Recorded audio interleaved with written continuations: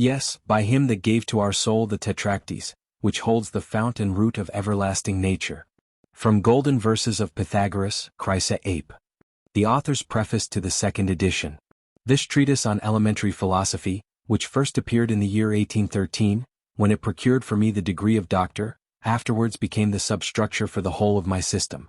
It cannot, therefore, be allowed to remain out of print, as has been the case, without my knowledge, for the last 4 years. On the other hand, to send a juvenile work like this once more into the world with all its faults and blemishes seemed to me unjustifiable. For I am aware that the time cannot be very far off when all correction will be impossible, but with that time the period of my real influence will commence, and this period, I trust, will be a long one, for I firmly rely upon Seneca's promise. Even if envy dictates silence to all who live with you, there will come those who will judge without offense and without favor. I have done what I could, therefore, to improve this work of my youth, and, considering the brevity and uncertainty of life, I must even regard it as an especially fortunate circumstance to have been thus permitted to correct in my 60th year what I had written in my 26th. Nevertheless, while doing this, I meant to deal leniently with my younger self, and to let him discourse, nay, even speak his mind freely wherever it was possible. But wherever he had advanced what was incorrect or superfluous, or had even left out the best part, I have been obliged to interrupt the thread of his discourse. And this has happened often enough, so often indeed, that some of my readers may perhaps think they hear an old man reading a young man's book aloud, while he frequently lets it drop, in order to indulge in digressions of his own on the same subject. It is easy to see that a work thus corrected after so long an interval could never acquire the unity and rounded completeness which only belong to such as are written in one breath. So great a difference will be found even in style and expression, that no reader of any tact can ever be in doubt whether it be the older or younger man who is speaking. For the contrast is indeed striking between the mild, unassuming tone in which the youth, who is still simple enough to believe quite seriously that for all whose pursuit is philosophy, truth and truth alone, can have importance, and therefore that whoever promotes truth is sure of a welcome from them, propounds his arguments with confidence and the firm, but also at times somewhat harsh voice of the old man, who in course of time has necessarily discovered the true character and real aims of the noble company of mercenary time-servers into which he has fallen.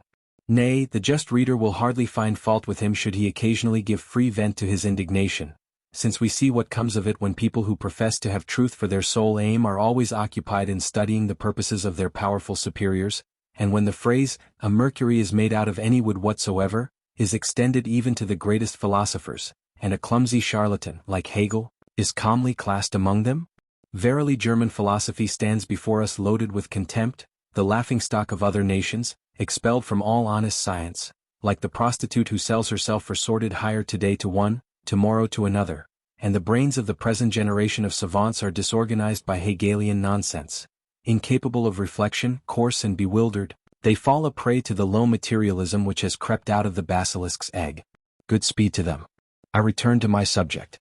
My readers will thus have to get over the difference of tone in this treatise, for I could not do here what I had done in my chief work, that is, give the later additions I had made in a separate appendix. Besides, it is of no consequence that people should know what I wrote in my 26th and what in my 60th year. The only matter of real importance is, that those who wish to find their way through the fundamental principles of all philosophizing, to gain a firm footing and a clear insight, should in these few sheets receive a little volume by which they may learn something substantial, solid, and true, and this, I hope, will be the case. From the expansion now given to some portions, it has even grown into a compendious theory of the entire faculty of knowing, and this theory, by limiting itself strictly to the research of the principle of sufficient reason, shows the matter from a new and peculiar side. But then it finds its completion in the first book of the world as will and representation, together with those chapters of the second volume which refer to it, and also in my critique of Kantian philosophy. Arthur Schopenhauer. Frankfurt am Main, September 1847. Chapter 1. Introduction. Section 1. The Method.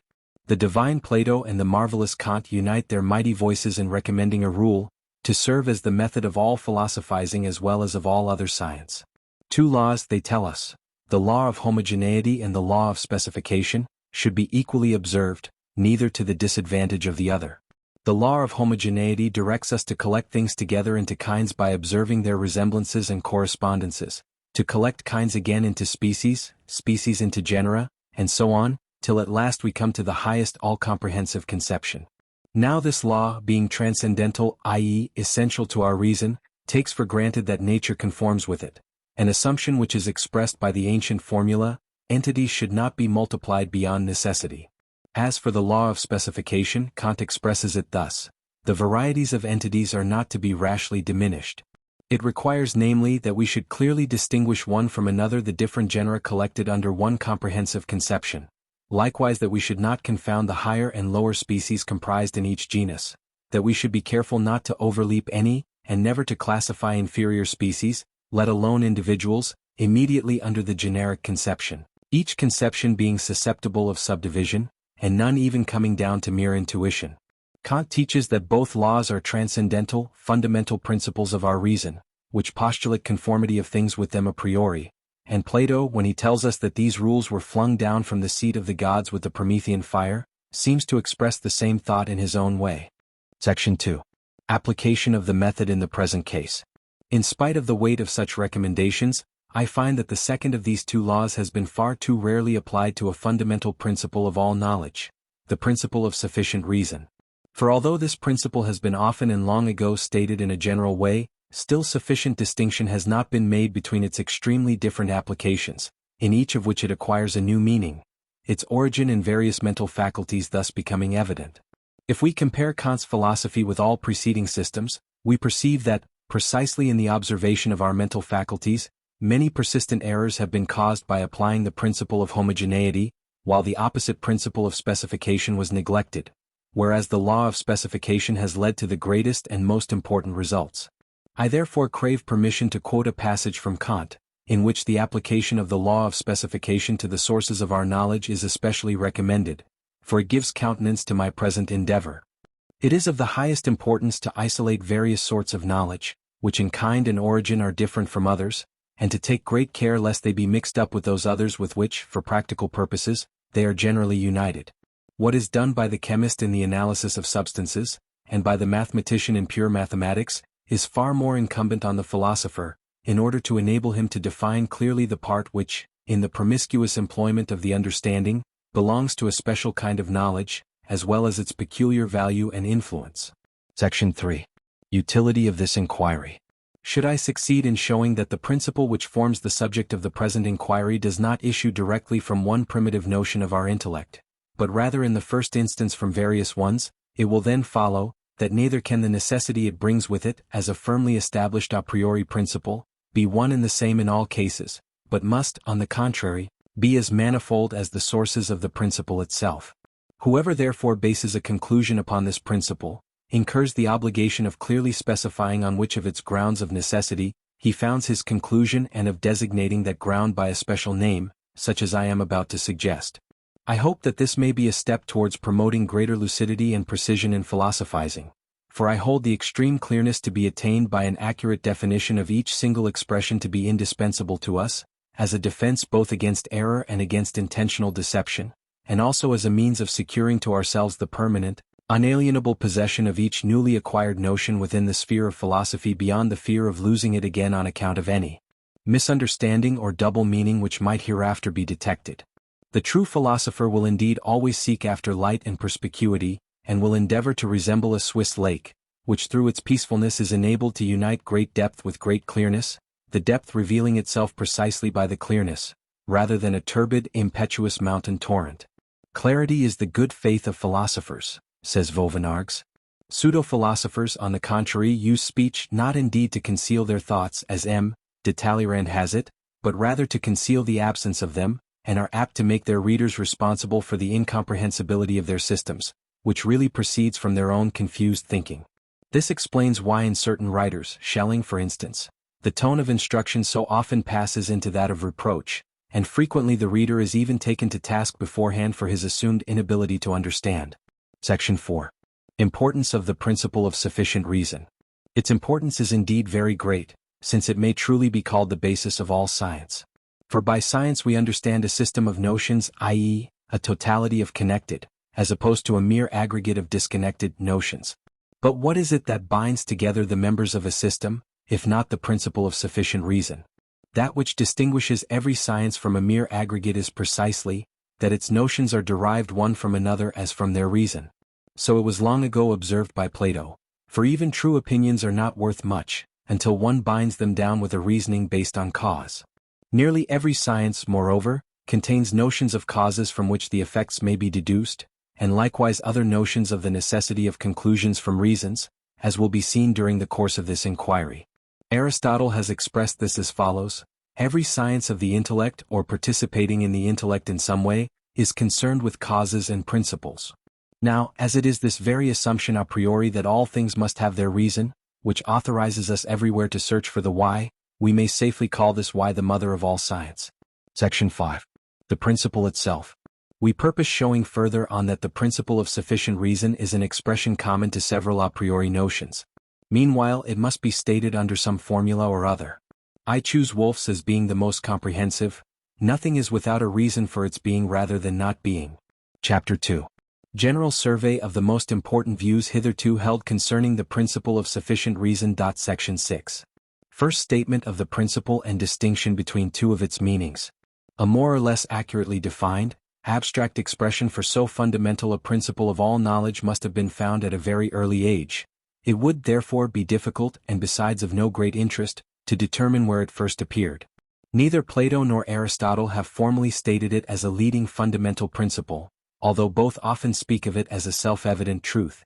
Thus, with a naivete which savors of the state of innocence as opposed to that of the knowledge of good and of evil, when compared with the critical researches of our own times, Plato says, "It is necessary that whatever comes into being does so through some cause, for how could it come into being without one?" And then again, "Whatever is generated necessarily from some cause, for it is impossible for anything to acquire generation without a cause."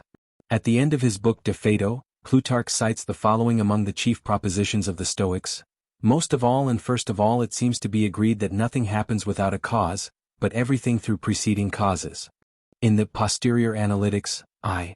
2, Aristotle states the principle of sufficient reason to a certain degree when he says, "But we think we know each thing simply, when we think we know the cause through which the thing exists, that it is the cause of that thing, and that it is not possible for it to be otherwise." In his Metaphysics, moreover, he already divides causes, or rather principles, archai, into different kinds, of which he admits 8, but this division is neither profound nor precise enough.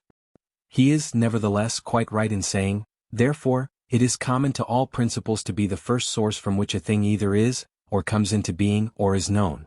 In the following chapter he distinguishes several kinds of causes, although somewhat superficially and confusedly. In the Posterior Analytics 2:11 he states 4 kinds of causes in a more satisfactory manner, and the causes are 4. One is the essence of being, another is that, when certain things exist, this must necessarily exist, a third is that which first moved something, and a fourth is the end for which it exists. Now this is the origin of the division of the causes universally adopted by the scholastic philosophers, into material causes, formal causes, efficient causes, and final causes, as may be seen in Suarez's Metaphysical Disputations, a real compendium of scholasticism.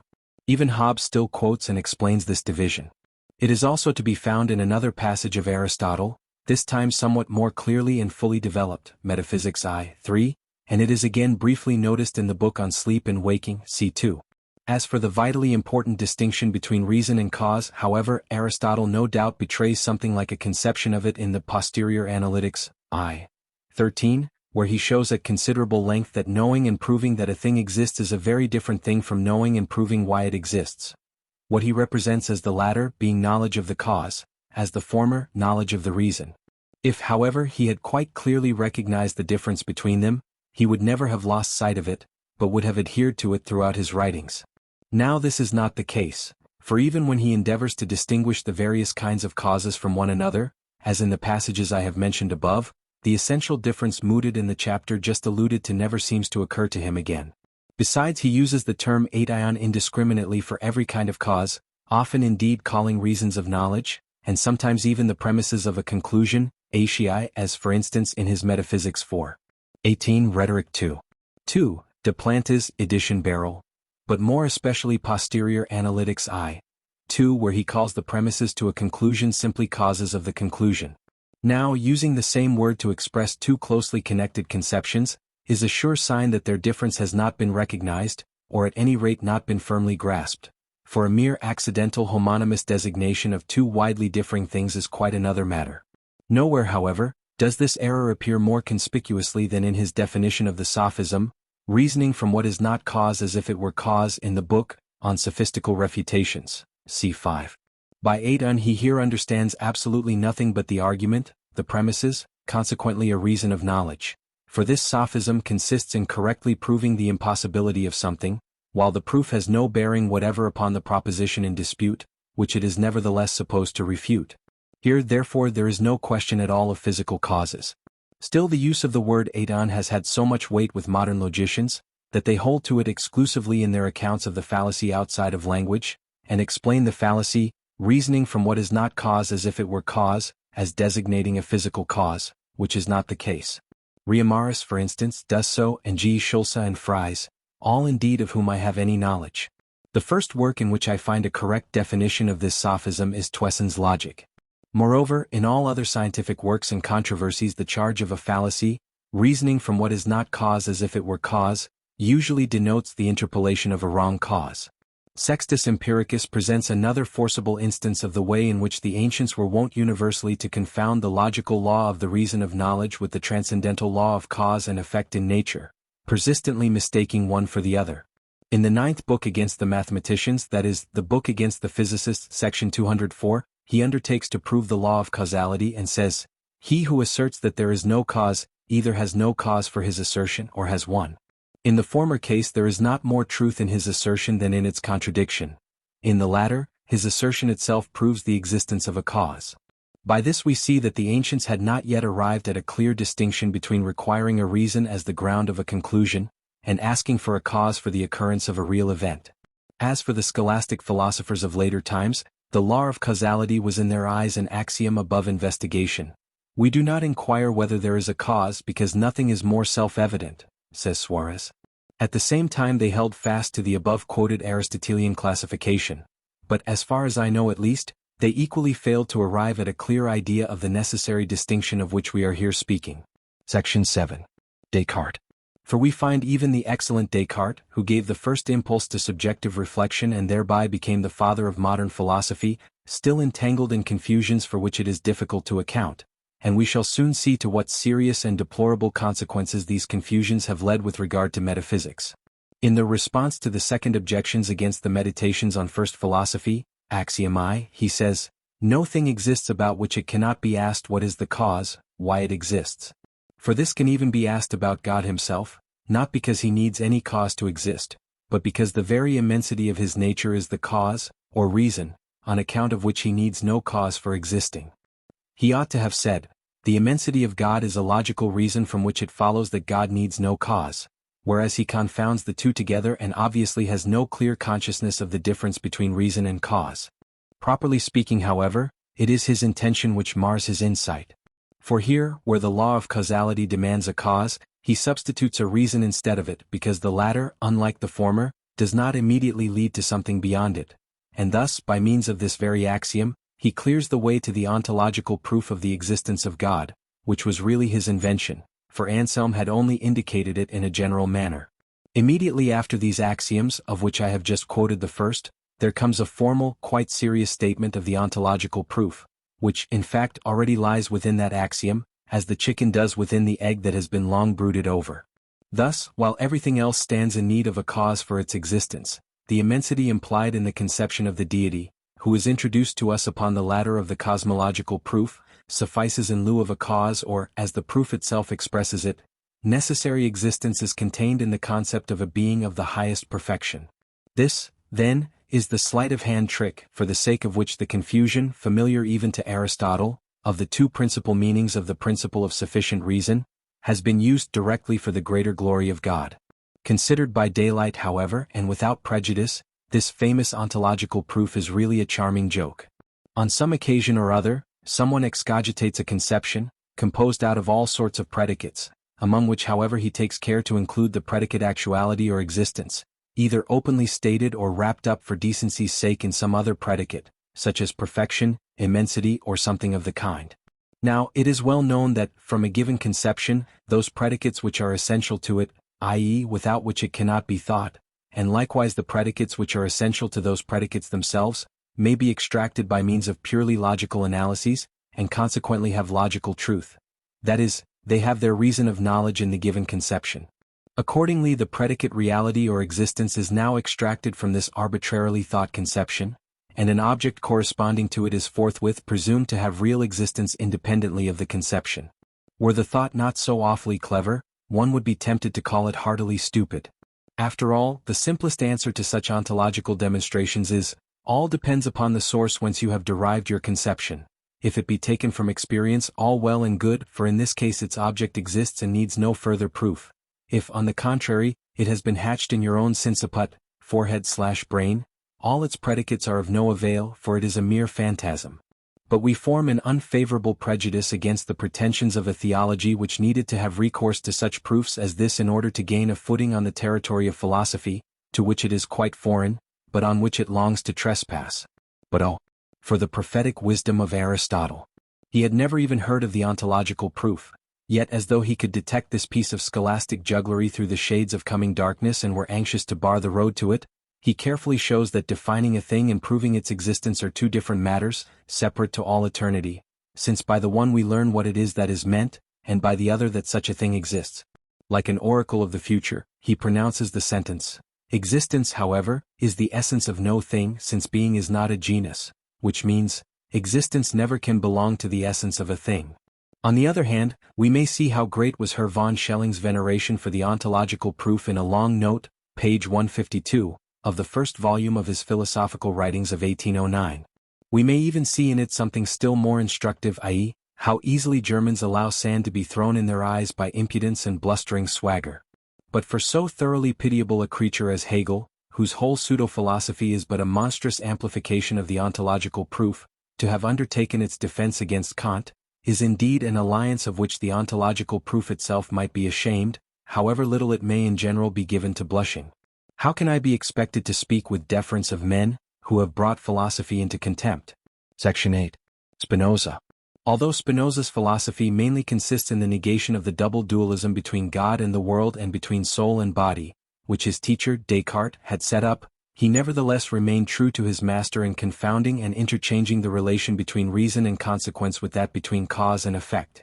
He even endeavored to draw from it a still greater advantage for his own metaphysics than Descartes for his, for he made this confusion the foundation of his whole pantheism. A conception contains implicitly all its essential predicates, so that they may be developed out of it explicitly by means of mere analytical judgments, the sum total of them being its definition. This definition therefore differs from the conception itself merely in form and not in content, for it consists of judgments which are all contained within that conception, and therefore have their reason in it, in as far as they show its essence. We may accordingly look upon these judgments as the consequences of that conception, considered as their reason. Now this relation between a conception and the judgments founded upon it and susceptible of being developed out of it by analysis, is precisely the relation between Spinoza's so-called God and the world, or rather between the one and only substance and its numberless accidents, God, or substance consisting of infinite attributes, God, or all the attributes of God. It is therefore the relation in knowledge of the reason to its consequent. Whereas true theism, Spinoza's theism is merely nominal, assumes the relation of the cause to its effect, in which the cause remains different and separate from the consequence, not only in the way in which we consider them, but really and essentially, therefore in themselves to all eternity. For the word God, honestly used, means a cause such as this of the world, with the addition of personality. An impersonal God is, on the contrary, a contradiction in terms. Now as nevertheless, even in the case as stated by him, Spinoza desired to retain the word God to express substance, and explicitly called this the cause of the world, he could find no other way to do it than by completely intermingling the two relations, and confounding the principle of the reason of knowledge with the principle of causality.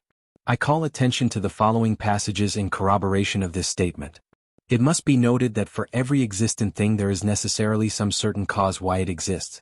And it must be noted that this cause, on account of which a certain thing exists, must either be contained in the very nature and definition of the existing thing, namely, that to its nature belongs existence, or it must be given outside of the thing itself. In the last case he means an efficient cause as appears from what follows, whereas in the first he means a mere reason of knowledge. Yet he identifies both and by this means prepares the way for identifying God with the world, which is his intention. This is the artifice of which he always makes use, and which he has learnt from Descartes. He substitutes a cause acting from without, for a reason of knowledge lying within, a given conception. From the necessity of the divine nature all things that can fall under infinite intellect must follow. At the same time he calls God everywhere the cause of the world. Whatever exists expresses the power of God, which is the cause of all things. God is the immanent cause of all things, not indeed the transient. God is not only the efficient cause of the existence of things, but also of their essence. From any given idea some effect must necessarily follow. And no thing can be destroyed except by an external cause. Demonstration. The definition of anything affirms its essence, nature as differing from existentia, existence, but does not negate it, or it posits the essence of the thing but does not remove it. Therefore, while we attend only to the thing itself, but not to external causes, we will be able to find nothing in it that can destroy it. This means that as no conception can contain anything which contradicts its definition, i.e., the sum total of its predicates, neither can an existence contain anything which might become a cause of its destruction. This view, however, is brought to a climax in the somewhat lengthy second demonstration of the 11th proposition, in which he confounds a cause capable of destroying or annihilating a being, with a contradiction contained in its definition and therefore destroying that definition. His need of confounding cause with reason here becomes so urgent, that he can never say causa or ratio alone, but always finds it necessary to put reason or cause. Accordingly, this occurs as many as 8 times in the same page in order to conceal the subterfuge. Descartes had done the same in the above-mentioned axiom. Thus, properly speaking, Spinoza's pantheism is merely the realization of Descartes' ontological proof. First, he adopts Descartes' ontotheological proposition to which we have alluded above.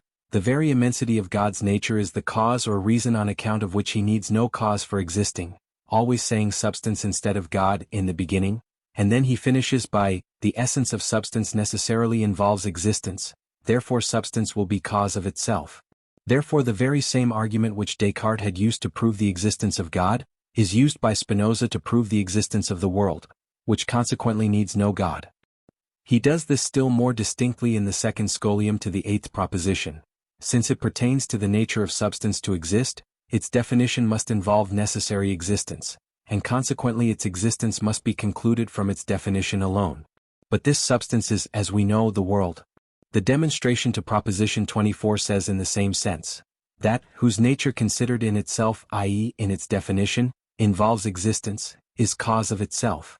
For what Descartes had stated in an exclusively ideal and subjective sense, i.e., only for us for cognitive purposes, in this instance for the sake of proving the existence of God, Spinoza took in a real and objective sense, as the actual relation of God to the world. According to Descartes, the existence of God is contained in the conception of God, therefore it becomes an argument for his actual being. According to Spinoza, God is himself contained in the world. Thus what, with Descartes, was only reason of knowledge becomes, with Spinoza, reason of fact. If the former, in his ontological proof, taught that the existence of God is a consequence of the essence of God, the latter turns this into cause of itself, causa sui, and boldly opens his ethics with, by cause of itself I understand that, whose essence, conception, involves existence, remaining deaf to Aristotle's warning cry, existence however, is the essence of no thing. Now this is the most palpable confusion of reason and cause. And if Neo-Spinozans, Schellingites, Hegelians and c.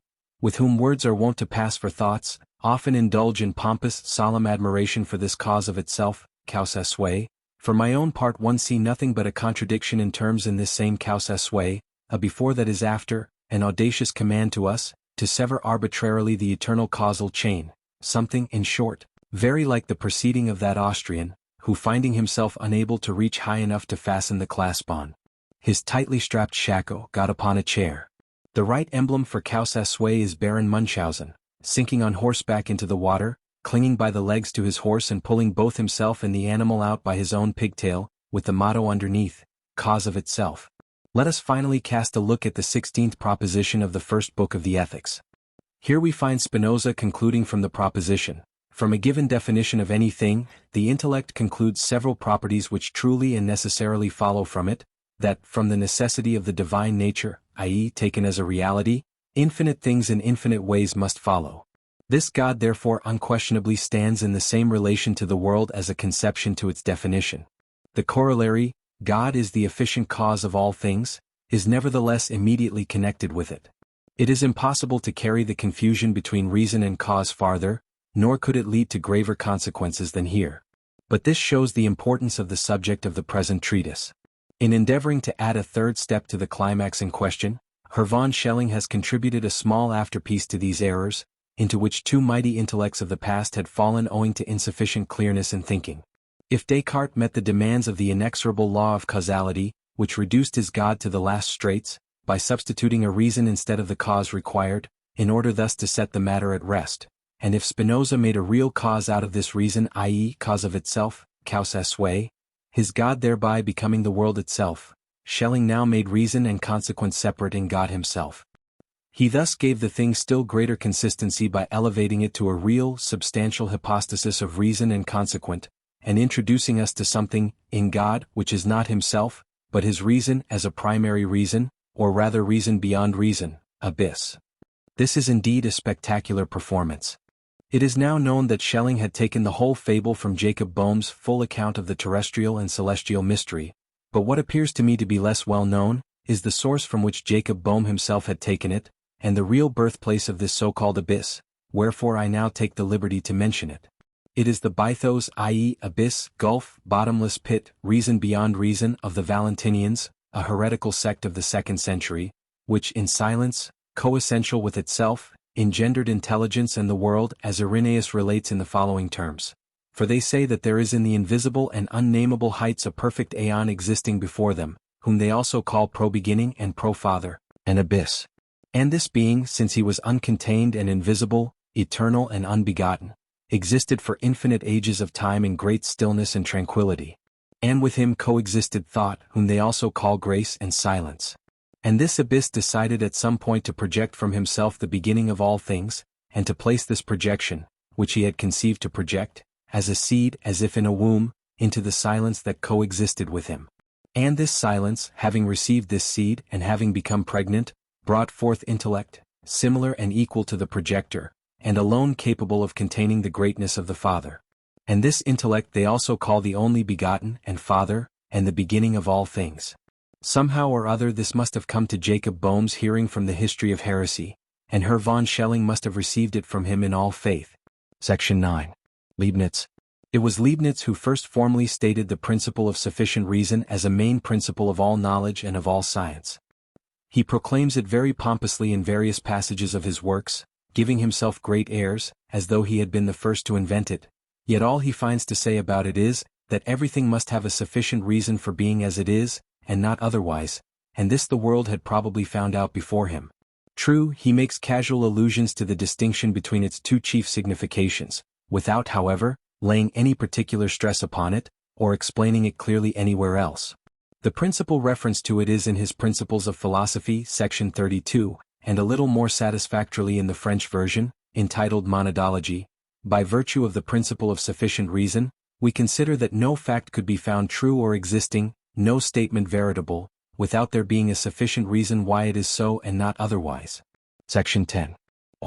The first writer who explicitly separated the two chief significations of our principle, and stated the difference between them in detail, was therefore Wolff. Wolff, however, does not place the principle of sufficient reason in logic as is now the custom, but in ontology. True, in section 71 he urges the necessity of not confounding the principle of sufficient reason of knowing with that of cause and effect. Still he does not clearly determine here wherein the difference consists. Indeed, he himself mistakes the one for the other, for he quotes instances of cause and effect in confirmation of the principle of sufficient reason in this very chapter, on sufficient reason, sections 70, 74, 75, 77, which, had he really wished to preserve that distinction, ought rather to have been quoted in the chapter on causes of the same work. In said chapter he again brings forward precisely similar instances, and once more enunciates the principle of knowing, section 876, which does not certainly belong to it, having been already discussed, yet which serves to introduce the immediately following clear and definite distinction between this principle and the law of causality, sections 881 through 884. Principle, he continues, is said to be that which contains within itself the reason of another, and he distinguishes three kinds. principle of becoming, cause, which he defines as the reason of the actuality of another, e.g., if a stone grows warm, fire or the sun's rays are the reasons why the heat is in the stone. Principle of being, which he defines as the reason of the possibility of another. In the same example, the reason of the possibility why the stone can receive heat is in the essence or mode of composition of the stone. This last conception seems to me inadmissible. If it has any meaning at all, possibility means correspondence with the general conditions of experience known to us a priori, as Kant has sufficiently shown.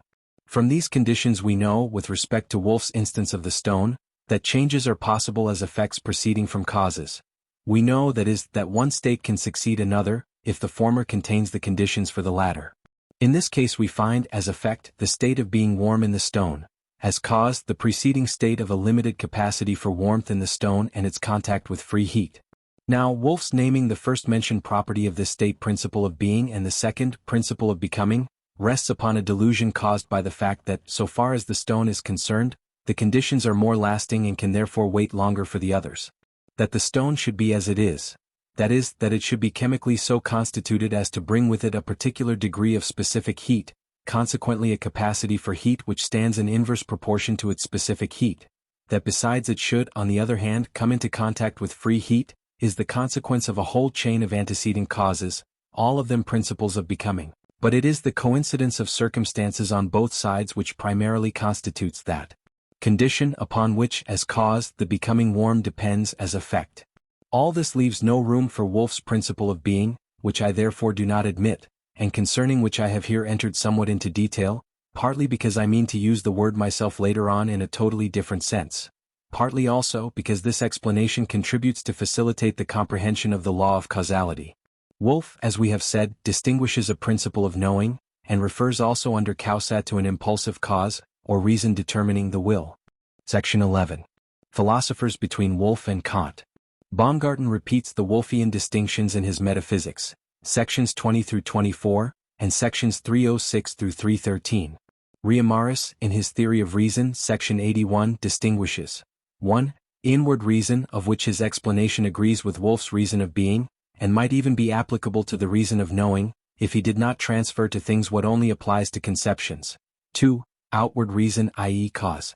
Sections 120 et sequentia, and the following. He rightly defines the reason of knowing as a condition of the proposition, but in an example, section 125, he nevertheless confounds it with cause. Lambert, in the New Organon, does not mention Wolff's distinctions. He shows, however, that he recognizes a difference between reason of knowledge and cause, for he says that God is the principle of being of truths, and that truths are the principles of knowing of God. Plattner, in his Aphorisms, section 868, says, "What is called reason and conclusion within our knowledge, principle of knowing, reason, thing reasoned, is in reality cause and effect, efficient cause, effect. Every cause is a reason, every effect a conclusion."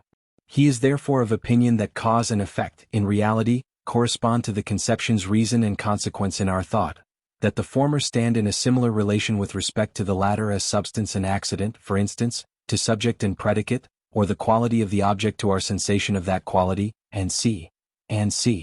I think it useless to refute this opinion, for it is easy to see that premises and conclusion and judgments stand in an entirely different relation to one another from a knowledge of cause and effect, although in individual cases even knowledge of a cause, as such, may be the reason of a judgment which enunciates the effect. Section 12. Hume. No one before this serious thinker had ever doubted what follows. First, and before all things in heaven and on earth, is the principle of sufficient reason in the form of the law of causality. For it is an eternal truth, i.e. it is in and by itself above gods and fate, whereas everything else, the understanding for instance which thinks that principle and no less the whole world and whatever may be its cause, atoms, motion, a creator and the rest, is what it is only in accordance with and by virtue of that principle. Hume was the first to whom it occurred to inquire whence this law of causality derives its authority, and to demand its credentials. Everyone knows the result at which he arrives, that causality is nothing beyond the empirically perceived succession of things and states in time, with which habit has made us familiar. The fallacy of this result is felt at once, nor is it difficult to refute. The merit lies in the question itself, for it became the impulse and starting point for Kant's profound researches, and by their means led to an incomparably deeper and more thorough view of idealism than the one which had hitherto existed, and which was chiefly Berkeley's. It led to transcendental idealism, from which arises the conviction that the world is as dependent upon us as a whole as we are dependent upon it in detail.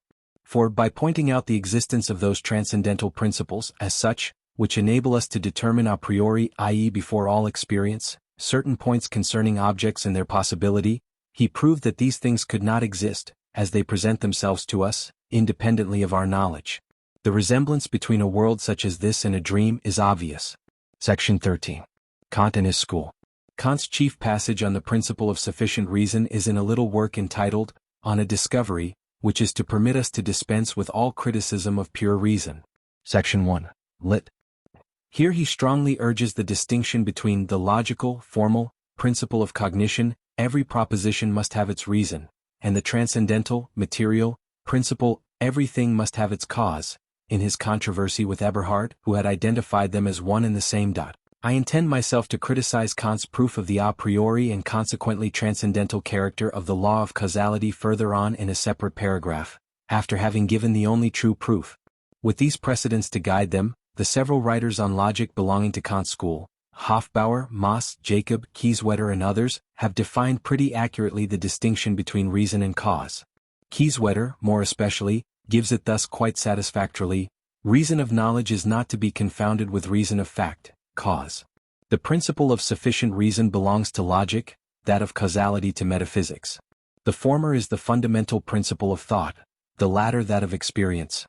Cause refers to real things, logical reason has only to do with representations. Kant's adversaries urge this distinction still more strongly. Schulze complains that the principle of sufficient reason is confounded with that of causality. Salomon Maimon regrets that so much should be said about the sufficient reason without an explanation of what is meant by it, while he blames Kant for deriving the principle of causality from the logical form of hypothetical judgments. Jacobi says that by the confounding of the two conceptions, reason and cause, an illusion is produced, which has given rise to various false speculations, and he points out the distinction between them after his own fashion. Here, however, as is usual with him, we find a good deal more of self-complacent phrase-jugglery than of serious philosophy. How Herr von Schelling finally distinguishes reason from cause may be seen in his Aphorisms Introductory to the Philosophy of Nature, section 184, which opened the first book of the first volume of Marcus and Schelling's Annals of Medicine.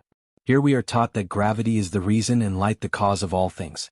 This I merely quote as a curiosity, for such random talk would not otherwise deserve a place among the opinions of serious and honest inquirers. Section 14. On the proofs of the principle. We have still to record various fruitless attempts which have been made to prove the principle of sufficient reason, mostly without clearly defining in which sense it was taken. Wolff's, for instance, in his Ontology, section 70, repeated by Baumgarten in his Metaphysics, section 20. It is useless to repeat and refute it here, as it obviously rests on a verbal quibble. Plattner and Jacob have tried other proofs, in which, however, the circle is easily detected. I purpose dealing with those of Kant further on, as I have already said. Since I hope, in the course of this treatise, to point out the different laws of our cognitive faculties, of which the principle of sufficient reason is the common expression, it will result as a matter of course, that this principle cannot be proved, and that, on the contrary, Aristotle's remark, they seek a reason for those things for which there is no reason, for the beginning of demonstration is not demonstration, may be applied with equal propriety to all these proofs. For every proof is a reference to something already recognized, and if we continue requiring a proof again for this something whatever it be, we at last arrive at certain propositions which express the forms and laws, therefore the conditions, of all thought and of all knowledge, in the application of which consequently all thought and all knowledge consists. So that certainty is nothing but correspondence with those conditions, forms, and laws, therefore their own certainty cannot again be ascertained by means of other propositions. In the 5th chapter one mean to discuss the kind of truth which belongs to propositions such as these. To seek a proof for the principle of sufficient reason, is, moreover, an especially flagrant absurdity, which shows a want of reflection. Every proof is a demonstration of the reason for a judgment which has been pronounced, and which receives the predicate true in virtue precisely of that demonstration. This necessity for a reason is exactly what the principle of sufficient reason expresses. Now if we require a proof of it, or, in other words, a demonstration of its reason, we thereby already assume it to be true, nay, we found our demand precisely upon that assumption, and thus we find ourselves involved in the circle of exacting a proof of our right to exact a proof. Chapter 3. Insufficiency of the old and outlines of a new demonstration. Section 15. Cases which are not comprised among the old established meanings of the principle. From the summary given in the preceding chapter we gather that two distinct applications of the principle of sufficient reason have been recognized, although very gradually, very tardily, and not without frequent relapses into error and confusion, the one being its application to judgments, which to be true must have a reason, the other, its application to changes in material objects, which must always have a cause. In both cases we find the principle of sufficient reason authorizing us to ask why, a quality which is essential to it. But are all the cases in which it authorizes us to ask why comprised in these two relations? If I ask, why are the three sides of this triangle equal? The answer is, because the three angles are so. Now, is the equality of the angles the cause of the equality of the sides? No, for here we have to do with no change, consequently with no effect which must have a cause. Is it merely a logical reason? No, for the equality of the angle is not only a proof of the equality of the sides, it is not only the foundation of a judgment. Mere conceptions alone would never suffice to explain why the sides must be equal, because the angles are so, for the conception of the equality of the sides is not contained in that of the equality of the angles. Here therefore we have no connection between conceptions and judgments, but between sides and angles. The equality of the angles is not the direct but the indirect reason by which we know the equality of the sides, for it is the reason why a thing is such as it is, in this case, that the sides are equal. The angles being equal, the sides must therefore be equal. Here we have a necessary connection between angles and sides, not a direct, necessary connection between two judgments. Or again, if I ask why things done cannot be undone, but never undone things can be done, consequently why the past is absolutely irrevocable, the future inevitable, even this does not admit of purely logical proof by means of mere abstract conceptions, nor does it belong either to causality, which only rules occurrences within time, not time itself. The present hour hurled the preceding one into the bottomless pit of the past, not through causality but immediately, through its mere existence, which existence was nevertheless inevitable. It is impossible to make this comprehensible or even clearer by means of mere conceptions. We recognize it, on the contrary, quite directly and instinctively, just as we recognize the difference between right and left and all that depends upon it. For instance, that our left glove will not fit our right hand, and see. Now, as all those cases in which the principle of sufficient reason finds its application cannot therefore be reduced to logical reason and consequence and to cause and effect, the law of specification cannot have been sufficiently attended to in this classification. The law of homogeneity, however, obliges us to assume that these cases cannot differ to infinity, but that they may be reduced to certain species. Now, before attempting this classification, it will be necessary to determine what is peculiar to the principle of sufficient reason in all cases, as its special characteristic, because the conception of the genus must always be determined before the conception of the species. Section 16. The roots of the principle of sufficient reason. Our knowing consciousness, which manifests itself as outer and inner sensibility, or receptivity, and as understanding in reason, subdivides itself into subject and object and contains nothing else. To be object for the subject and to be our representation, are the same thing.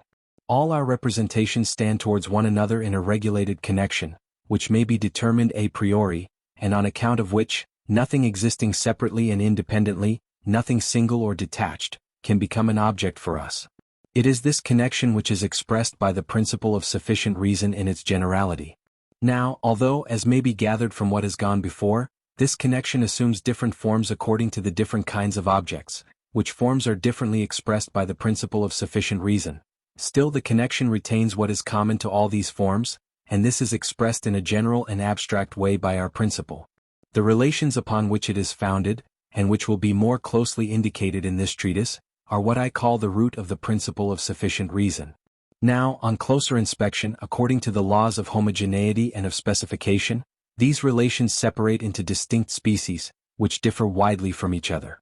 Their number, however, may be reduced to 4, according to the 4 classes into which everything that can become an object for us, that is to say, all our representations, may be divided. These classes will be stated and considered in the following 4 chapters. We shall see the principle of sufficient reason appear under a different form in each of them, but it will also show itself under all as the same principle and as derived from the said root, precisely because it admits of being expressed as above. Chapter 4. On the first class of objects for the subject, and that form of the principle of sufficient reason which predominates in it. Section 17. General account of this class of objects. The first class of objects possible to our representative faculty is that of intuitive, complete, empirical representations. They are intuitive as opposed to mere thoughts, i.e., abstract conceptions.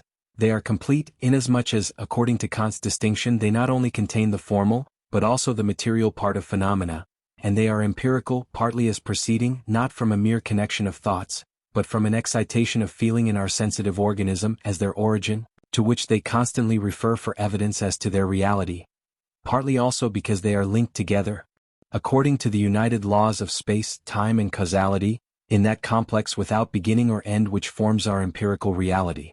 As, nevertheless, according to the result of Kant's teaching, this empirical reality does not annul their transcendental ideality, we shall consider them here, where we have only to do with the formal elements of knowledge, merely as representations. Section 18. Outline of a transcendental analysis of empirical reality. The forms of these representations are those of the inner and outer sense, namely time and space, but these are only perceptible when filled. Their perceptibility is matter, to which I shall return further on, and again in section 21. If time were the only form of these representations, there could be no coexistence, therefore nothing permanent and no duration. For time is only perceived when filled, and its course is only perceived by the changes which take place in that which fills it. The permanence of an object is therefore only recognized by contrast with the changes going on in other objects coexistent with it. But the representation of coexistence is impossible in time alone. It depends for its completion upon the representation of space, because in mere time all things follow one another and in mere space all things are side by side. It is accordingly only by the combination of time and space that the representation of coexistence arises.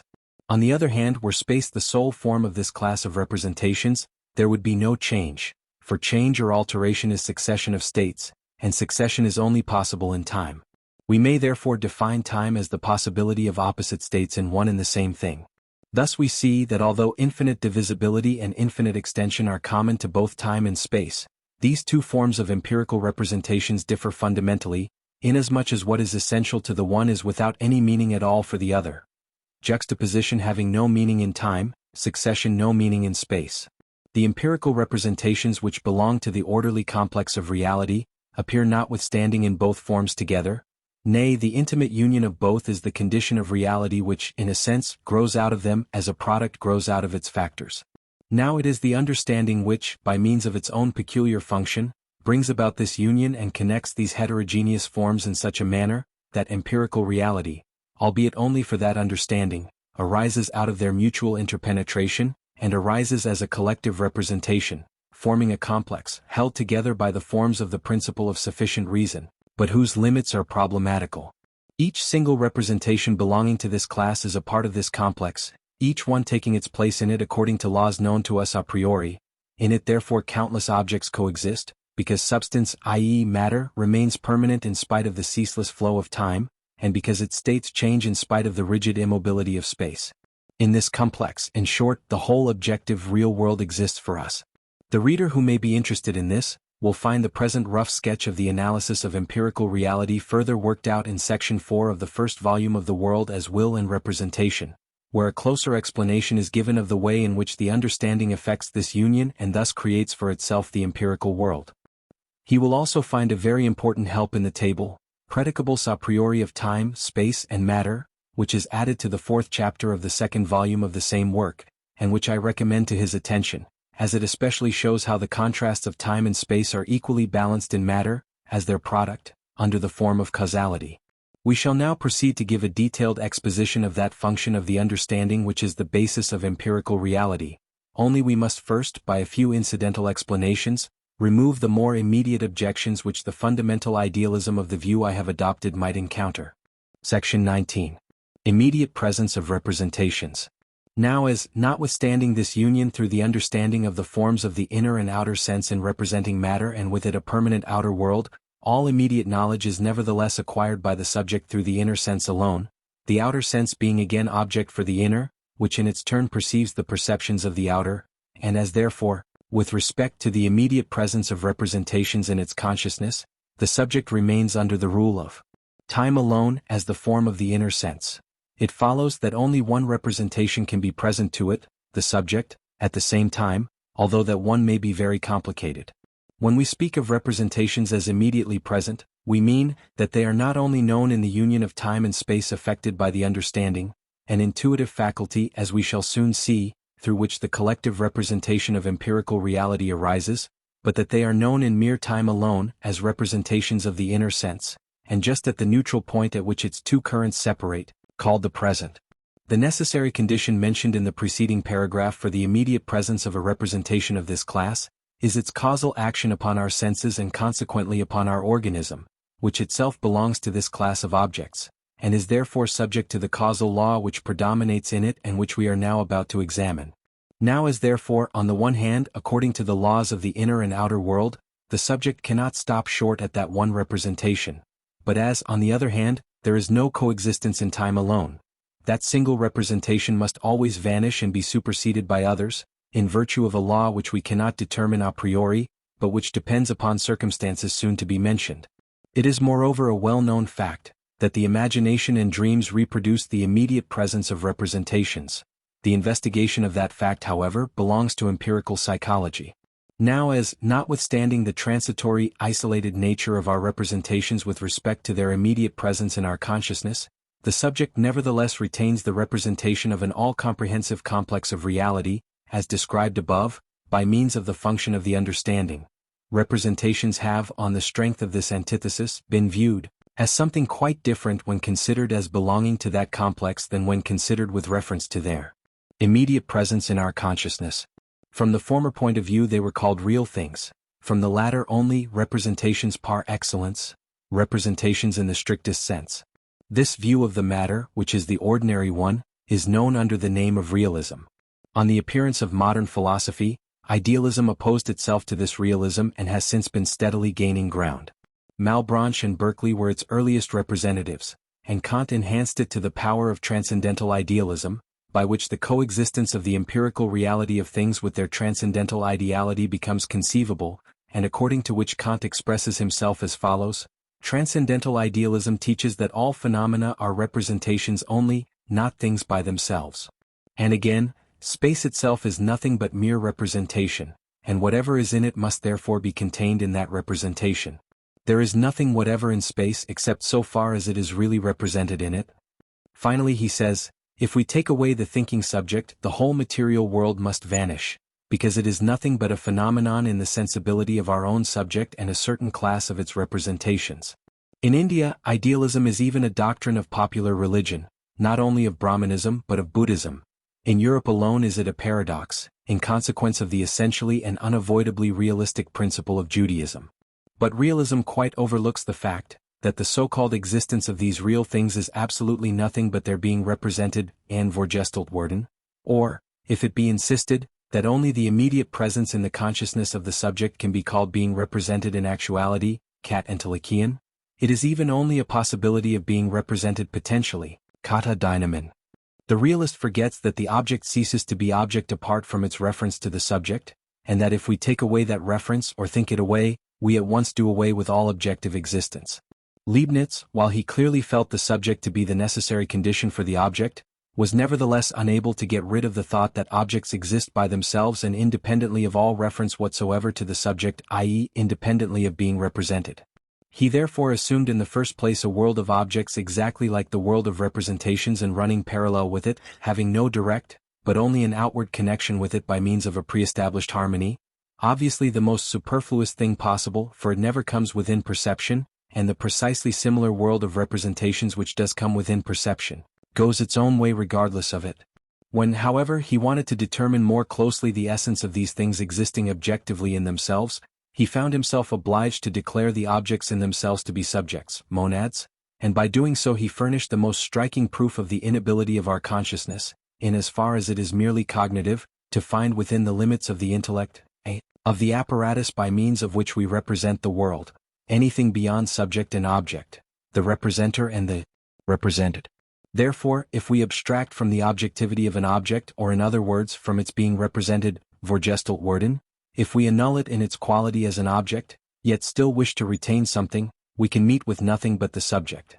Conversely, if we desire to abstract from the subjectivity of the subject, yet to have something over, the contrary takes place, and this leads to materialism.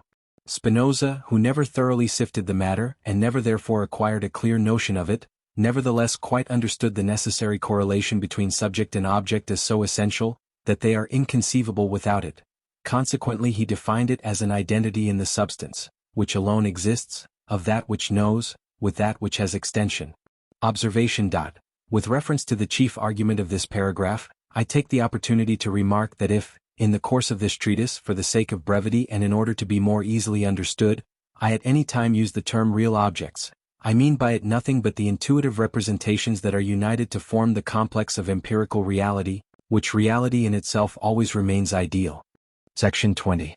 Principle of sufficient reason of becoming. In the class of objects for the subject just described, the principle of sufficient reason figures as the law of causality, and, as such, I call it the principle of sufficient reason of becoming, principium rationis sufficientis fiendi.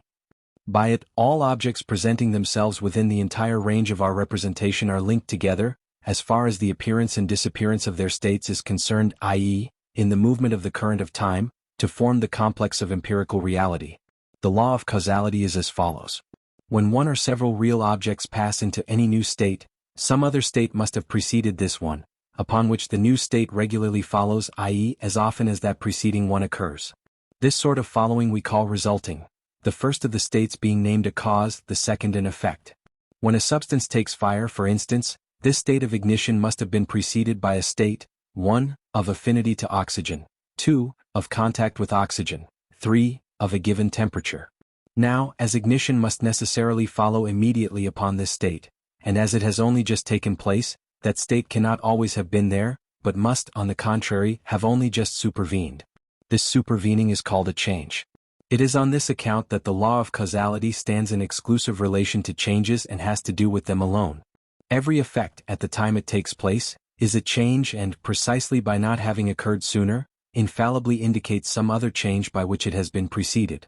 That other change takes the name of cause, when referred to the following one, of effect, when referred to a third necessarily preceding change.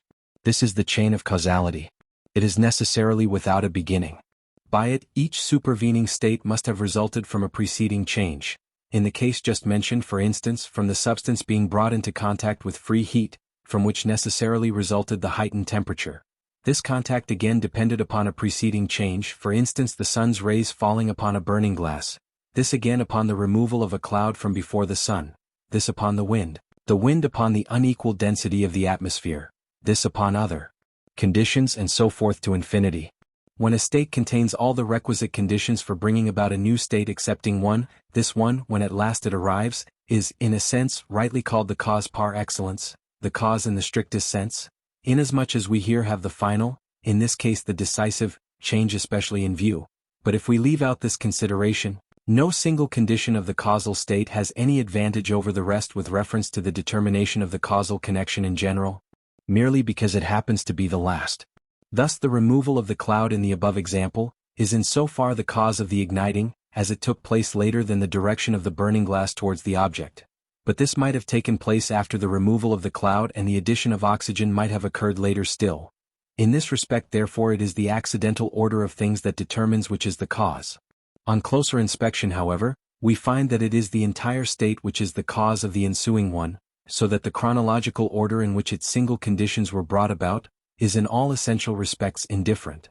With reference to a given case therefore, the last occurring condition of a state may be called the cause par excellence, because it completes the measure of the necessary conditions, and its appearance thus becomes the decisive change. For purposes of general consideration, however, it is only the entire state which, by bringing about its successor, can be regarded as the cause. The single requisites which, added together, complete and constitute the cause may be called causal elements or even conditions, and into these accordingly the cause may be subdivided. On the other hand, it is quite wrong to call the objects themselves causes instead of the states. Some would, for instance, call the burning glass in the above example the cause of the ignition, while others again would call the cloud the cause, others the sun or the oxygen, and so on arbitrarily and without order. But it is absurd to call an object the cause of another object. First of all, because objects not only contain form and quality but matter also, which has neither beginning or end. Secondly, because the law of causality refers exclusively to changes, i.e., to the entrance and exit of states in time, wherein it regulates that special relation, in reference to which the earlier state is called cause, the later effect, and the necessary connection between both, the resulting of the one from the other. I here refer the thoughtful reader to the explanations I have given in my chief work.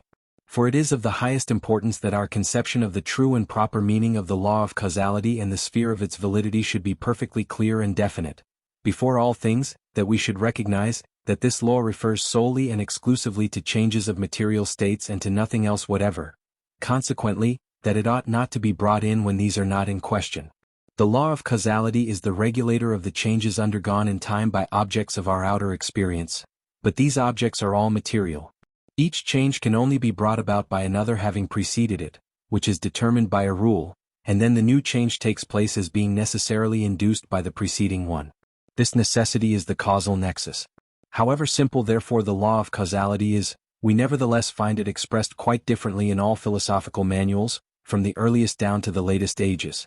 Namely, in a broader, more abstract, therefore less definite way.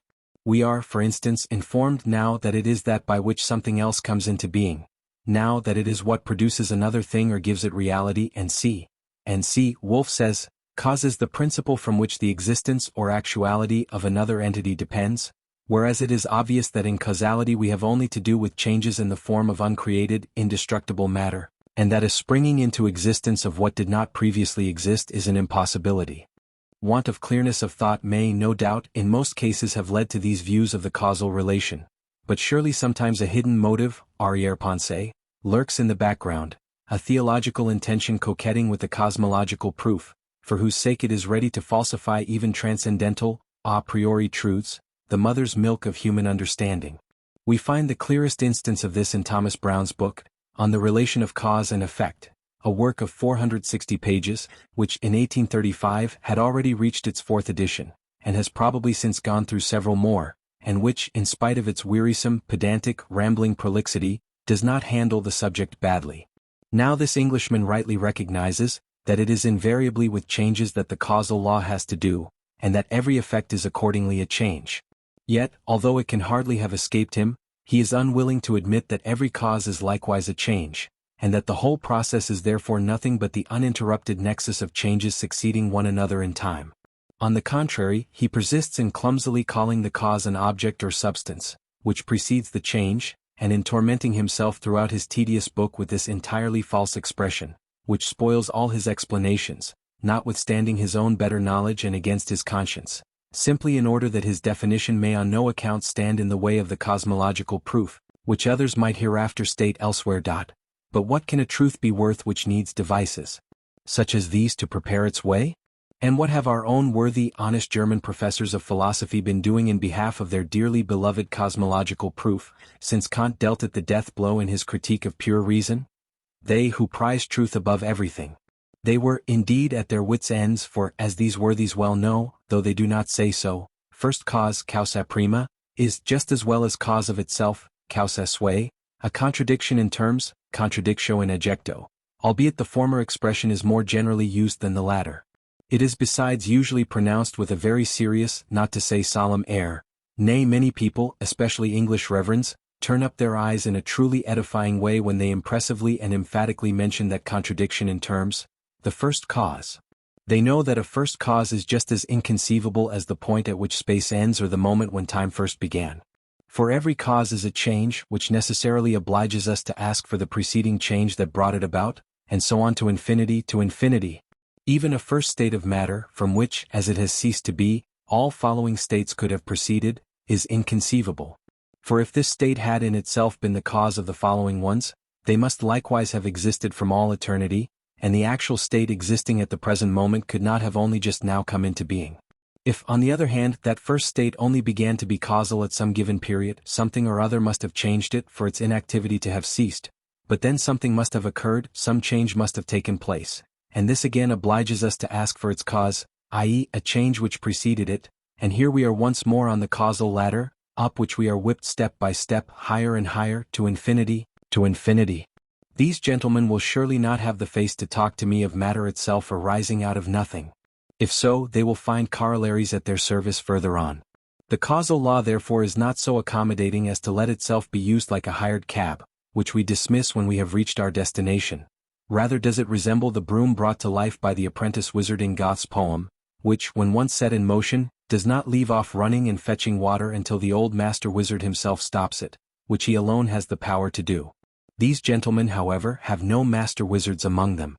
So what did they do, these noble, genuine lovers of truth, ever on the alert, of course, to proclaim the advent of real merit to the world as soon as it shows itself in their profession, who, far from wishing to divert attention from the works of those who are really what they only seem to be, by craftily ignoring and meanly keeping them dark, are naturally foremost to acknowledge their worth, aye, surely as folly loves wisdom above everything? What did they do, I say, to help their old friend, the sorely distressed cosmological proof, now at its last gasp? Oh, they hit upon a shrewd device. Friend, they said, you are in sorry plight since your fatal encounter with that stubborn old man in Königsberg, Kant. And indeed your brethren, the ontological and physico-theological proofs are in no better condition. Never mind, you shall not be abandoned by us, that is what we are paid for, you know. Only you must alter your dress and your name, there is no help for it, for if we call you by your right name everyone will take to his heels. Now incognito, on the contrary, we can take you by the arm and once more lead you into society, only, as we have just said, it must be incognito. That is sure to answer. First of all, your argument must henceforth be called the absolute. This has a foreign, dignified, aristocratic ring, and no one knows better than we do all that can be done with Germans by assuming airs of importance. Of course all know what the real meaning is and pique themselves upon that knowledge. But you yourself must come forward disguised, in the form of an enthymeme, an unstated premise in a syllogism. Be sure and leave behind you all those prosyllogisms and premises, by which you used to drag us wearily up the long climax, for everyone knows how utterly useless they are. Come forward with a bold face and a self-sufficient, supercilious air, like a man of few words, and at one bound you will reach the goal.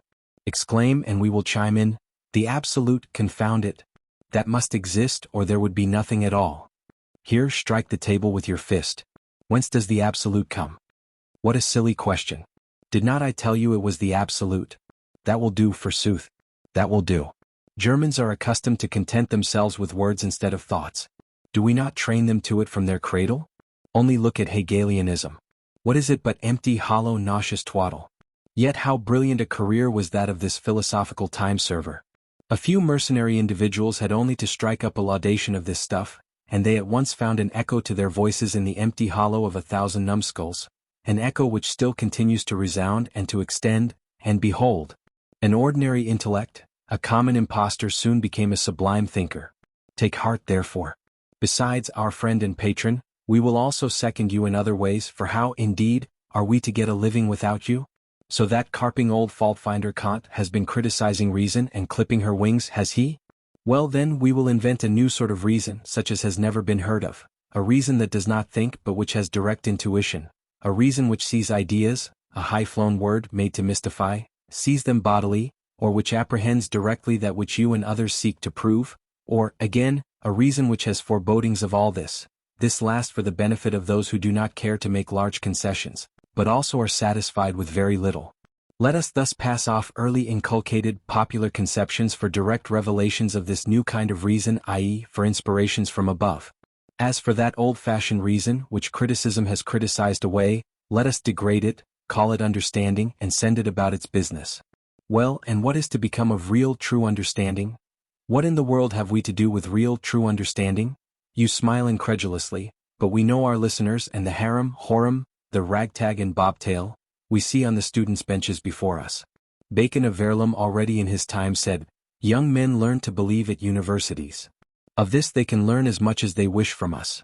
We have a good stock of articles of faith on hand. Should any misgivings assail you, remember that we are in Germany, where what would have been impossible in any other country has been found possible.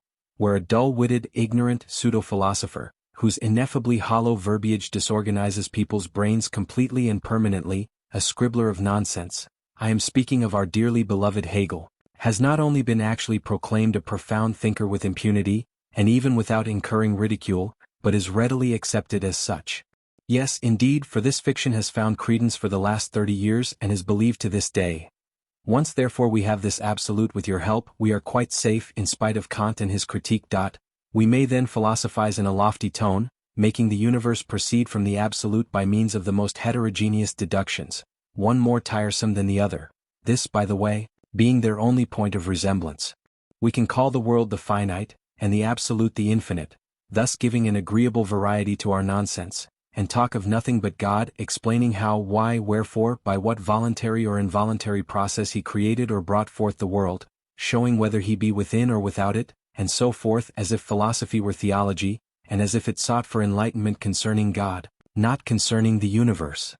The cosmological proof with which we here have to do, and to which the above apostrophe is addressed, consists thus, properly speaking, in the assertion that the principle of the sufficient reason of becoming, or the law of causality, necessarily leads to a thought which destroys it and declares it to be null and void. For the first cause, causa prima or absolutum, can only be reached by proceeding upwards from consequence to reason, through a series prolonged at will ad libitum. But it is impossible to stop short at the first cause without at once annulling the principle of sufficient reason.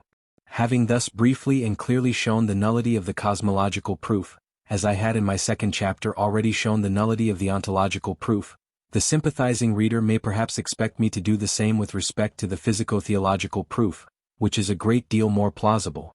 As, however, this belongs by its nature to a different department of philosophy, it would be quite out of place here. I therefore refer him to Kant's critique of pure reason, as well as to his critique of the faculty of judgment, where he treats this subject professionally, ex professo. I likewise refer him, as a complement to Kant's purely negative procedure, to my own positive one in the will and nature, a work which, though small in bulk, is rich and weighty in content. As for the indifferent reader, he is free to let this and indeed all my writings pass down unread to his descendants. It matters not to me, for I am here not for one generation only but for many. Now, as the law of causality is known to us a priori, and is therefore a transcendental law, applicable to every possible experience and consequently without exception, as will be shown in section 21, as moreover it decides, that upon a given definite relatively first state, a second equally definite one inevitably ensues by rule, i.e., always, the relation between cause and effect is a necessary one, so that the causal law authorizes us to form hypothetical judgments, and thereby shows itself to be a form of the principle of sufficient reason, upon which principle all judgments must be founded and, as will be shown further on, all necessity is based. This form of our principle I call the principle of the sufficient reason of becoming, principium rationis sufficientis fiendi, because its application invariably presupposes a change, the entering upon a new state, consequently a becoming. One of its essential characteristics is this, that the cause always precedes the effect in time, compare section 47, and this alone gives us the original criterion by which to distinguish which is cause and which effect, of two states linked together by the causal nexus. Conversely, in some cases the causal nexus is known to us through former experience, but the rapidity with which the different states follow upon each other is so great, that the order in which this happens escapes our perception. We then conclude with complete certitude from causality to succession. Thus, for instance, we infer that the igniting of gunpowder precedes its explosion. From this essential connection between causality and succession it follows, that the conception of reciprocity, strictly speaking, has no meaning, for it presumes the effect to be again the cause of its cause. That is, that what follows is at the same time what precedes. In a critique of Kantian philosophy, which I have added to my chief work, and to which I refer my readers, I have shown at length that this favorite conception is inadmissible. It may be remarked that authors usually have recourse to it just when their insight is becoming less clear, and this accounts for the frequency of its use. Nay, it is precisely when a writer comes to the end of his conceptions, that the word reciprocity presents itself more readily than any other. It may, in fact, be looked upon as a kind of alarm gun, denoting that the author has got out of his depth. It is also worthy of remark that the word wechselwirkung, literally reciprocal action, or, as we have preferred translating it, reciprocity, is only found in the German language, and that there is no precise equivalent for it in daily use in any other tongue. From the law of causality spring two corollaries which, in virtue of this origin, are accredited as cognitions a priori, therefore as unquestionable and without exception. They are, the law of inertia and that of permanence of substance. The law of inertia. This law avers that every state in which a body can possibly be, consequently that of repose as well as that of any kind of movement, must last forever without change, diminution, or augmentation, unless some cause supervenes to alter or annul it. the law of permanence of substance, matter. The other law by which the eternity of matter is affirmed, results from the fact that the law of causality is exclusively applicable to states of bodies, such as repose, movement, form, and quality, since it presides over their temporal passing in or out of being, but that it is by no means applicable to the existence of that which endures these states, and is called substance, in order precisely to express its exemption from all arising and perishing. Substance is permanent means that it can neither pass into nor out of being, so that its quantity existing in the universe can neither be increased nor diminished. That we know this a priori is proved by the consciousness of unassailable certainty with which, when we see a body disappear, whether it be by conjuring, by minute subdivision, by combustion, volatilization, or indeed any process whatever, we all nevertheless firmly assume that its substance, i.e. its matter, must still exist somewhere or other in undiminished quantity, whatever may have become of its form. Likewise, when we perceive a body suddenly in a place where it was not before, that it must have been brought there or formed by some combination of invisible particles, for instance by precipitation, but that it, i.e. its substance, cannot have then started into existence, for this implies a total impossibility and is utterly inconceivable. The certainty with which we assume this beforehand, a priori, proceeds from the fact that our understanding possesses absolutely no form under which to conceive the beginning and end of matter.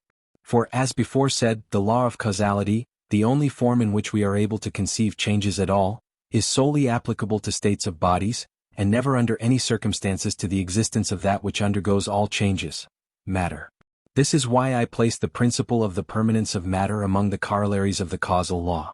Moreover, we cannot have acquired a posteriori the conviction that substance is permanent, partly because it cannot, in most instances, be empirically established. Partly also because every empirical knowledge obtained exclusively by means of induction has only approximate, consequently precarious, never unconditioned, certainty. The firmness of our persuasion as to this principle is therefore of a different kind and nature from our security of conviction with regard to the accuracy of any empirically discovered law of nature, since it has an entirely different, perfectly unshakable, never vacillating firmness. The reason of this is that the principle expresses a transcendental knowledge, i.e., one which determines and fixes, prior to all experience, what is in any way possible within the whole range of experience. But precisely by this, it reduces the world of experience to a mere cerebral phenomenon. Even the most universal among the non-transcendental laws of nature and the one least liable to exception, the law of gravitation, is of empirical origin, consequently without guarantee as to its absolute universality. Wherefore it is still from time to time called in question, and doubts occasionally arise as to its validity beyond our solar system, and astronomers carefully call attention to any indications corroborative of its doubtfulness with which they may happen to meet, thereby showing that they regard it as merely empirical. The question may of course be raised whether gravitation takes effect between bodies which are separated by an absolute vacuum, or whether its action within a solar system may not be mediated by some sort of ether, and may not cease altogether between fixed stars. But these questions only admit of an empirical solution, and this proves that here we have not to do with a knowledge a priori. If, on the other hand, we admit with Kant and Laplace the hypothesis as the most probable one, that each solar system has developed out of an original nebula by a gradual process of condensation, we still cannot for a moment conceive the possibility of that original substance having sprung into being out of nothing. We are forced to assume the interior existence of its particles somewhere or other, as well as their having been brought together somehow or other, precisely because of the transcendental nature of the principle of the permanence of substance. In my critique of Kantian philosophy I have shown at length that substance is but another word for matter, the conception of substance not being realizable excepting in matter, and therefore deriving its origin from matter, and I have also specially pointed out how that conception was formed solely to serve a surreptitious purpose. Like many other equally certain truths, this eternity of matter, called the permanence of substance, is forbidden fruit for professors of philosophy, so they slip past it with a bashful, sidelong glance. By the endless chain of causes and effects which directs all changes but never extends beyond them, two existing things remain untouched, precisely because of the limited range of its action. On the one hand, matter, as we have just shown; on the other hand, the primary forces of nature. Matter remains uninfluenced by the causal nexus, because it is that which undergoes all changes or on which they take place. Primary forces of nature remain untouched because they alone make changes or effects possible, for they alone give causality to causes, i.e., the faculty of operating, which the causes therefore hold as mere vassals on a fief. Cause and effect are changes connected together in necessary succession in time, whereas the forces of nature by means of which all causes operate, are exempt from all change. In this sense therefore they are outside time, but precisely on that account they are always and everywhere in reserve, omnipresent and inexhaustible, ever ready to manifest themselves as soon as an opportunity presents itself in the thread of causality. A cause, like its effect, is invariably something individual, a single change, whereas a force of nature is something universal, unchangeable, present at all times and in all places. The attraction of a thread by amber, for instance, at the present moment, is an effect. Its cause is the preceding friction and actual contact of the amber with the thread, and the force of nature which acts in and presides over the process is electricity. The rule by which a force of nature manifests itself in the chain of causes and effects, consequently the link which connects it with them, is the law of nature.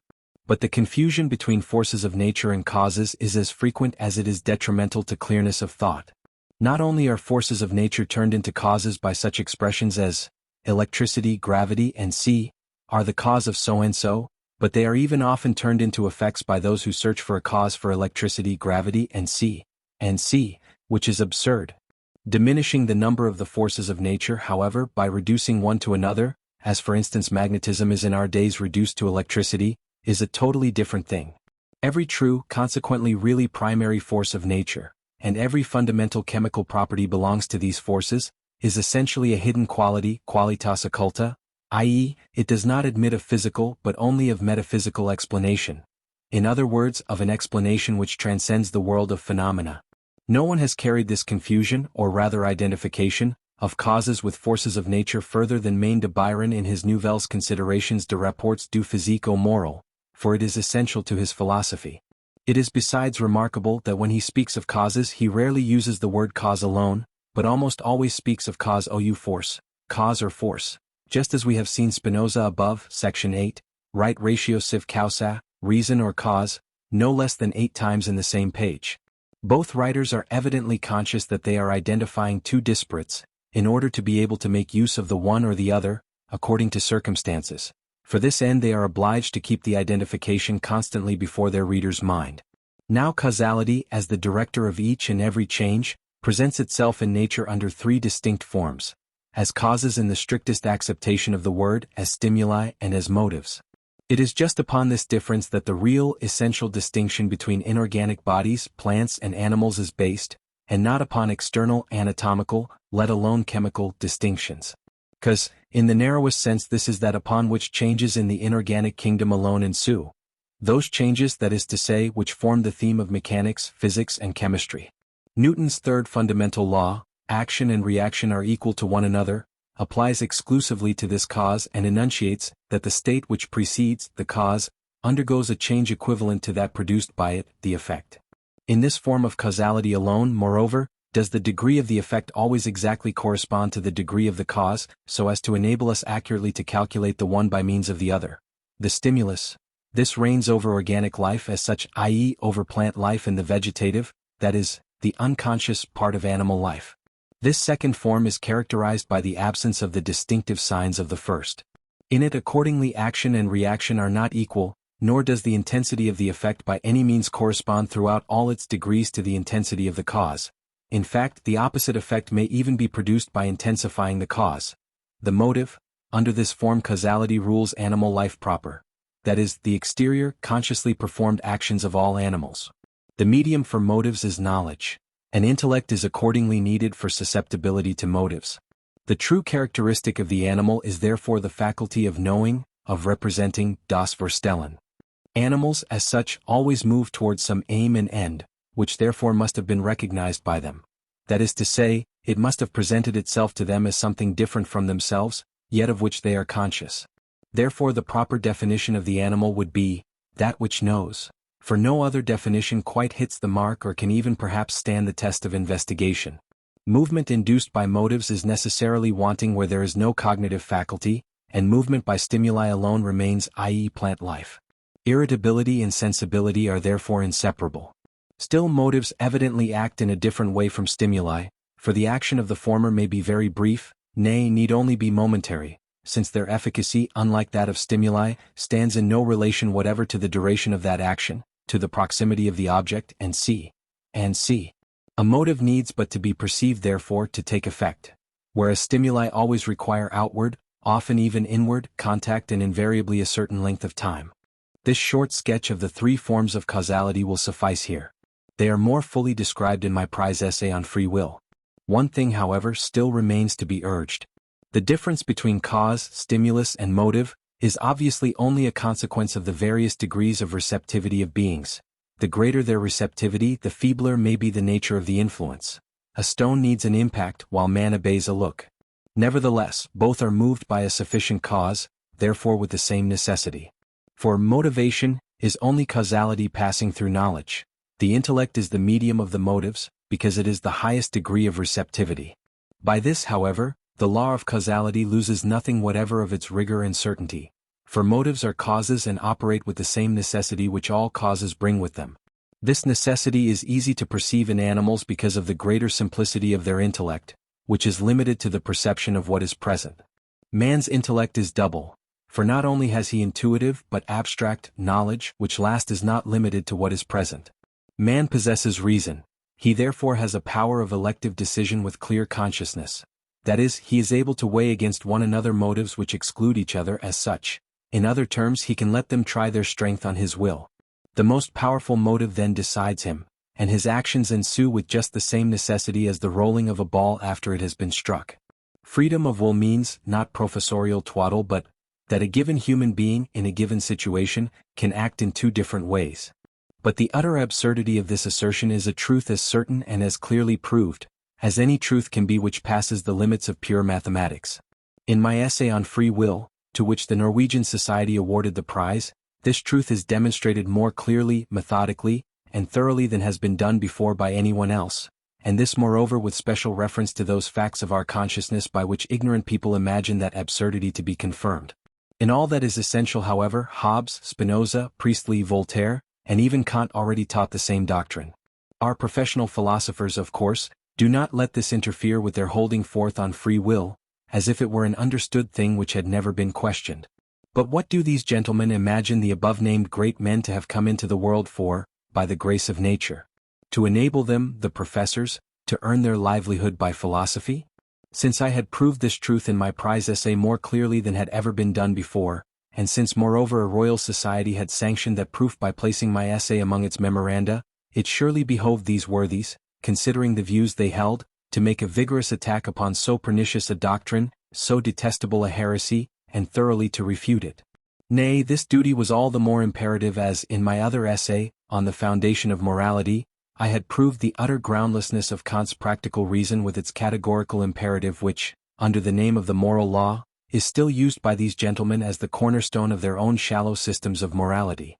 I have shown it to be a futile assumption so clearly and irrefutably, that no one with a spark of judgment can possibly believe any longer in this fiction.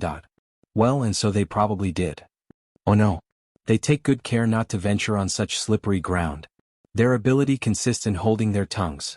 Silence is all they have to oppose to intelligence, earnestness, and truth. In not one of the products of their useless scribblings that have appeared since 1841, has the slightest notice been taken of my ethics. Undoubtedly the most important work on moral philosophy that has been published for the last 60 years. Nay, their terror of me and of my truth is so great, that none of the literary journals issued by academies or universities has so much as mentioned the book. Quietly, zitto, lest the public should perceive anything. In this consists the whole of their policy.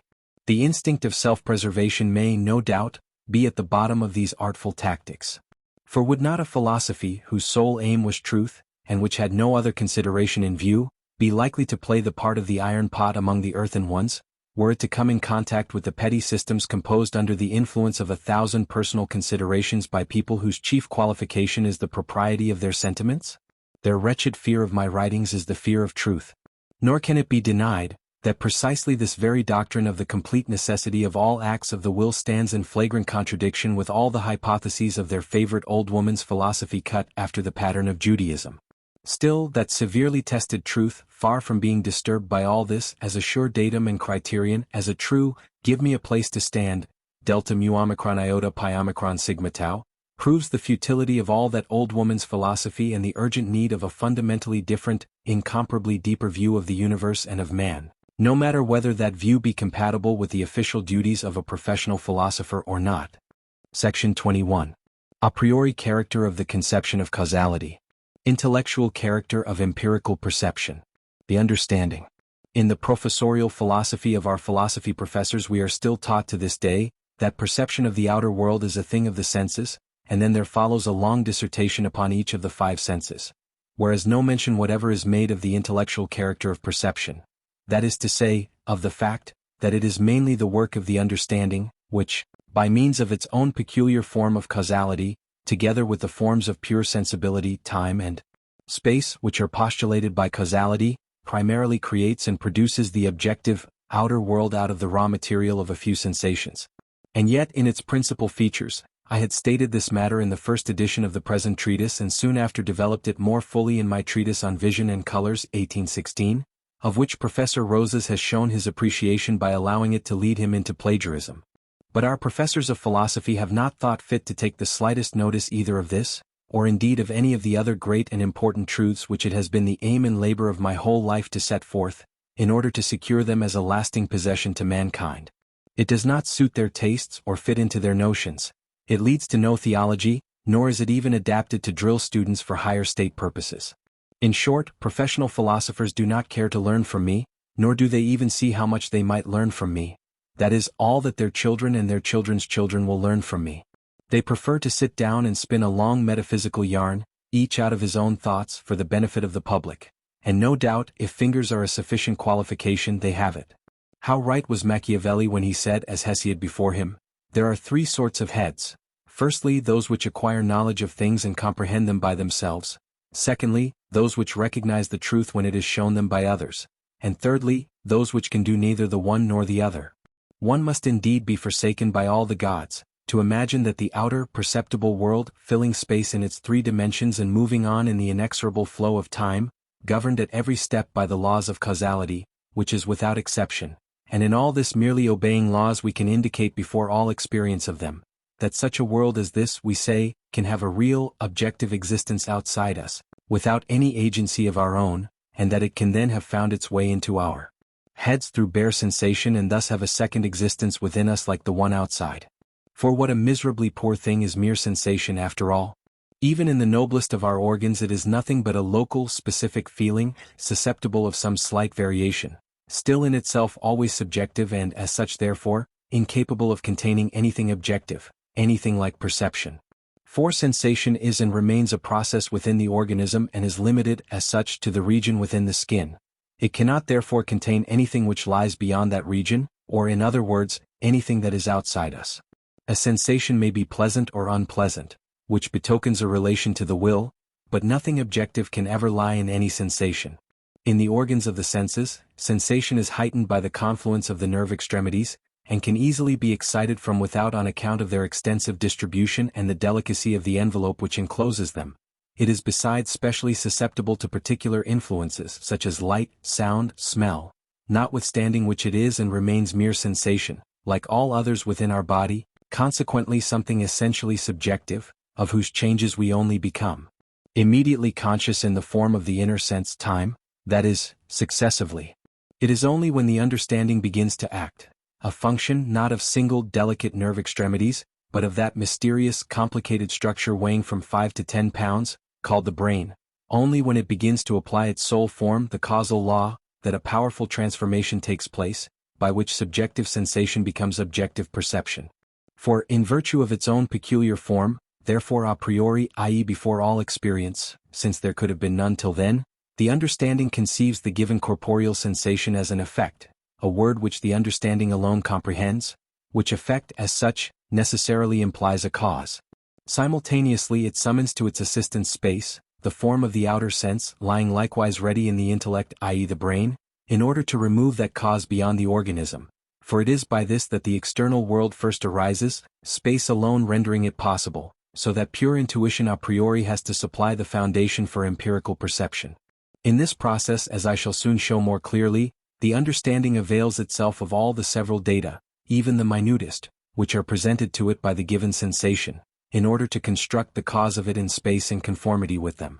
This intellectual operation, which is moreover explicitly denied both by Schelling and by Fries, does not however take place discursively or reflectively in the abstract in abstracto, by means of conceptions and words.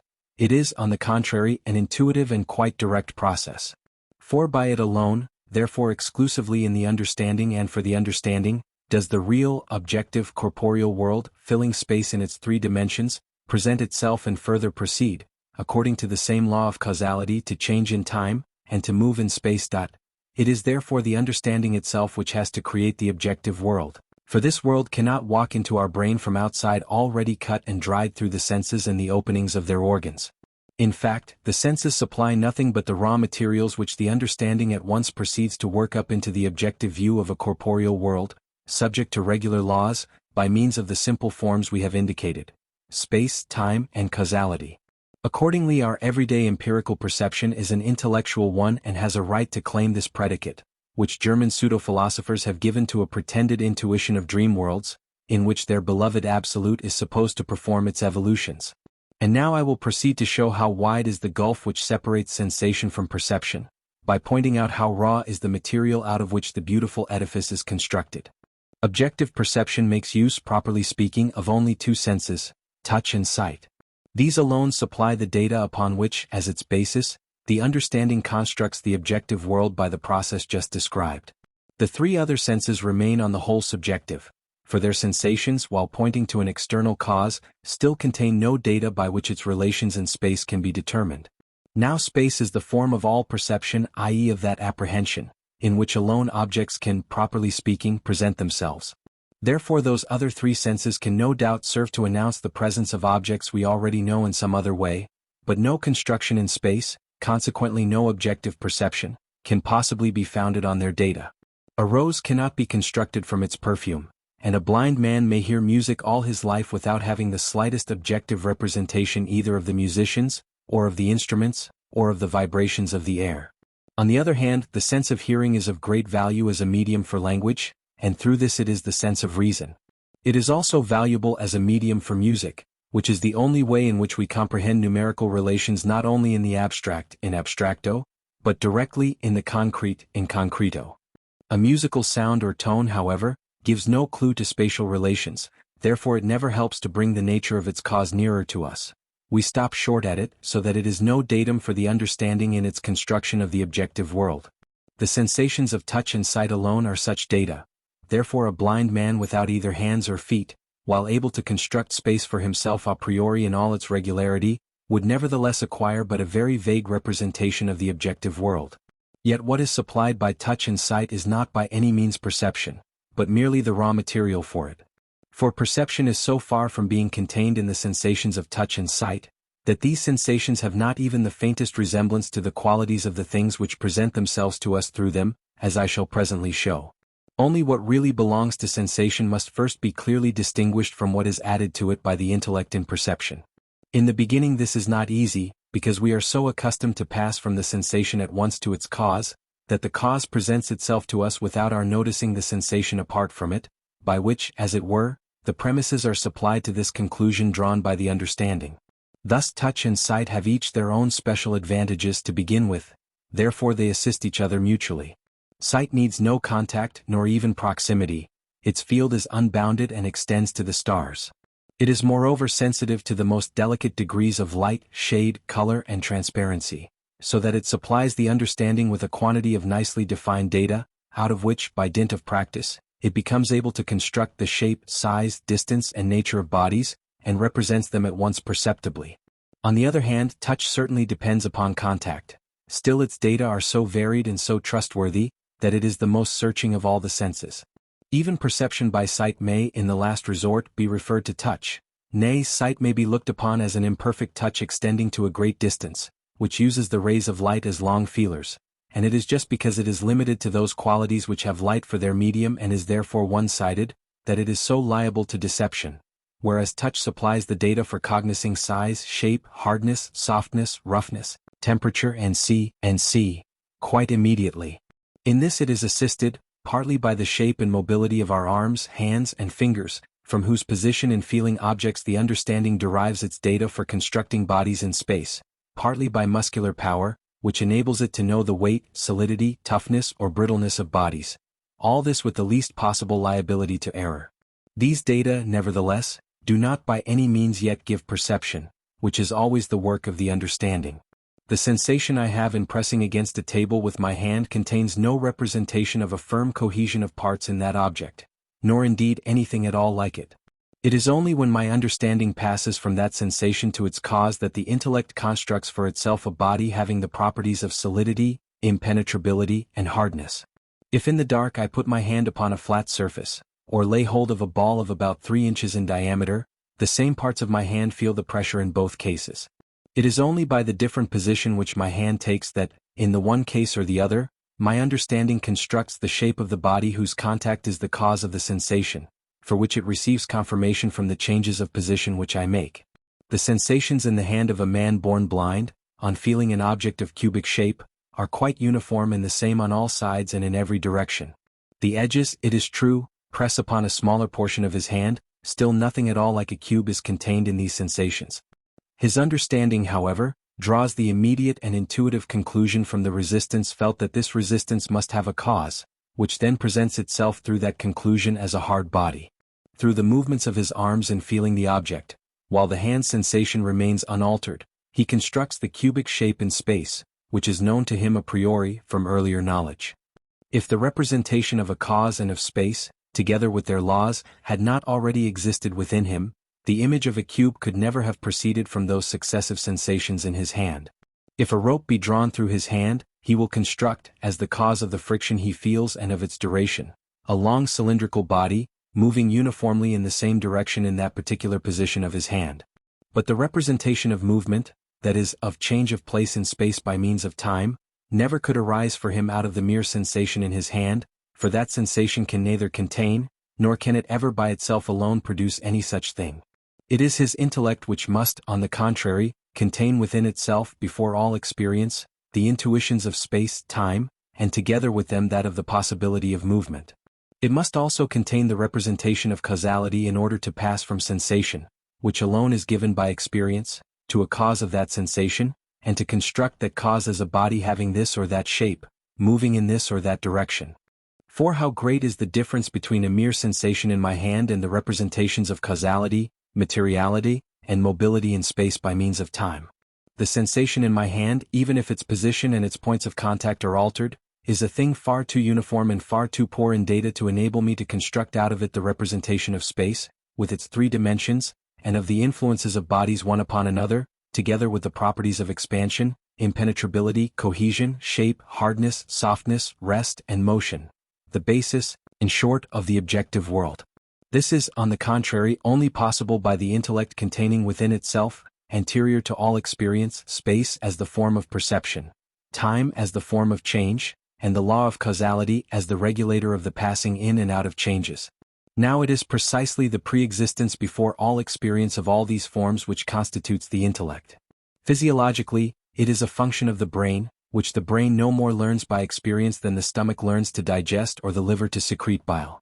Besides, no other explanation can be given of the fact that many who were born blind acquire a sufficiently complete knowledge of the relations of space to enable them to replace their want of eyesight by it to a considerable degree and to perform astonishing feats. 100 years ago, Saunderson, for instance, who was blind from his birth, lectured on optics, mathematics, and astronomy at Cambridge. This, too, is the only way to explain the exactly opposite case of Eva Lauck, who was born without arms or legs, yet acquired an accurate perception of the outer world by means of sight alone as rapidly as other children. All this therefore proves that time, space, and causality are not conveyed into us by touch or by sight, or indeed at all from outside, but that they have an internal, consequently not empirical, but intellectual origin. From this again follows that the perception of the bodily world is an essentially intellectual process, a work of the understanding, to which sensation merely gives the opportunity and the data for application in individual cases. I shall now prove the same with regard to the sense of sight. Here the only immediate datum is the sensation experienced by the retina, which, though admitting of great variety, may still be reduced to the impression of light and dark with their intermediate gradations and to that of colors proper. This sensation is entirely subjective. That is to say, It only exists within the organism and under the skin. Without the understanding, indeed, we should never even become conscious of these gradations, excepting as of peculiar, varied modifications of the feeling in our eye, which would bear no resemblance to the shape, situation, proximity, or distance of objects outside us. For sensation, in seeing, supplies nothing more than a varied affection of the retina, exactly like the spectacle of a painter's palette with diverse splashes of color. Nor would anything more remain over in our consciousness were we suddenly deprived of all our understanding, let us say by paralysis of the brain, at a moment when we were contemplating a rich and extensive landscape, while the sensation was left unchanged, for this was the raw material out of which our understanding had just before been constructing that perception. Now that the understanding should thus be able, from such limited material as light, shade, and color, to produce the visible world, inexhaustibly rich in all its different shapes, by means of the simple function of referring effects to causes assisted by the intuition of space, depends before all things upon the assistance given by the sensation itself, which consists in this. First, that the retina, as a surface, admits of a juxtaposition of impressions. Secondly, that light always acts in straight lines, and that its refraction in the eye itself is rectilinear.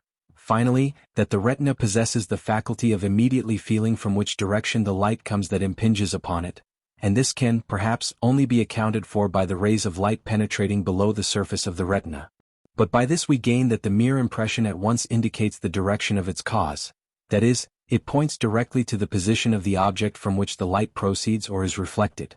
The passage to this object as a cause no doubt presupposes the knowledge of causal relations, as well as of the laws of space. But this knowledge constitutes precisely the furniture of the intellect, which here also has again to create perception out of mere sensation. Let us now examine its procedure in doing so more closely. The first thing it does is to set right the impression of the object which is produced on the retina upside down. That original inversion is, as we know, brought about in the following manner. As each point of the visible object sends forth its rays towards all sides in a rectilinear direction, the rays from its upper extremity cross those from its lower extremity in the narrow aperture of the pupil, by which the former impinge upon the bottom, the latter upon the top, those projected from the right side upon the left, and vice versa. The refracting apparatus of the eye, which consists of the humor aqueous, aqueous humor, lens and corpus vitreum, vitreous body, only serves to concentrate the rays of light proceeding from the object so as to find room for them on the small space of the retina. Now, if seeing consisted in mere sensation, we should perceive the impression of the object turned upside down, because we receive it thus. But in that case we should perceive it as something within our eye, for we should stop short at the sensation. In reality, however, the understanding steps in at once with its causal law, and as it has received from sensation the datum of the direction in which the ray impinged upon the retina, it pursues that direction retrogressively up to the cause on both lines, so that this time the crossing takes place in the opposite direction, and the cause presents itself upright as an external object in space, that is, in the position in which it originally sent forth its rays, not that in which they reached the retina. See Figure 1. The purely intellectual nature of this process, to the exclusion of all other, more especially of physiological, explanations, may also be confirmed by the fact that if we put our heads between our legs, or lie down on a hill head downwards, we nevertheless see objects in their right position, and not upside down. Although the portion of the retina which is usually met by the lower part of the object is then met by the upper, in fact, everything is topsy-turvy excepting the understanding. The second thing which the understanding does in converting sensation into perception is to make a single perception out of a double sensation, for each eye in fact receives its own separate impression from the object we are looking at. Each even in a slightly different direction, nevertheless that object presents itself as a single one. This can only take place in the understanding, and the process by which it is brought about is the following. Our eyes are never quite parallel, excepting when we look at a distant object, that is, one which is more than 200 feet from us. At other times they are both directed towards the object we are viewing, whereby they converge so as to make the lines proceeding from each eye to the exact point of the object on which it is fixed, form an angle, called the optic angle. The lines themselves are called optic axes. Now, when the object lies straight before us, these lines exactly impinge upon the center of each retina, therefore in 2 points which correspond exactly to each other in each eye. The understanding, whose only business it is to look for the cause of all things, at once recognizes the impression as coming from a single outside point, although here the sensation is double, and attributes it to one cause, which therefore presents itself as a single object. For all that is perceived by us is perceived as a cause, that is to say, as the cause of an effect we have experienced, consequently in the understanding. As, nevertheless, we take in not only a single point, but a considerable surface of the object with both eyes, and yet perceive it as a single object, it will be necessary to pursue this explanation still further. All those parts of the object which lie to one side of the vertex of the optic angle no longer send their rays straight into the center, but to the side of the retina in each eye. In both sides, however, to the same, let us say the left side. The points therefore upon which these rays impinge correspond symmetrically to each other, as well as the centers. In other words, they are homonymous points. The understanding soon learns to know them and accordingly extends the above-mentioned rule of its causal perception to them also. Consequently, it not only refers those rays which impinge upon the center of each retina, but those also which impinge upon all the other symmetrically corresponding places in both retinas, to a single radiant point in the object viewed. That is, it sees all these points likewise as single and the entire object also. Now, it should be well observed that in this process it is not the outer side of one retina which corresponds to the outer side of the other, and the inner to the inner of each, but the right side of one retina which corresponds to the right side of the other, and so forth. So that this symmetrical correspondence must not be taken in a physiological, but in a geometrical sense. Numerous and very clear illustrations of this process, and of all the phenomena which are connected with it, are to be found in Robert Smith's Optics, and partly also in Kastner's German translation, 1755. I only give one, Figure 2, which, properly speaking, represents a special case mentioned further on, but which may also serve to illustrate the whole, if we leave the point are out of question. According to this illustration, we invariably direct both eyes equally towards the object, in order that the symmetrically corresponding places on both retinas may catch the rays projected from the same points. Now, when we move our eyes upwards and downwards to the sides and in all directions, the point in the object which first impinged upon the central point of each retina strikes a different place every time, but in all cases one which, in each eye, corresponds to the place bearing the same name in the other eye. In examining, per lustrare, an object, we let our eyes glide backwards and forwards over it in order to bring each point of it successively into contact with the center of the retina, which sees most distinctly. We feel it all over with our eyes. It is therefore obvious that seeing singly with 2 eyes is in fact the same process as feeling a body with 10 fingers, each of which receives a different impression, each moreover in a different direction. The totality of these impressions is nevertheless recognized by the understanding as proceeding from one object, whose shape and size it accordingly apprehends and constructs in space. This is why it is possible for a blind man to become a sculptor, as was the case for instance with the famous Joseph Kleinhaus, who died in Tyrol in 1853, having been a sculptor from his 5th year. For, no matter from what cause it may have derived its data, perception is invariably an operation of the understanding. But just as a single ball seems double to me if I touch it with my fingers crossed, since my understanding, at once reverting to the cause and constructing it according to the laws of space, takes for granted that the fingers are in their normal position and of course cannot do otherwise than attribute 2 spherical surfaces, which come in contact with the outer sides of the first and middle fingers, to 2 different balls, just so also does an object seem double if my eyes, instead of converging symmetrically and enclosing the optic angle at a single point of the object, each view it at a different inclination. In other words, if I squint. For the rays, which in this case emanate from one point of the object, no longer impinge upon those symmetrically corresponding points in both retinas with which my mind has grown familiar by long experience, but upon other, quite different ones which, in a symmetrical position of the eyes, could only be affected in this way by different bodies. I therefore now see 2 objects, precisely because perception takes place by means of, and within, the understanding. The same thing happens without squinting when, for instance, I look fixedly at the furthest of 2 objects placed at unequal distances before me, and complete the optic angle at it. For then the rays emanating from the nearer object do not impinge upon symmetrically corresponding places in both retinas. Therefore my understanding attributes them to 2 objects, that is, I see the nearer object double, see Figure 2, page 70. If, on the contrary, I complete the optic angle at the nearer object by looking steadily at it, the further object appears double. It is easy to test this by holding a pencil 2 feet from the eyes and looking alternately at it and at some other more distant object behind it. But the finest thing of all is that this experiment may quite well be reversed, so that, with 2 real objects straight before and close to us, and with our eyes wide open, we nevertheless see but one. This is the most striking proof that perception is a work of the understanding and by no means contained in sensation. Let 2 cardboard tubes, about 8 inches long and 1½ inches in diameter, be fastened parallel to one another, like those of a binocular telescope, and fix a shilling at the end of each tube. On applying our eyes to the opposite extremity and looking through the tubes, we shall see only 1 shilling surrounded by 1 tube. For in this case, the eyes being forced into a completely parallel position, the rays emanating from the coins impinge exactly upon the centers of the 2 retinas and those points which immediately surround them, therefore upon places which correspond symmetrically to each other. Consequently, the understanding, taking for granted the usual convergent position of the optic axis when objects are near, admits but one object as the cause of the reflected rays. In other words, we see but one object, so direct is the act of causal apprehension in the understanding. We have not space enough here to refute one by one the physiological explanations of single vision which have been attempted, but their fallacy is shown by the following considerations. If seeing single were dependent upon an organic connection, the corresponding points in both retinas, on which this phenomenon is shown to depend, would correspond organically, whereas they do so in a merely geometrical sense as has already been said. For, organically speaking, the 2 inner and 2 outer corners of the eyes are those which correspond, and so it is with the other parts also, whereas for the purpose of single vision, it is the right side of the right retina which corresponds to the right side of the left retina, and so on, as the phenomena just described irrefutably show. It is also precisely on account of the intellectual character of the process that only the most intelligent animals, such as the higher mammalia and birds of prey, more especially owls, have their eyes placed so as to enable them to direct both optic axes to the same point.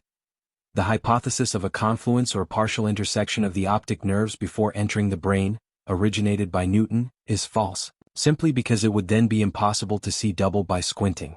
Vesalius and Caesalpinus besides have already brought forward anatomical instances in which subjects saw single, although neither fusion nor even contact of the optic nerves had taken place.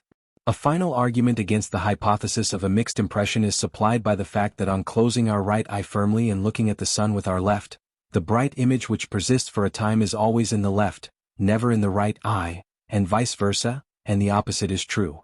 The third process by which the understanding converts sensation into perception consists in constructing bodies out of the simple surfaces hitherto obtained, that is, in adding the third dimension.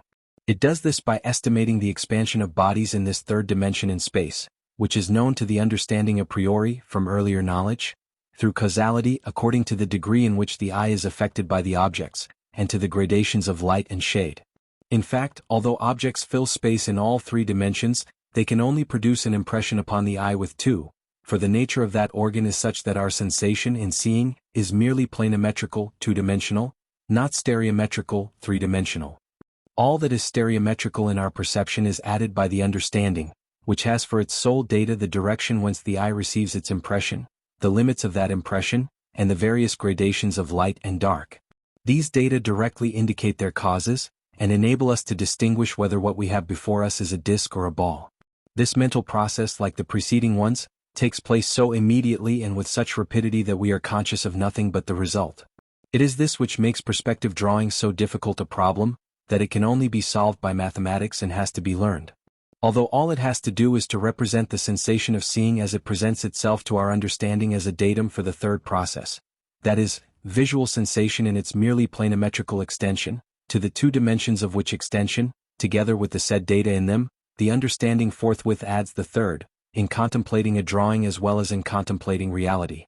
Perspective drawing is, in fact, a sort of writing which can be read as easily as printed type, but which few are able to write, precisely because our intellect, in perceiving, only apprehends effects with a view to constructing their causes, immediately losing sight of the former as soon as it has discovered the latter. For instance, we instantly recognize a chair, whatever position it may be in, while drawing a chair in any position belongs to the art which abstracts from this third process of the understanding in order to present the data alone for the spectator himself to complete. In its narrowest acceptation, as we have already seen, this is the art of drawing in perspective. In a more comprehensive sense, it is the whole art of painting. A painting presents us with outlines drawn according to the rules of perspective, lighter and darker places proportioned to the effect of light and shade, and finally patches of coloring, which are determined as to quality and intensity by the teaching of experience. This the spectator reads and interprets by referring similar effects to their accustomed causes.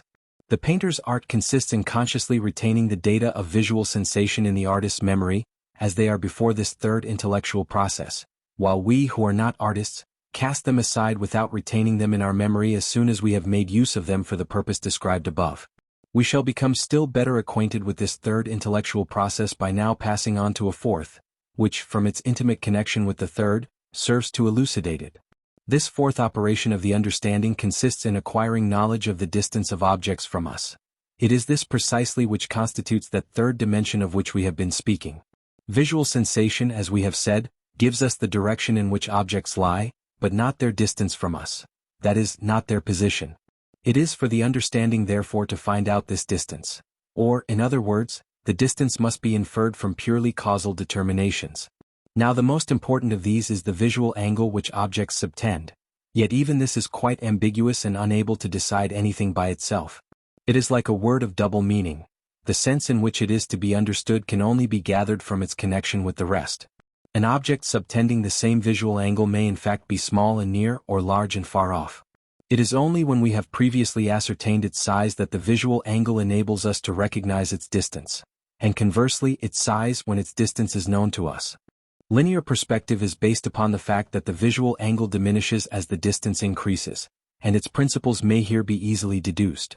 As our sight ranges equally in all directions, we see everything in reality as from the interior of a hollow sphere, of which our eye occupies the center. Now, in the first place, an infinite number of intersecting circles pass through the center of this sphere in all directions, and the angles measured by the divisions of these circles are the possible angles of vision. In the second place, the sphere itself modifies its size according to the length of radius we give to it. Therefore we may also imagine it as consisting of an infinity of concentric, transparent spheres. As all radii diverge, these concentric spheres augment in size in proportion to their distance from us, and the degrees of their sectional circles increase correspondingly. Therefore the true size of the objects which occupy them likewise increases. Thus objects are larger or smaller according to the size of the spheres of which they occupy similar portions, say 10 degree, while their visual angle remains unchanged in both cases, leaving it therefore undecided whether the 10 degrees occupied by a given object belong to a sphere of 2 miles or of 10 feet diameter. Conversely, if the size of the object has been ascertained, the number of degrees occupied by it will diminish in proportion to the distance and the size of the sphere to which we refer it, and all its outlines will contract in similar proportion.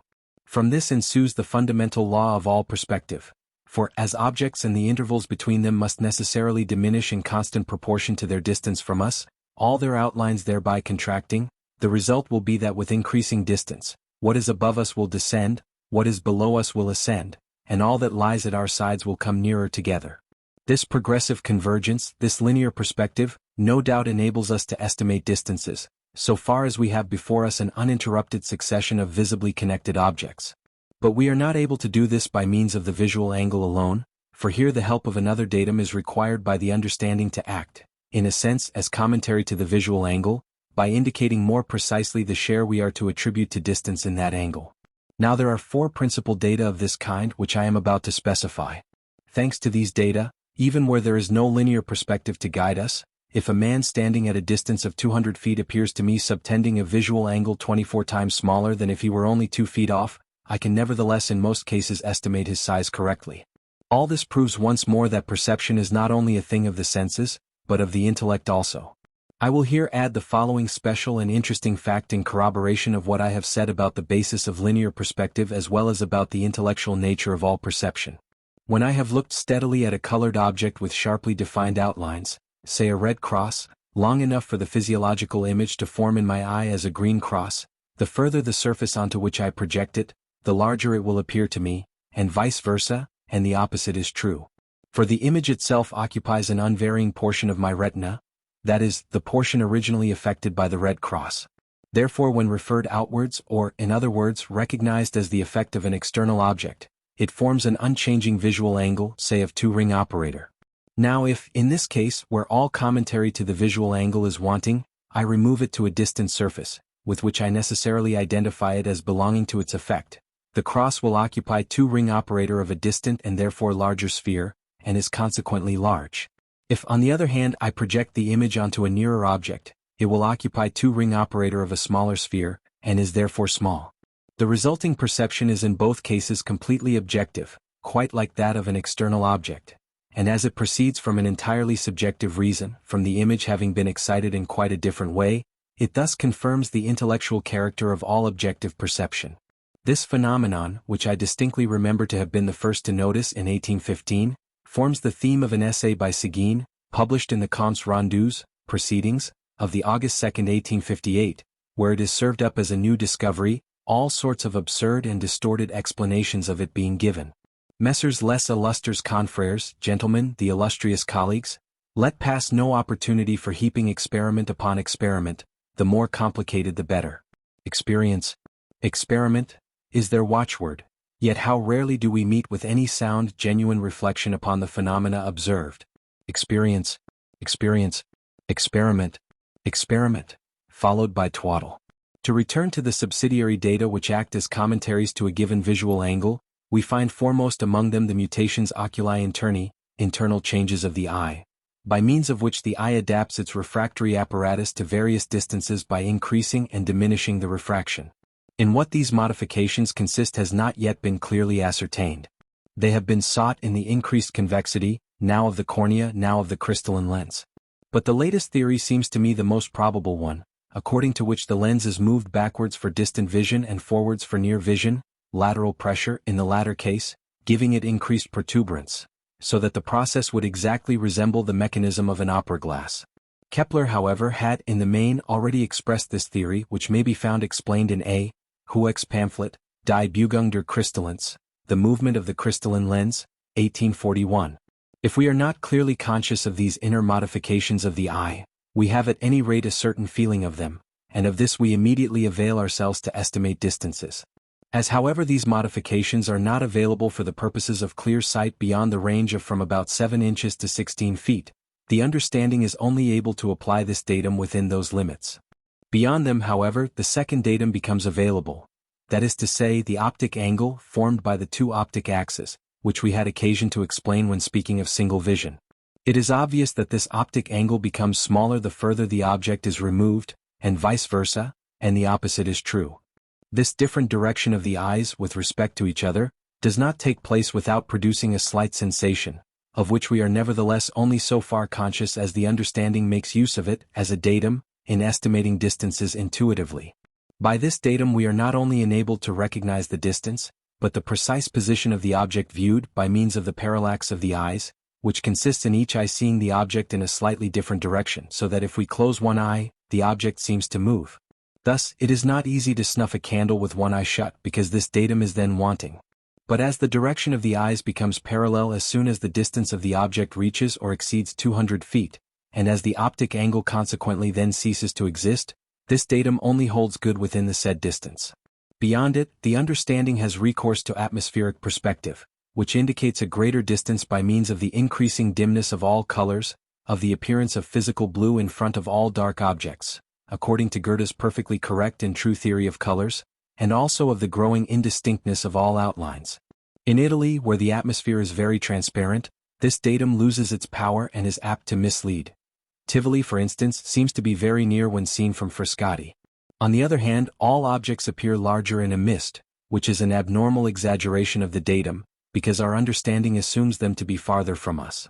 Finally, there remains the estimation of distance by means of the size, known to us intuitively, of intervening objects, such as fields, woods, rivers, etc. This mode of estimation is only applicable where there is uninterrupted succession. In other words, it can only be applied to terrestrial, not to celestial objects. Moreover, we have in general more practice in using it horizontally than vertically. A ball on the top of a tower 200 feet high appears much smaller to us than when lying on the ground 200 feet from us, because in the latter case we estimate the distance more accurately. When we see human beings in such a way that what lies between them and ourselves is in a great measure hidden from our sight, they always appear strikingly small. The fact that our understanding assumes everything it perceives in a horizontal direction to be farther off, and therefore larger, than what is seen in a vertical direction, must partly be attributed to this last mode of estimating distances, inasmuch as it only holds good when applied horizontally and to terrestrial objects, but partly also to our estimation of distances by atmospheric perspective, which is subject to similar conditions. This is why the moon seems so much larger on the horizon than at its zenith, although its visual angle accurately measured, that is, the image projected by it onto the eye, is not at all larger in one case than in the other, and this also accounts for the flattened appearance of the vault of the sky, that is to say for its appearing to have greater horizontal than vertical extension. Both phenomena therefore are purely intellectual or cerebral, not optical. If it be objected that even when at its zenith, the moon occasionally has a hazy appearance without seeming to be larger, we answer that neither does it in that case appear red. For its haziness proceeds from a greater density of vapors, and is therefore of a different kind from that which proceeds from atmospheric perspective. To this may be added what I have already said, that we only apply this mode of estimating distances in a horizontal, not in a perpendicular, direction. Besides, in this case, other correctives come into play. It is related of Saussure that, when on the Mont Blanc, he saw so enormous a moon rise that, not recognizing what it was, he fainted with terror. The properties of the telescope and magnifying glass, on the other hand, depend upon a separate estimate according to the visual angle alone. That is, that of size by distance and of distance by size, because here the four other supplementary means of estimating distances are excluded. The telescope in reality magnifies objects, while it only seems to bring them nearer, because their size being known to us empirically, we here account for its apparent increase by a diminution of their distance from us. A house seen through a telescope, for instance, seems to be 10 times nearer, not 10 times larger than seen with the naked eye. The magnifying glass, on the contrary, does not really magnify, but merely enables us to bring the object nearer to our eyes than would otherwise be possible, so that it only appears as large as it would at that distance even without the magnifying glass. In fact, we are prevented from seeing objects distinctly at less than from 8 to 10 inches distance from our eyes, by the insufficient convexity of the ocular lens and cornea. But if we increase the refraction by substituting the convexity of the magnifying glass for that of the lens and cornea, we then obtain a clear image of objects even when they are as near as half an inch from our eyes. Objects thus seen in close proximity to us and in the size corresponding to that proximity, are transferred by our understanding to the distance at which we naturally see distinctly, that is, to about 8 or 10 inches from our eyes, and we then estimate their magnitude according to this distance and to the given visual angle. I have entered thus fully into detail concerning all the different processes by which seeing is accomplished, in order to show clearly and irrefragably that the predominant factor in them is the understanding, which, by conceiving each change as an effect and referring that effect to its cause, produces the cerebral phenomenon of the objective world on the basis of the a priori, from earlier knowledge, fundamental intuitions of space and time, for which it receives merely a few data from the senses. And moreover, the understanding affects this exclusively by means of its own peculiar form, the law of causality, therefore quite directly and intuitively, without any assistance whatever from reflection, that is, from abstract knowledge by means of conceptions and of language, which are the materials of secondary knowledge, that is, of reason. That this knowledge through the understanding is independent of reason's assistance is shown even by the fact that when, at any time, the understanding attributes a given effect to a wrong cause, actually perceiving that cause, whereby illusion arises, our reason, however clearly it may recognize in abstraction, the true state of the matter, is nevertheless unable to assist the understanding, and the illusion persists undisturbed in spite of that better knowledge. The above-mentioned phenomena of seeing and feeling double, which result from an abnormal position of the organs of touch and sight, are instances of such illusions. Likewise the apparently increased size of the rising moon, the image which forms in the focus of a concave mirror and exactly resembles a solid body floating in space, the painted relievo raised sculpture, which we take for real, the apparent motion of a shore or bridge on which we are standing, if a ship happens to pass along or beneath it, the seeming proximity of very lofty mountains, owing to the absence of atmospheric perspective, which is the result of the purity of the air round their summits. In these and in a multitude of similar cases, our understanding takes for granted the existence of the usual cause with which it is conversant and forthwith perceives it, though our reason has arrived at the truth by a different road. For, the knowledge of the understanding being anterior to that of the reason, the intellect remains inaccessible to the teaching of the reason, and thus the illusion, that is, the deception of the understanding, remains immovable, albeit error, that is, the deception of the reason, is obviated. That which is correctly known by the understanding is reality, that which is correctly known by the reason is truth, or in other terms, a judgment having a sufficient reason. Illusion, that which is wrongly perceived, we oppose to reality. Error, that which is wrongly thought, to truth. The purely formal part of empirical perception, that is, space, time, and the law of causality, is contained a priori, from earlier knowledge, in the intellect. But this is not the case with the application of this formal part to empirical data, which has to be acquired by the understanding through practice and experience. Therefore newborn infants, though they no doubt receive impressions of light and of color, still do not apprehend or indeed, strictly speaking, see objects.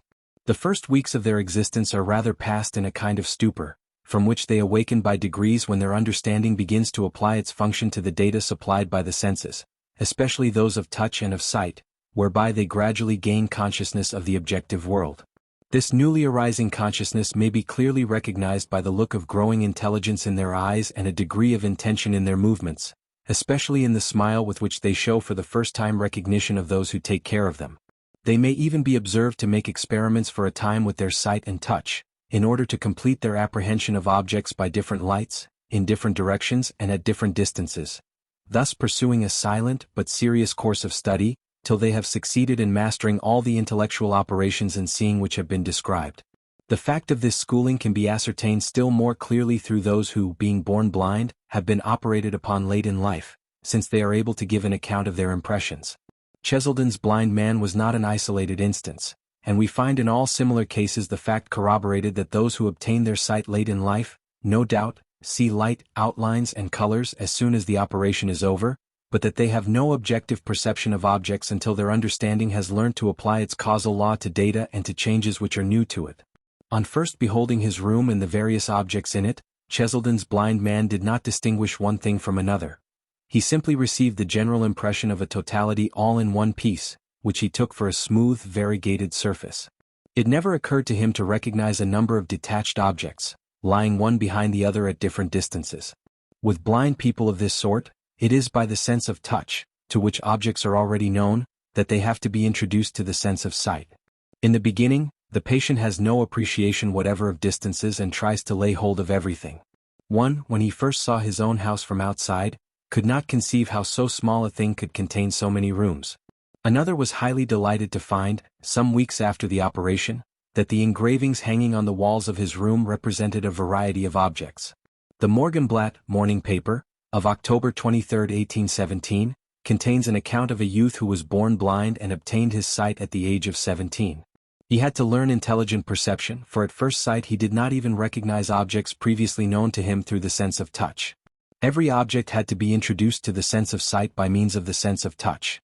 As for the distances of the objects he saw, he had no appreciation whatever of them, and tried to lay hold indiscriminately of everything, far or near. Franz expresses himself as follows. A definite idea of distance as well as of form and size is only obtained by sight and touch, and by reflecting on the impressions made on both senses. But for this purpose we must take into account the muscular motion and voluntary locomotion of the individual. Caspar Hauser, in a detailed account of his own experience in this respect, states that upon his first liberation from confinement, whenever he looked through the window upon external objects such as the street, garden, etc., it appeared to him as if there were a shutter quite close to his eye, and covered with confused colors of all kinds, in which he could recognize or distinguish nothing singly. He says farther that he did not convince himself till after some time during his walks out of doors, that what had at first appeared to him as a shutter of various colors, as well as many other objects, were in reality very different things, and that at length the shutter disappeared, and he saw and recognized all things in their just proportions. Persons born blind who obtain their sight by an operation in later years only, sometimes imagine that all objects touch their eyes, and lie so near to them that they are afraid of stumbling against them. Sometimes they leap towards the moon, supposing that they can lay hold of it. At other times they run after the clouds moving along the sky, in order to catch them or commit other such extravagancies. Since ideas are gained by reflection upon sensation, it is further necessary in all cases, in order that an accurate idea of objects may be formed from the sense of sight, that the powers of the mind should be unimpaired and undisturbed in their exercise. A proof of this is afforded in the instance related by Haslam, of a boy who had no defect of sight, but was weak in understanding, and who in his 7th year was unable to estimate the distances of objects, especially as to height. He would extend his hand frequently towards a nail on the ceiling, or towards the moon, to catch it. It is therefore the judgment which corrects and makes clear this idea, or perception of visible objects. The intellectual nature of perception, as I have shown it, is corroborated physiologically by Flourens as follows. A great distinction must be made between the senses and the intelligence. The removal of an optic lobe determines the loss of sensation of the sense of sight. The retina becomes insensitive, the iris becomes immobile. The removal of a cerebral lobe leaves the sensation, the sense, the sensitivity of the retina, the mobility of the iris. It destroys only perception alone. In one case it's a sensory fact, and in the other a cerebral fact. In one case it's the loss of the sense, in the other it's the loss of perception. The distinction between perceptions and sensations is another great result, and it is demonstrated before our eyes. There are two means of causing the loss of vision through the brain. First, by the optic lobes, which is the loss of the sense of sensation. Second, by the cerebral lobes, which is the loss of perception of intelligence. Sensitivity is therefore not intelligence. To think is therefore not to sense, and there is a whole philosophy overturned. The idea is therefore not the sensation, and there is yet another proof of the radical flaw of that philosophy. And again, page 77, under the heading, Separation of Sensitivity and Perception. There is one of my experiments which clearly separates sensitivity from perception. When the brain proper, lobes or cerebral hemispheres, is removed from an animal, the animal loses sight. But with respect to the eye, nothing is changed. Objects continue to be depicted on the retina. The iris remains contractile, the optic nerve sensitive, perfectly sensitive. And yet the animal no longer sees. There is no longer vision, although everything that is sensation remains. There is no longer vision because there is no longer perception. To perceive, and not to sense, is therefore the primary element of intelligence. Perception is a part of intelligence, for it is lost with intelligence, and by the removal of the same organ, the lobes or cerebral hemispheres. And sensitivity is not a part of it, since it remains after the loss of intelligence and the removal of the lobes or hemispheres. The following famous verse of the ancient philosopher Epicharmus proves that the ancients in general recognized the intellectual nature of perception. The mind sees and the mind hears. The rest is deaf and blind. Plutarch, in quoting this verse, adds, because the affection of the eyes and ears, if the understanding is not present, produces no sensation. Shortly before too he says, there exists a reasoning by Strato the natural philosopher, which demonstrates that, to sense is utterly impossible without thinking. Again shortly after he says, whence it is necessary that, for all things which sense, thinking must also be present, if indeed we are fitted by nature to sense through thinking. A second verse of Epicharmus might be connected with this, which is quoted by Diogenes Laertes, 3:16. Eumius, wisdom does not belong to one alone, but all things that live also have understanding. Porphyry likewise endeavors to show at length that all animals have understanding. Now, that it should be so, follows necessarily from the intellectual character of perception. All animals, even down to the very lowest, must have understanding, that is, knowledge of the causal law, although they have it in very different degrees of delicacy and of clearness. At any rate, they must have as much of it as is required for perception by their senses, for sensation without understanding would be not only a useless, but a cruel gift of nature. No one who has himself any intelligence can doubt the existence of it in the higher animals.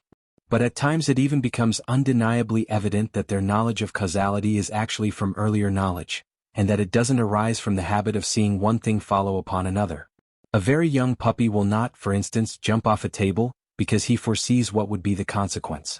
Not long ago I had some large curtains put up at my bedroom window, which reached down to the floor, and were drawn aside from the center by means of a string. The first morning they were opened I was surprised to see my dog, a very intelligent poodle, standing quite perplexed, and looking upwards and sidewards for the cause of the phenomenon.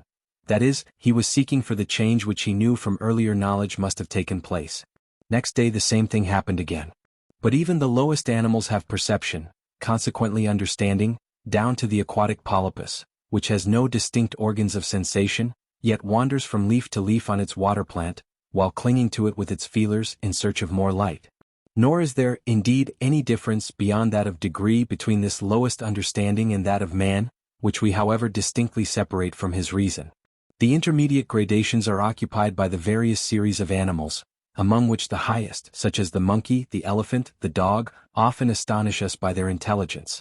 But in every case the business of the understanding is invariably to apprehend directly causal relations. First, as we have seen, those between our own body and other bodies, whence proceeds objective perception.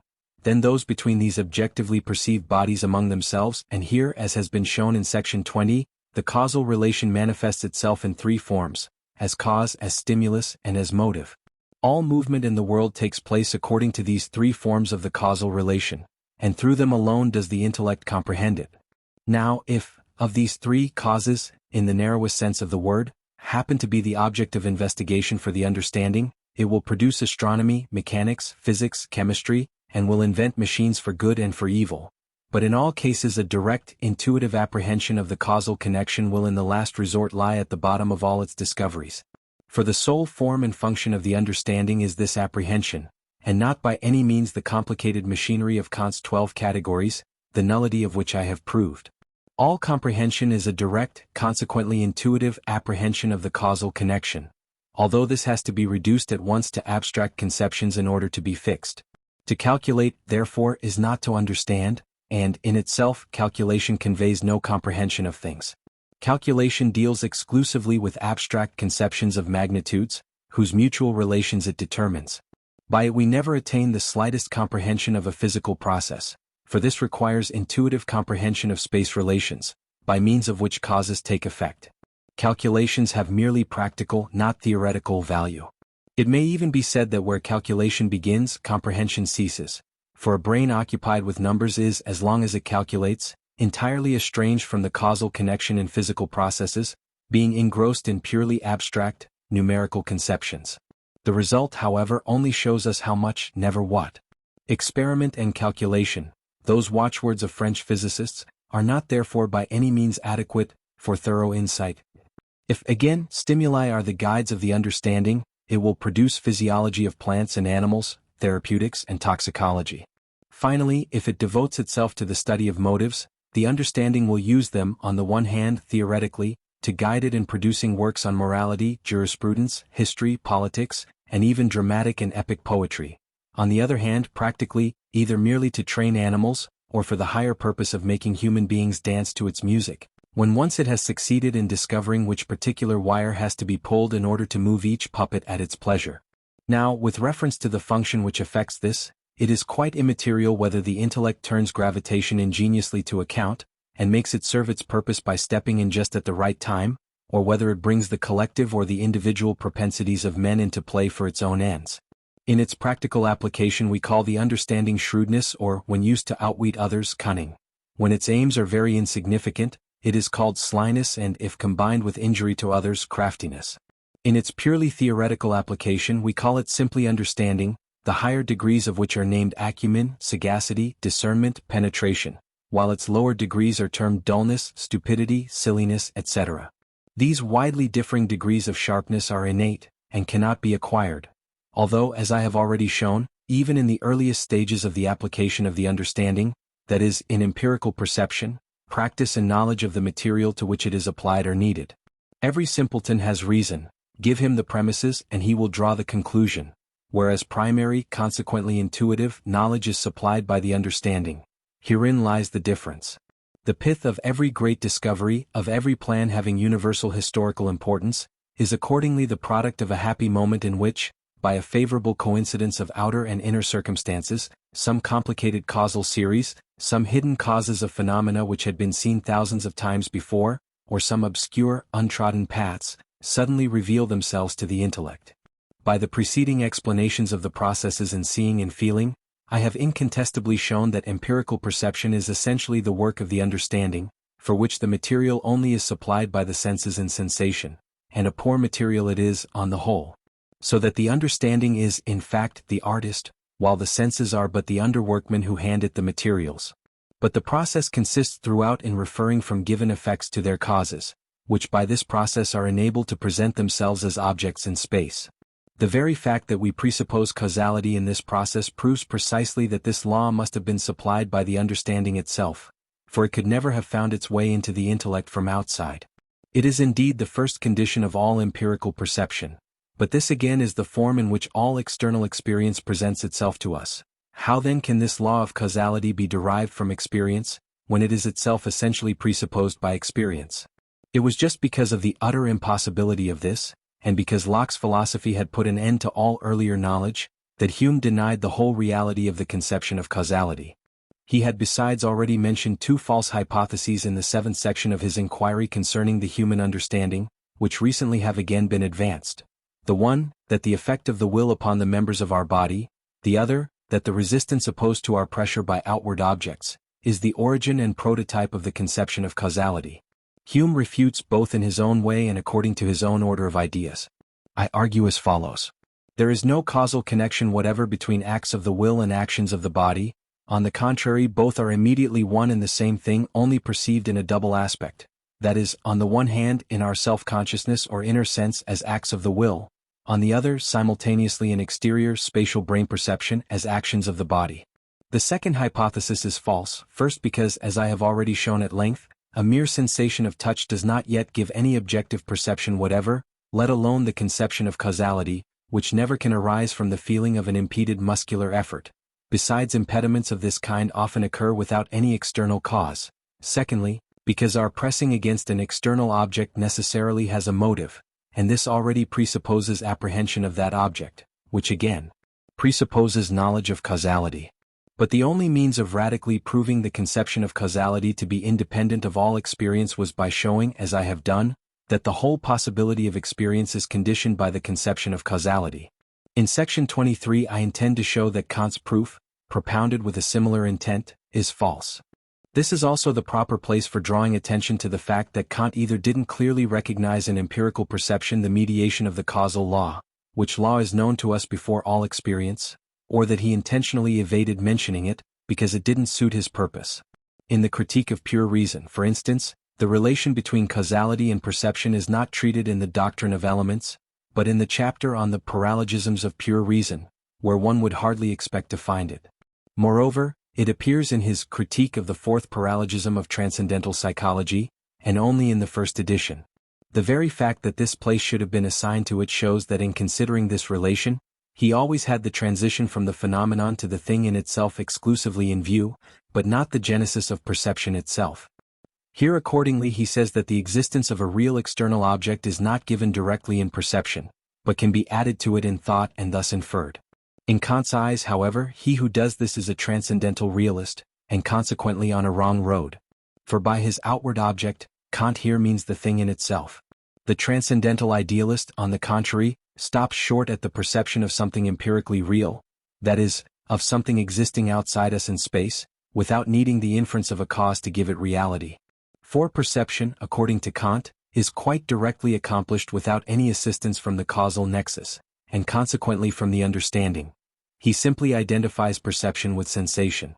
This we find confirmed in the passage which begins, with reference to the reality of external objects, I need as little trust to inference, and again in the sentence commencing with, now we may well admit, and so on. It is quite clear from these passages that perception of external things in space, according to Kant, precedes all application of the causal law, therefore that the causal law does not belong to perception as an element and condition of it. For him, mere sensation is identical with perception. Only in as far as we ask what may, in a transcendental sense, exist outside of us. That is, when we ask for the thing in itself, is causality mentioned as connected with perception. Moreover, Kant admits the existence, nay, the mere possibility of causality only in reflection. That is, in abstract, distinct knowledge by means of conceptions. Therefore he has no suspicion that its application is anterior to all reflection, which is nevertheless evidently the case, especially in empirical, sensuous perception which, as I have proved irrefragably in the preceding analysis, could never take place otherwise. Kant is therefore obliged to leave the genesis of empirical perception unexplained. With him it is a mere matter of the senses, given as it were in a miraculous way, that is, it coincides with sensation. I should very much like my reflective readers to refer to the passages I have indicated in Kant's work, in order to convince themselves of the far greater accuracy of my view of the whole process and connection. Kant's extremely erroneous view has held its ground till now in philosophical literature, simply because no one ventured to attack it. Therefore I have found it necessary to clear the way in order to throw light upon the mechanism of our knowledge. Kant's fundamental idealistic position loses nothing whatever, nay, it even gains by this rectification of mine, in as far as, with me, the necessity of the causal law is absorbed and extinguished in empirical perception as its product and cannot therefore be invoked in behalf of an entirely transcendent question as to the thing in itself. On referring to my theory above concerning empirical perception, we find that its first datum, sensation, is absolutely subjective, being a process within the organism because it takes place beneath the skin. Locke has completely and exhaustively proved that the feelings of our senses, even admitting them to be roused by external causes, cannot have any resemblance whatever to the qualities of those causes. Sugar, for instance, bears no resemblance at all to sweetness, nor a rose to redness. But that they should need an external cause at all, is based upon a law whose origin lies demonstrably within us, in our brain. Therefore this necessity is not less subjective than the sensations themselves. Nay, even time, that primary condition of every possible change, therefore also of the change which first permits the application of the causal law, and not less space, which alone renders the externalization of causes possible, after which they present themselves to us as objects. Even time and space, we say, are subjective forms of the intellect, as Kant has conclusively proved. Accordingly we find all the elements of empirical perception lying within us, and nothing contained in them which can give us reliable indications as to anything differing absolutely from ourselves, anything in itself. But this is not all. What we think under the conception matter is the residue which remains over after bodies have been divested of their shape and of all their specific qualities. A residue which precisely on that account must be identical in all bodies. Now these shapes and qualities which have been abstracted by us are nothing but the peculiar, specially defined way in which these bodies act, which constitutes precisely their difference. If therefore we leave these shapes and qualities out of consideration, there remains nothing but mere activity in general, pure action as such, causality itself, objectively thought, that is, the reflection of our own understanding, the externalized image of its sole function. And matter is throughout pure causality, its essence is action in general. This is why pure matter cannot be perceived but can only be thought. It is a something we add to every reality as its basis in thinking it. For pure causality, mere action without any defined mode of action, cannot become perceptible, therefore it cannot come within any experience. Thus matter is only the objective correlate to pure understanding, for it is causality in general and nothing else, just as the understanding itself is direct knowledge of cause and effect and nothing else. Now this again is precisely why the law of causality is not applicable to matter itself. That is to say, matter has neither beginning nor end, but is and remains permanent. For as, on the one hand, causality is the indispensable condition of all alternation in the accidents, forms and qualities, of matter, that is, of all passage in and out of being. But as, on the other hand, matter is pure causality itself as such, objectively viewed, it is unable to exercise its own power upon itself, just as the eye can see everything but itself. Substance and matter being moreover identical, we may call substance, action viewed in abstraction. Accidents, particular modes of action, action in the concrete. Now these are the results to which true, that is, transcendental, idealism leads. In my chief work I have shown that the thing in itself, that is, whatever, on the whole, exists independently of our representation, cannot be got at by way of representation, but that, to reach it, we must follow quite a different path, leading through the inside of things which lets us into the citadel, as it were, by treachery.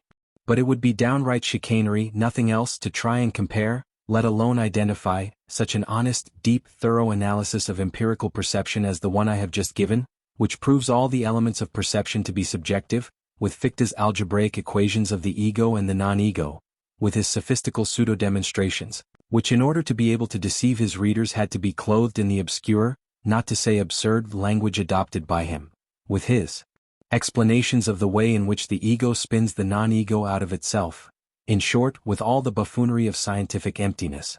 Besides, I protest altogether against any community with this Fichte, as Kant publicly and emphatically did in a notice for this purpose in the Jena Literary Gazette. Hegelians and similar ignoramuses may continue to hold forth to their heart's content upon Kant-Fichtean philosophy. There exists a Kantian philosophy and a Fichtean hocus-pocus. This is the true state of the case and will remain so, in spite of those who delight in extolling what is bad and in decrying what is good, and of these Germany possesses a larger number than any other country. Section 22. Of the immediate object. Thus it is from the sensations of our body that we receive the data for the very first application of the causal law, and it is precisely by that application that the perception of this class of objects arises. They therefore have their essence and existence solely in virtue of the intellectual function thus coming into play, and of its exercise. Now, as far as it is the starting point, that is, the mediator for our perception of all other objects, I have called the bodily organism, in the first edition of the present work, the immediate object. This, however, must not be taken in a strictly literal sense. For although our bodily sensations are all apprehended directly, still this immediate apprehension does not yet make our body itself perceptible to us as an object. On the contrary, up to this point all remains subjective, that is to say, sensation. From this sensation certainly proceeds the perception of all other objects as the causes of such sensations, and these causes then present themselves to us as objects. But it is not so with the body itself, which only supplies sensations to consciousness. It is only indirectly that we know even this body objectively, that is, as an object by its presenting itself like all other objects, as the recognized cause of a subjectively given effect. And precisely on this account objectively, in our understanding or brain, which is the same. Now this can only take place when its own senses are acted upon by its parts. For instance, when the body is seen by the eye or felt by the hand and so on, upon which data the brain or understanding forthwith constructs it as to shape and quality in space. The immediate presence in our consciousness of representations belonging to this class depends therefore upon the position assigned to them in the causal chain, by which all things are connected, relatively to the body for the time being, of the subject, by which, the subject, all things are known. Section 23. Arguments against Kant's proof of the earlier knowledge of the conception of causality. One of the chief objects of the critique of pure reason is to show the universal validity for all experience of the causal law, its earlier knowledge, its a priority, and, as a necessary consequence of this, its restriction to possible experience. Nevertheless, I cannot assent to the proof there given of the earlier knowledge of the principle, which is substantially this. The synthesis of the manifold by the imagination, which is necessary for all empirical knowledge, gives succession, but not yet determinate succession. That is, it leaves undetermined which of two states perceived was the first, not only in my imagination but in the object itself. But definite order in this succession, through which alone what we perceive becomes experience, or, in other words, authorizes us to form objectively valid judgments, is first brought into it by the purely intellectual conception of cause and effect. Thus the principle of causal relation is the condition which renders experience possible, and as such, it is given us from earlier knowledge. According to this, the order in which changes succeed each other in real objects becomes known to us as objective only by their causality. This assertion Kant repeats and explains in the Critique of Pure Reason, especially in his second analogy of experience, and again at the conclusion of his third analogy, and I request everyone who desires to understand what I am now about to say, to read these passages. In them he affirms everywhere that the objectivity of the succession of representations, which he defines as their correspondence with the succession of real objects, is only known through the rule by which they follow upon one another, that is, through the law of causality, that my mere apprehension consequently leaves the objective relation between phenomena following one another quite undetermined, since I merely apprehend the succession of my own representations, but the succession in my apprehension does not authorize me to form any judgment whatever as to the succession in the object, unless that judgment be based upon causality, and since, besides, I might invert the order in which these perceptions follow each other in my apprehension, there being nothing which determines them as objective. To illustrate this assertion, Kant brings forward the instance of a house, whose parts we may consider in any order we like, from top to bottom or from bottom to top, the determination of succession being in this case purely subjective and not founded upon an object, because it depends upon our pleasure. In opposition to this instance, he brings forward the perception of a ship sailing down a river, which we see successively lower and lower down the stream, which perception of the successively varying positions of the ship cannot be changed by the looker-on. In this latter case, therefore, he derives the subjective following in his own apprehension from the objective following in the phenomenon, and on this account he calls it an event. Now I maintain, on the contrary, that there is no difference at all between these two cases, that both are events, and that our knowledge of both is objective. That is to say, it is knowledge of changes in real objects recognized as such by the subject. Both are changes of relative position in two bodies. In the first case, one of these bodies is a part of the observer's own organism, the eye, and the other is the house, with respect to the different parts of which the eye successively alters its position. In the second, it is the ship which alters its position towards the stream, therefore the change occurs between two bodies. Both are events, the only difference being that, in the first, the change has its starting point in the observer's own body, from whose sensations undoubtedly all his perceptions originally proceed, but which is nevertheless an object among objects, and in consequence obeys the laws of the objective, material world. For the observer, as a purely cognizing individual, any movement of his body is simply an empirically perceived fact. It would be just as possible in the second as in the first instance, to invert the order of succession in the change, were it as easy for the observer to move the ship up the stream as to alter the direction of his own eyes. For Kant infers the successive perception of different parts of the house to be neither objective nor an event, because it depends upon his own will. But the movement of his eyes in the direction from roof to basement is one event, and in the direction from basement to roof another event, just as much as the sailing of the ship. There is no difference whatever here, nor is there any difference either, as to there being or not being events between my passing a troop of soldiers and their passing me. If we fix our eyes on a ship sailing close by the shore on which we are standing, it soon seems as if it were the ship that stood still and the shore that moved. Now, in this instance we are mistaken. It is true as to the cause of the relative change of position, since we attribute it to a wrong cause. The real succession in the relative positions of our body towards the ship is nevertheless quite rightly and objectively recognized by us. Even Kant himself would not have believed that there was any difference, had he borne in mind that his own body was an object among objects, and that the succession in his empirical perceptions depended upon the succession of the impressions received from other objects by his body, and was therefore an objective succession, that is to say, one which takes place among objects directly, if not indirectly, and independently of the will of the subject, and which may therefore be quite well recognized without any causal connection between the objects acting successively on his body. Kant says time cannot be perceived, therefore no succession of representations can be empirically perceived as objective, that is, can be distinguished as changes in phenomena from the changes of mere subjective representations. The causal law, being a rule according to which states follow one another, is the only means by which the objectivity of a change can be known. Now, the result of his assertion would be that no succession in time could be perceived by us as objective, excepting that of cause and effect, and that every other succession of phenomena we perceive would only be determined so, and not otherwise by our own will. In contradiction to all this I must adduce the fact that it is quite possible for phenomena to follow upon one another without following from one another. Nor is the law of causality by any means prejudiced by this, for it remains certain that each change is the effect of another change, this being firmly established from earlier knowledge.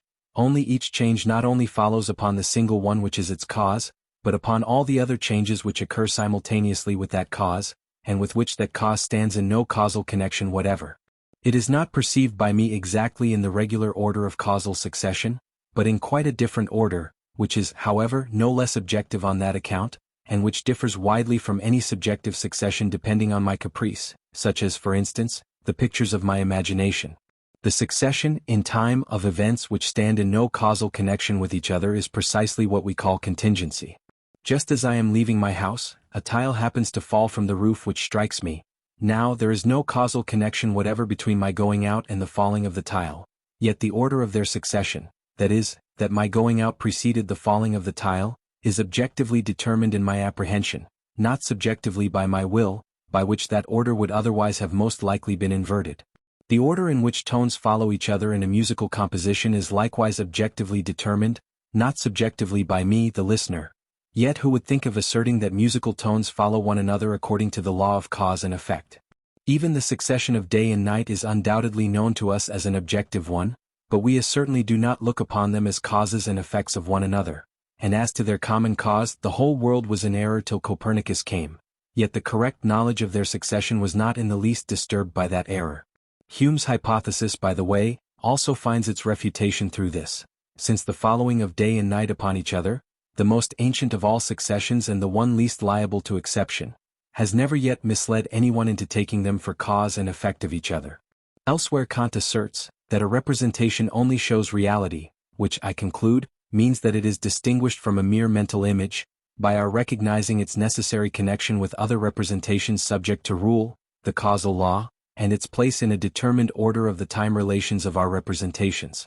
But of how few representations are we able to know the place assigned to them by the law of causality in the chain of causes and effects? Yet we are never embarrassed to distinguish objective from subjective representations, real from imaginary objects. When asleep, we are unable to make this distinction, for our brain is then isolated from the peripheral nervous system, and thereby from external influences. In our dreams, therefore, we take imaginary for real things, and it is only when we awaken, that is, when our nervous sensibility, and through this the outer world, once more comes within our consciousness, that we become aware of our mistake. Still, even in our dreams, so long as they last, the causal law holds good, only an impossible material is often substituted for the usual one. We might almost think that Kant was influenced by Leibniz in writing the passage we have quoted. however much he differs from him in all the rest of his philosophy, especially if we consider that Leibniz expresses precisely similar views, when, for instance, he says, "The truth of sensible things consists only in the connection of phenomena, which must have its reason, and this is what distinguishes them from dreams. The true criterion, in the matter of the objects of the senses, is the connection of phenomena, which guarantees the truths of fact, with regard to sensible things outside us." It is clear that in proving the earlier knowledge and the necessity of the causal law by the fact that the objective succession of changes is known to us only by means of that law, and that, in so far causality is a condition for all experience, Kant fell into a very singular error, and one which is indeed so palpable, that the only way we can account for it is, by supposing him to have become so absorbed in the earlier knowledge part of our knowledge, that he lost sight of what would have been evident to anyone else. The only correct demonstration of the earlier knowledge of the causal law is given by me in section 21 of the present work. That earlier knowledge finds its confirmation every moment in the infallible security with which we expect experience to tally with the causal law, that is to say, in the apodictic certainty, unquestionable certainty, we ascribe to it, a certainty which differs from every other founded on induction, the certainty, for instance, of empirically known laws of nature, in that we can conceive no exception to the causal law anywhere within the world of experience. We can, for instance, conceive that in an exceptional case the law of gravitation might cease to act, but not that this could happen without a cause. Kant and Hume have fallen into opposite errors in their proofs. Hume asserts that all consequence is mere sequence, whereas Kant affirms that all sequence must necessarily be consequence. Pure understanding, it is true, can only conceive consequence, causal result, and is no more able to conceive mere sequence than to conceive the difference between right and left, which, like sequence, is only to be grasped by means of pure sensibility. Empirical knowledge of the following of events in time is, indeed, just as possible as empirical knowledge of juxtaposition of things in space. This Kant denies elsewhere, but the way in which things follow upon one another in general in time can no more be explained than the way in which one thing follows from another. As the effect of a cause, the former knowledge is given and conditioned by pure sensibility, the latter, by pure understanding. But in asserting that knowledge of the objective succession of phenomena can only be attained by means of the causal law, Kant commits the same error with which he reproaches Leibniz, that of intellectualizing the forms of sensibility. My view of succession is the following one. We derive our knowledge of the bare possibility of succession from the form of time, which belongs to pure sensibility. The succession of real objects, whose form is precisely time, we know empirically, consequently as actual. But it is through the understanding alone, by means of causality, that we gain knowledge of the necessity of a succession of two states, that is, of a change, and even the fact that we are able to conceive the necessity of a succession at all, proves already that the causal law is not known to us empirically, but given us from earlier knowledge. The principle of sufficient reason is the general expression for the fundamental form of the necessary connection between all our objects, that is, representations, which lies in the innermost depths of our cognitive faculty. It is the form common to all representations, and the only source of the conception of necessity, which contains absolutely nothing else in it and no other import than that of the following of the consequence, when its reason has been established. Now, the reason why this principle determines the order of succession in time in the class of representations we are now investigating, in which it figures as the law of causality, is that time is the form of these representations, therefore the necessary connection appears here as the rule of succession. In other forms of the principle of sufficient reason, the necessary connection it always demands will appear under quite different forms from that of time, therefore not as succession. Still it always retains the character of a necessary connection, by which the identity of the principle under all its forms, or rather the unity of the root of all the laws of which that principle is the common expression, reveals itself. If Kant's assertion were correct, which I dispute, our only way of knowing the reality of succession would be through its necessity, but this would presuppose an understanding that embraced all the series of causes and effects at once, consequently an omniscient understanding. Kant has burdened the understanding with an impossibility, merely in order to have less need of sensibility. How can we reconcile Kant's assertion that our only means of knowing the objective reality of succession is by the necessity with which effect follows cause, with his other assertion that succession in time is our only empirical criterion for determining which of two states is cause, and which effect? Who does not see the most obvious circle here? If we knew objectiveness of succession through causality, we should never be able to think it otherwise than as causality, and then it would be nothing else than causality. For, if it were anything else, it would have other distinctive signs by which to be recognized. Now this is just what Kant denies. Accordingly, if Kant were right, we could not say, this state is the effect of that one, wherefore it follows it. For following and being an effect would be one and the same thing, and this proposition a tautology. Besides, if we do away with all distinction between following upon and following from, we once more yield the point to Hume, who declared all consequence to be mere sequence and therefore denied that distinction likewise. Kant's proof would, consequently, be reduced to this: that, empirically, we only know actuality of succession, but as besides we recognize necessity of succession in certain series of occurrences, and even know before all experience that every possible occurrence must have a fixed place in some one of these series, the reality and the earlier knowledge of the causal law follow as a matter of course, the only correct proof of the latter being the one I have given in section 21 of this work. Parallel with the Kantian theory, that the causal nexus alone renders objective succession and our knowledge of it possible, there runs another, that coexistence and our knowledge of it are only possible through reciprocity. In the Critique of Pure Reason they are presented under the title, Third Analogy of Experience. Here Kant goes so far as to say that the coexistence of phenomena, which exercise no reciprocal action on one another, but are separated by a perfectly empty space, could never become an object of possible perception, which, by the way, would be a proof from earlier knowledge that there is no empty space between the fixed stars, and that the light which plays between our eyes and celestial bodies, an expression conveying surreptitiously the thought that this starlight not only acts upon our eyes but is acted upon by them also, produces an intercommunity between us and them, and proves the coexistence of the latter. Now, even empirically, this last assertion is false, since the sight of a fixed star by no means proves its coexistence simultaneously with its spectator, but, at most, its existence some years, nay even some centuries before. Besides, this second Kantian theory stands and falls with the first, only it is far more easily detected, and the nullity of the whole conception of reciprocity has been shown in section 20. The arguments I have brought forward against Kant's proof may be compared with two previous attacks made on it by Feder and by G. Schulz. Not without considerable hesitation did I thus venture, in 1813, to attack a theory which had been universally received as a demonstrated truth, is repeated even now in the latest publications, and forms a chief point in the doctrine of one for whose profound wisdom I have the greatest reverence and admiration, one to whom indeed I owe so much, that his spirit might truly say to me in the words of Homer, "And I have taken the mist from your eyes, which was there before." Section 24. Of the misapplication of the law of causality. From the foregoing exposition it follows, that the application of the causal law to anything but changes in the material empirically given world, is an abuse of it. For instance, it is a misapplication to make use of it with reference to physical forces, without which no changes could take place, or to matter on which they take place, or to the world, to which we must in that case attribute an absolutely objective existence independently of our intellect. Indeed, in many other cases besides.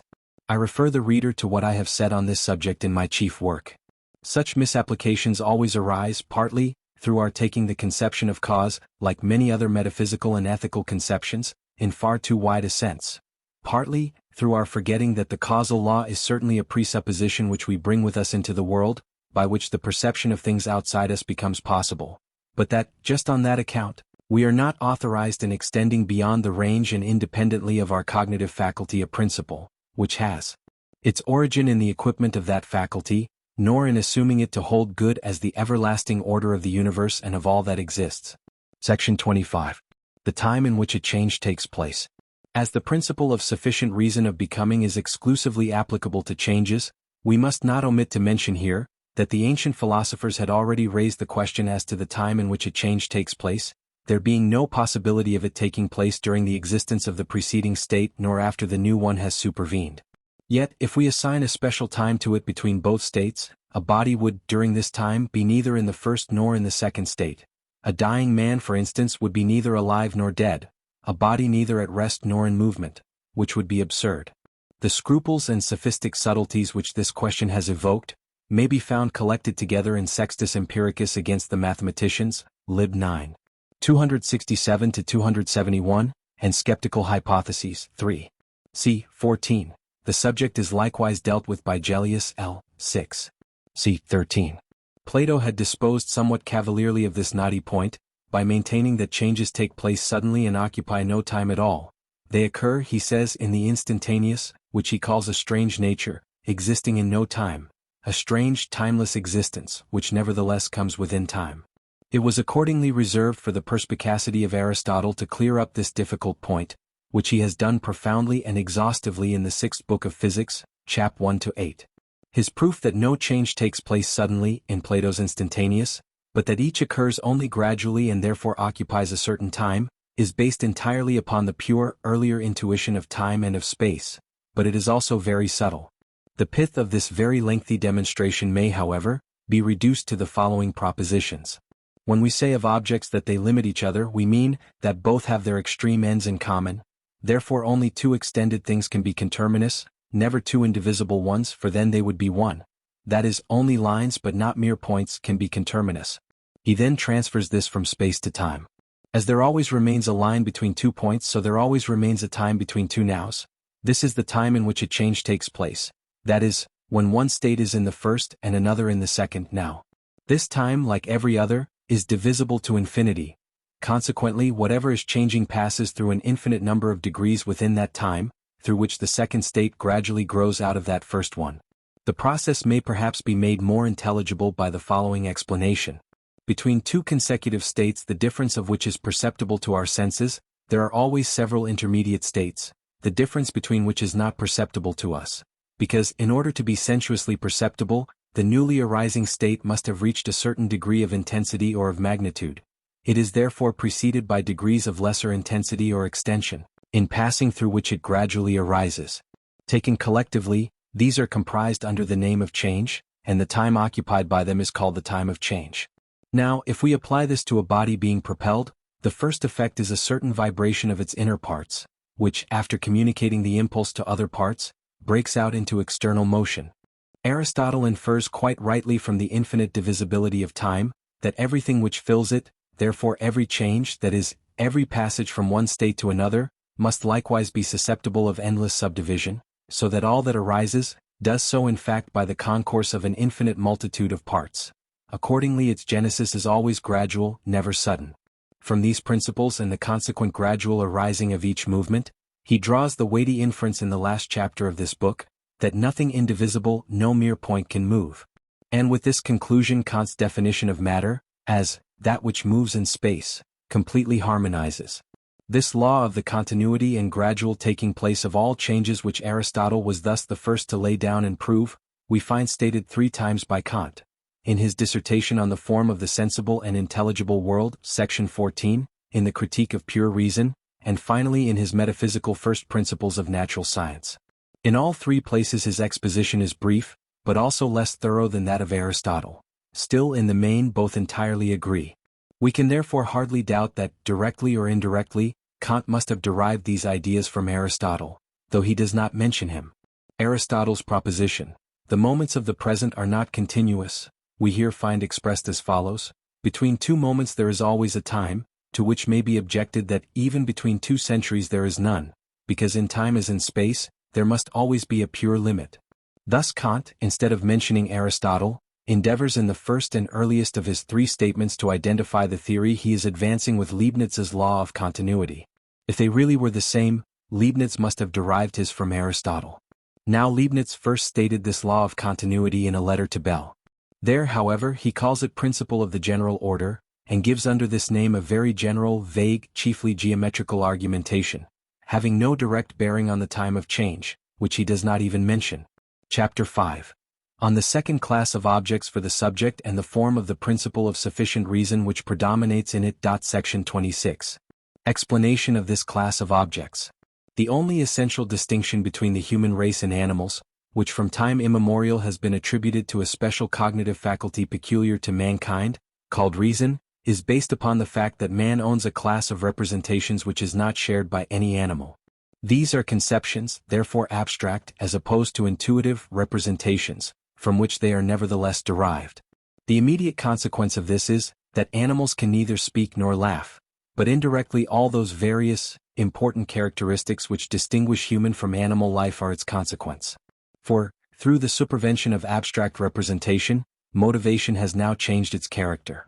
Although human actions result with a necessity no less rigorous than that which rules the actions of animals, Yet through this new kind of motivation, so far as here it consists in thoughts which render elective decision, that is, a conscious conflict of motives, possible, action with a purpose, with reflection, according to plans and principles in concert with others and so on, now takes the place of mere impulse given by present, perceptible objects. But by this it gives rise to all that renders human life so rich, so artificial, and so terrible, that man in this Western Hemisphere, where his skin has become bleached, and where the primitive, true, profound religions of his first home could not follow him, now no longer recognizes animals as his brethren, and falsely believes them to differ fundamentally from him, seeking to confirm this illusion by calling them brutes, giving degrading names to the vital functions which they have in common with him, and proclaiming them outlaws, and thus he hardens his heart against that identity of being between them and himself, which is nevertheless constantly obtruding itself upon him. Still, as we have said, the whole difference lies in this, that, besides the intuitive representations examined in the last chapter, which are shared by animals, other, abstract representations derived from these intuitive ones, are lodged in the human brain, which is chiefly on this account so much larger than that of animals. Representations of this sort have been called conceptions, because each comprehends innumerable individual things in or rather under itself, and thus forms a complex. We may also define them as representations drawn from representations. For, in forming them, the faculty of abstraction decomposes the complete, intuitive representations described in our last chapter into their component parts, in order to think each of these parts separately as the different qualities of or relations between things. By this process, however, the representations necessarily forfeit their perceptibility, just as water, when decomposed, ceases to be fluid and visible. For although each quality thus isolated, abstracted, can quite well be thought by itself, it does not at all follow that it can be perceived by itself. We form conceptions by dropping a good deal of what is given us in perception, in order to be able to think the rest by itself. To conceive, therefore, is to think less than we perceive. If after considering various objects of perception, we drop something different belonging to each, yet retain what is the same in all, the result will be the genus of that species. The generic conception is accordingly always the conception of every species comprised under it, after deducting all that does not belong to every species. Now, as every possible conception may be thought as a genus, a conception is always something general, and as such, not perceptible. Every conception has on this account also its sphere, as the sum total of what may be thought under it. The higher we ascend in abstract thought, the more we deduct, the less therefore remains to be thought. The highest, that is, the most general conceptions, are the emptiest and poorest, and at last become mere husks, such as, for instance, being, essence, thing, becoming, and so on. Of what avail, by the way, can philosophical systems be, which are only spun out of conceptions of this sort and have for their substance mere flimsy husks of thoughts like these? They must of necessity be exceedingly empty, poor, and therefore also dreadfully tiresome. Now as representations, thus sublimated and analyzed to form abstract conceptions, have, as we have said, forfeited all perceptibility, they would entirely escape our consciousness, and be of no avail to it for the thinking processes to which they are destined, were they not fixed and retained in our senses by arbitrary signs. These signs are words. In as far as they constitute the contents of dictionaries and therefore of language, words always designate general representations, conceptions, never perceptible objects, whereas a lexicon which enumerates individual things only contains proper names, not words, and is either a geographical or historical dictionary. That is to say, it enumerates what is separated either by time or by space, for, as my readers know, time and space are the principle of individuation. It is only because animals are limited to intuitive representations and incapable of any abstraction, incapable therefore of forming conceptions, that they are without language, even when they are able to articulate words, whereas they understand proper names. That it is this same defect which excludes them from laughter, I have shown in my theory of the ridiculous. On analyzing a long, continuous speech made by a man of no education, we find in it an abundance of logical forms, clauses, turns of phrase, distinctions, and subtleties of all sorts, correctly expressed by means of grammatical forms with their inflections and constructions, and even with a frequent use of the indirect speech, of the different moods, and so on, all in conformity with rule, which astonishes us, and in which we are forced to recognize an extensive and perfectly coherent knowledge.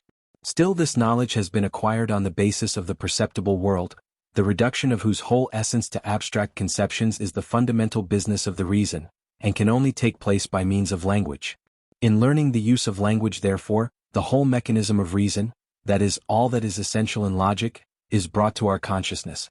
Now this can evidently not take place without considerable mental effort and fixed attention, for which the desire to learn gives children the requisite strength.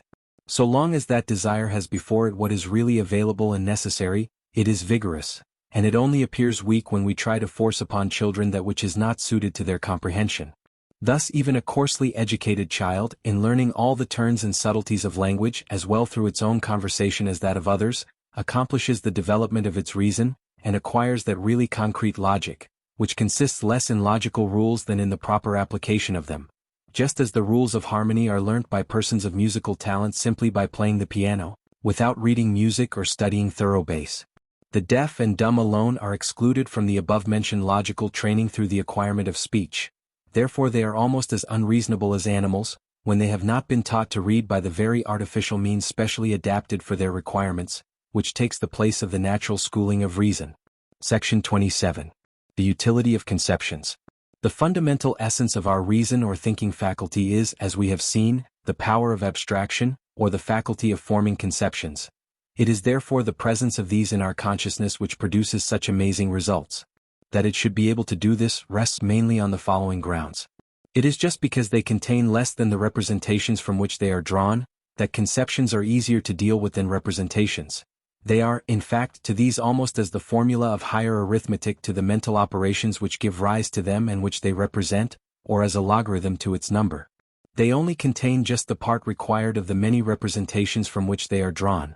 If instead we were to try to recall those representations themselves by means of the imagination, we should, as it were, have to lug about a load of unessential lumber, which would only embarrass us.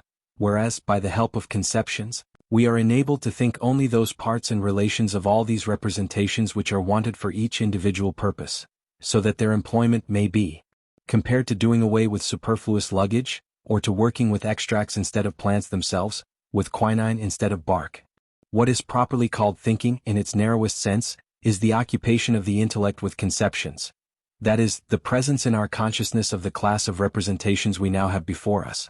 This is also what we call reflection, a word which, by a figure of speech borrowed from optics, expresses at once the derivative and the secondary character of this kind of knowledge. Now it is this thinking, this reflection, which gives man that deliberation which is wanting in animals.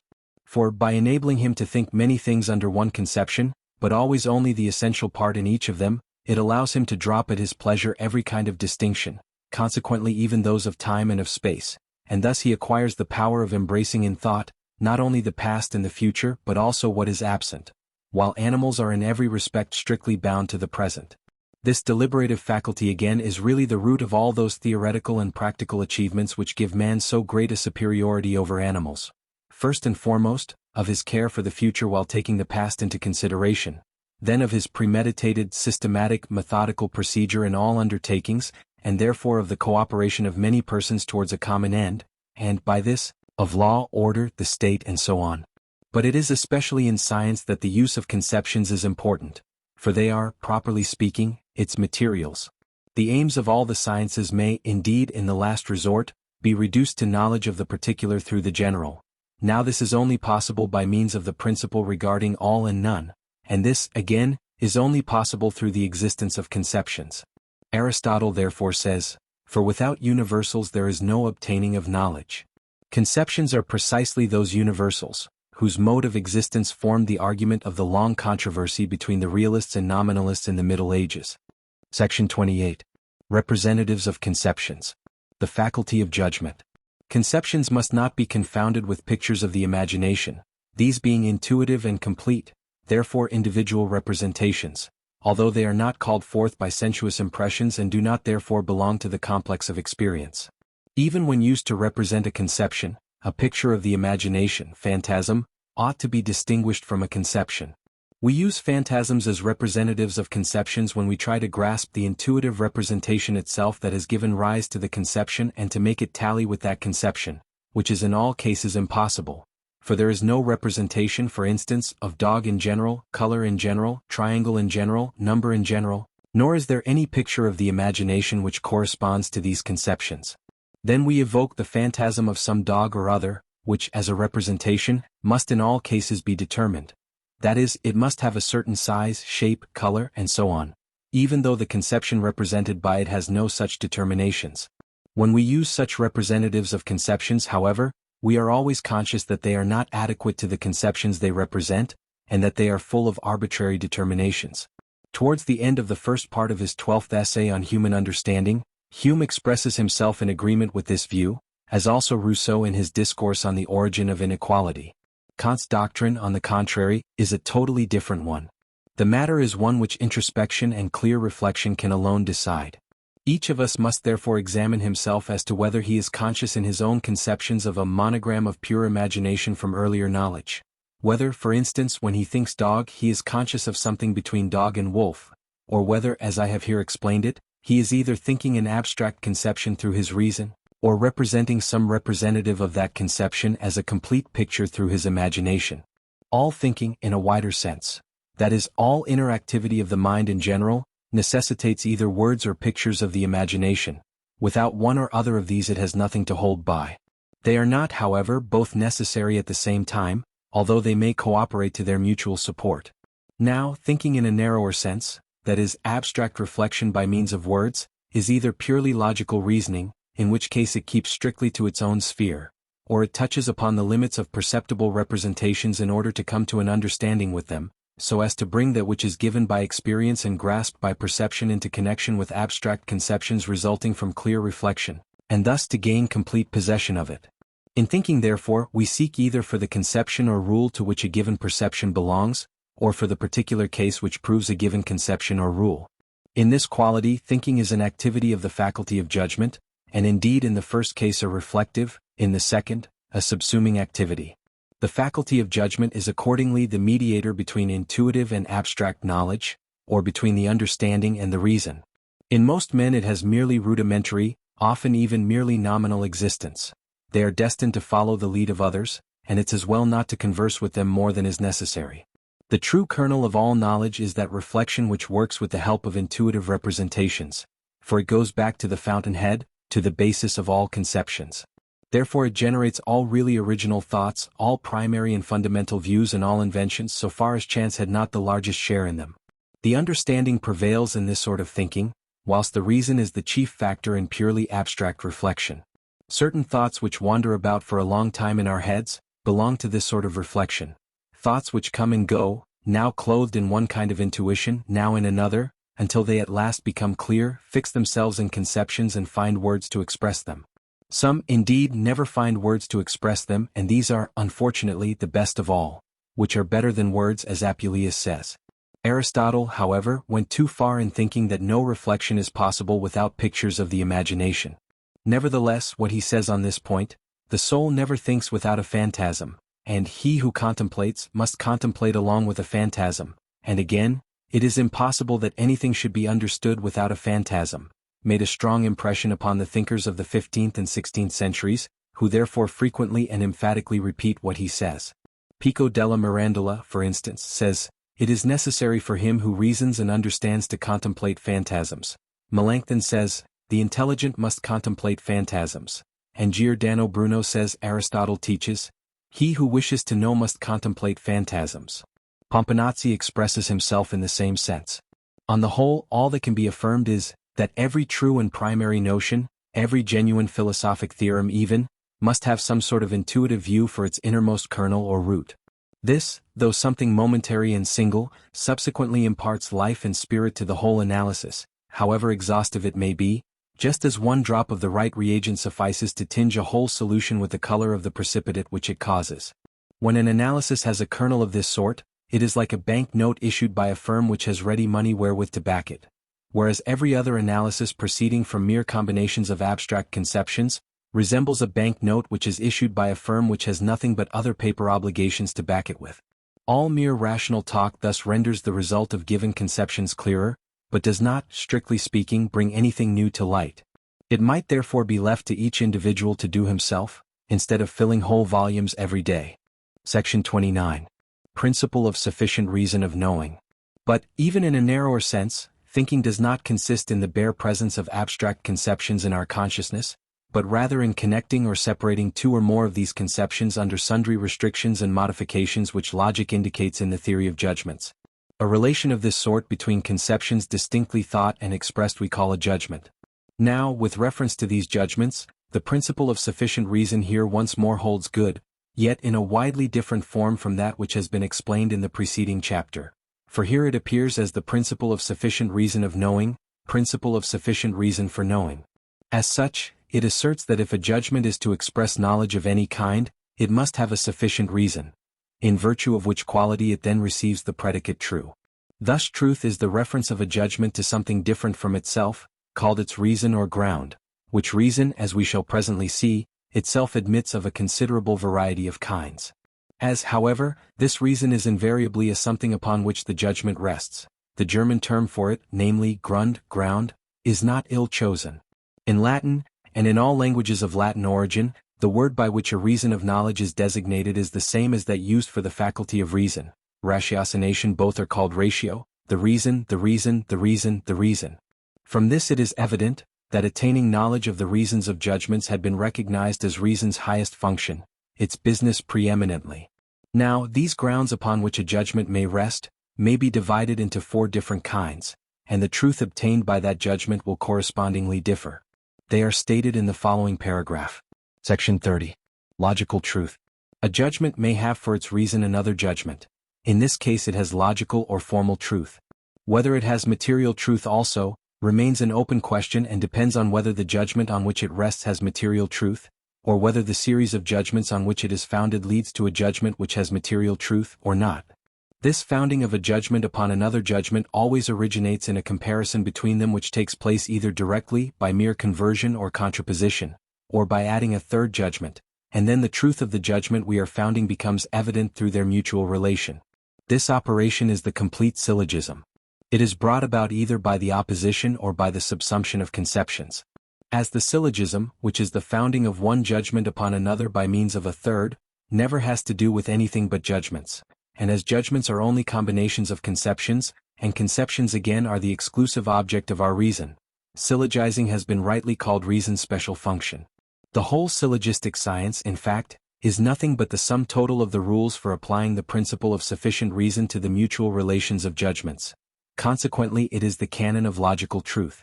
Judgments, whose truth becomes evident through the four well-known laws of thinking, must likewise be regarded as based upon other judgments. For these four laws are themselves precisely judgments, from which follows the truth of those other judgments. For instance, the judgment, a triangle is a space enclosed within three lines, has for its last reason the principle of identity, that is to say, the thought expressed by that principle. The judgment, no body is without extension, has for its last reason the principle of contradiction. This again, every judgment is either true or untrue, has for its last reason the principle of the excluded middle. And finally, no one can admit anything to be true without knowing why, has for its last reason the principle of sufficient reason of knowing. In the general employment of our reason, we do not, it is true before admitting them to be true, reduce judgments which follow from the four laws of thinking to their last reasons as premises, for most men are even ignorant of the very existence of these abstract laws.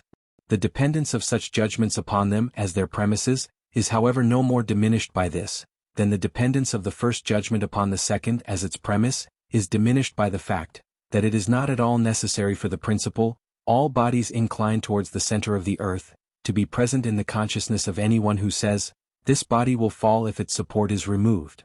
That in logic, therefore, intrinsic truth should hitherto have been attributed to all judgments founded exclusively on the four laws of thinking. That is to say, that these judgments should have been pronounced directly true, and that this intrinsic logical truth should have been distinguished from extrinsic logical truth, as attributed to all judgments which have another judgment for their reason, I cannot approve.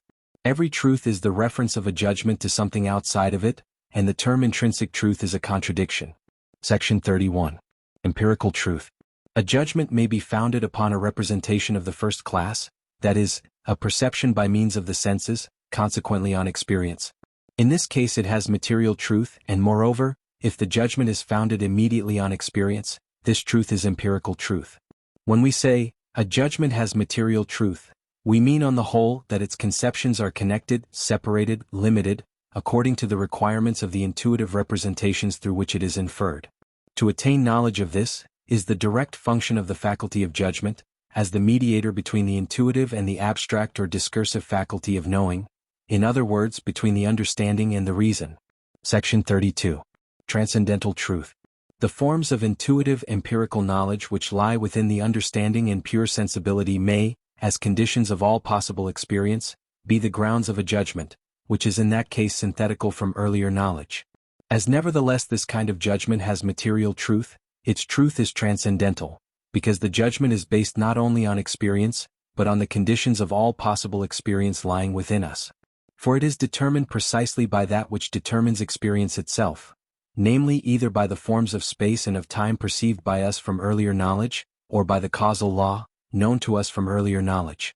Propositions such as, two straight lines do not include a space, nothing happens without a cause, matter can neither come into being nor perish, 3 times 7 is equal to 21, are examples of this kind of judgment.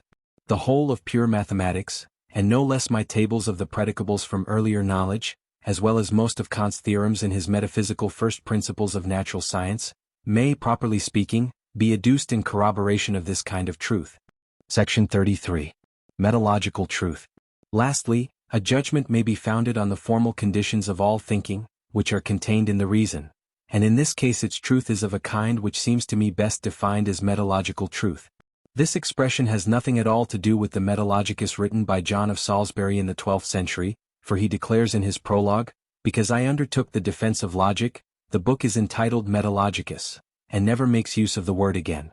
There are only 4 metallogically true judgments of this sort, which were discovered long ago by induction, and called the laws of all thinking, although entire uniformity of opinion as to their expression and even as to their number has not yet been arrived at, whereas all agree perfectly as to what they are on the whole meant to indicate. They are the following.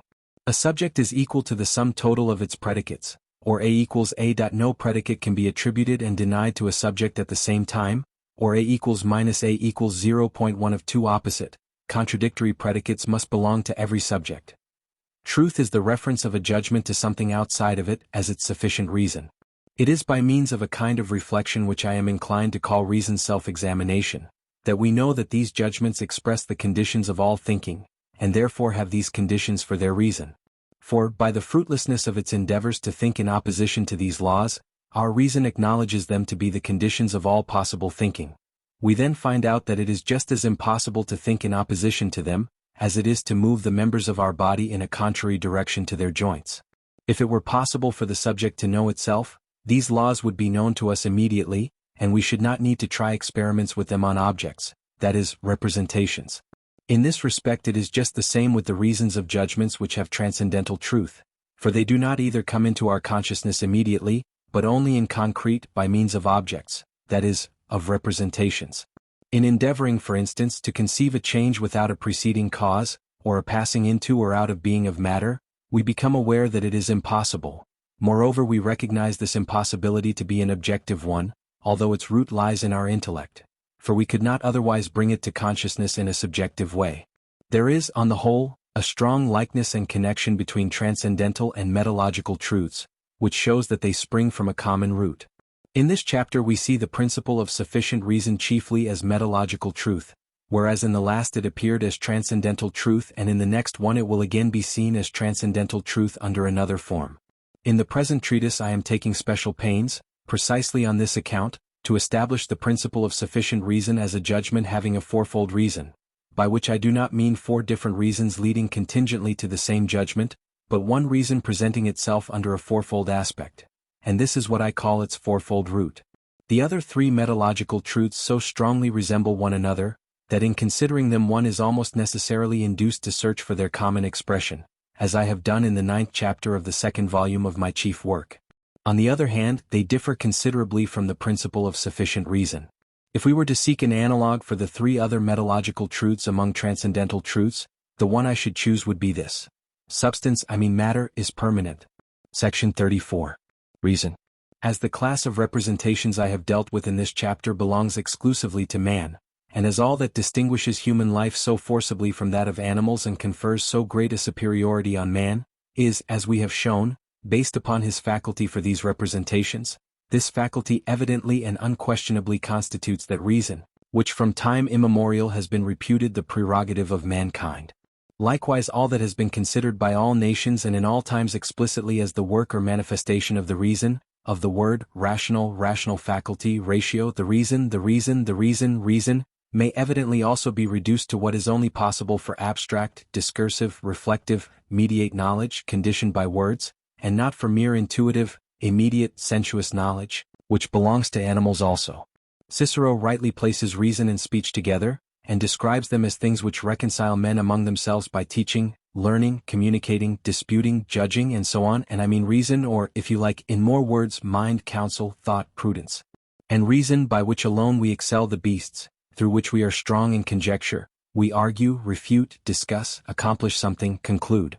But, in all ages and countries, philosophers have invariably expressed themselves in this sense with respect to the reason, even to Kant himself, who still defines it as the faculty for principles and for inference, although it cannot be denied that he first gave rise to the distorted views which followed.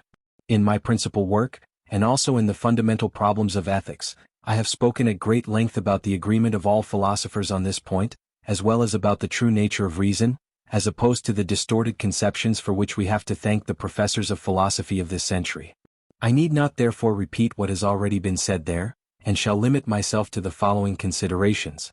Our professors of philosophy have thought fit to do away with the name which had hitherto been given to that faculty of thinking and pondering by means of reflection and conceptions, which distinguishes man from animals, which necessitates language while it qualifies us for its use, with which all human deliberation and all human achievements hang together, and which had therefore always been viewed in this light and understood in this sense by all nations and even by all philosophers. In defiance of all sound taste and custom, our professors decided that this faculty should henceforth be called understanding instead of reason, and that all that is derived from it should be named intelligent instead of rational, which of course had a strange, awkward ring about it like a discordant tone in music. For in all ages and countries the words understanding, intellect, sharpness, perspicacity, sagacity, and so on, had been used to denote the more intuitive faculty described in our last chapter, and its results, which differ specifically from those of reason here in question, have always been called intelligent, sagacious, clever, and so on. Intelligent and rational were accordingly always distinguished one from the other, as manifestations of two entirely and widely different mental faculties. Our professional philosophers could not, however, take this into account. Their policy required the sacrifice, and in such cases the cry is, "Move on, truth, for we have higher, well-defined aims in view. Make way for us, truth, for the greater glory of God, as you have long ago learnt to do. Is it you who gives fees and pensions? Move on, truth, move on, betake yourself to merit and crouch in the corner." The fact was, they wanted reason's place and name for a faculty of their own creation and fabrication, or to speak more correctly and honestly, for a completely fictitious faculty, destined to help them out of the straits to which Kant had reduced them. A faculty for direct, metaphysical knowledge, that is to say, one which transcends all possible experience, is able to grasp the world of things in themselves and their relations, and is therefore before all consciousness of God.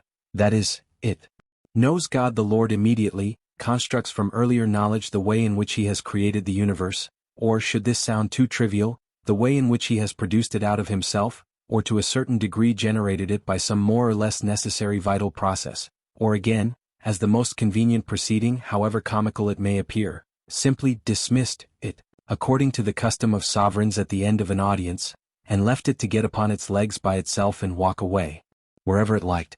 Nothing less than the impudence of a scribbler of nonsense like Hegel could, it is true, be found to venture upon this last step. Yet it is tomfoolery like this which, largely amplified, has filled hundreds of volumes for the last 50 years under the name of Cognitions of Reason, and forms the argument of so many works called philosophical by their authors, and scientific by others, one would think ironically, this expression being even repeated to satiety. Reason, to which all this wisdom is falsely and audaciously imputed, is pronounced to be a supersensuous faculty, or a faculty for ideas. In short, an oracular power lying within us, designed directly for metaphysics. During the last half-century, however, there has been considerable discrepancy of opinion among the adepts as to the way in which all these supersensuous wonders are perceived. According to the most audacious, reason has a direct intuition of the absolute, or even at pleasure of the infinite and of its evolutions towards the finite. Others, somewhat less bold, opine that its mode of receiving this information partakes rather of audition than of vision, since it does not exactly see but merely hears, perceives, what is going on in Cloud Cuckoo Land, the land of the cloud cuckoos, and then honestly transmits what it has thus received to the understanding, to be worked up into textbooks. According to a pun of Jacobi's, even the German name for reason, Vernunft, is derived from this pretended Vernehmen, perceiving/hearing, whereas it evidently comes from that Vernehmen, which is conveyed by language and conditioned by reason, and by which the distinct perception of words and their meaning is designated, as opposed to mere sensuous hearing which animals have also.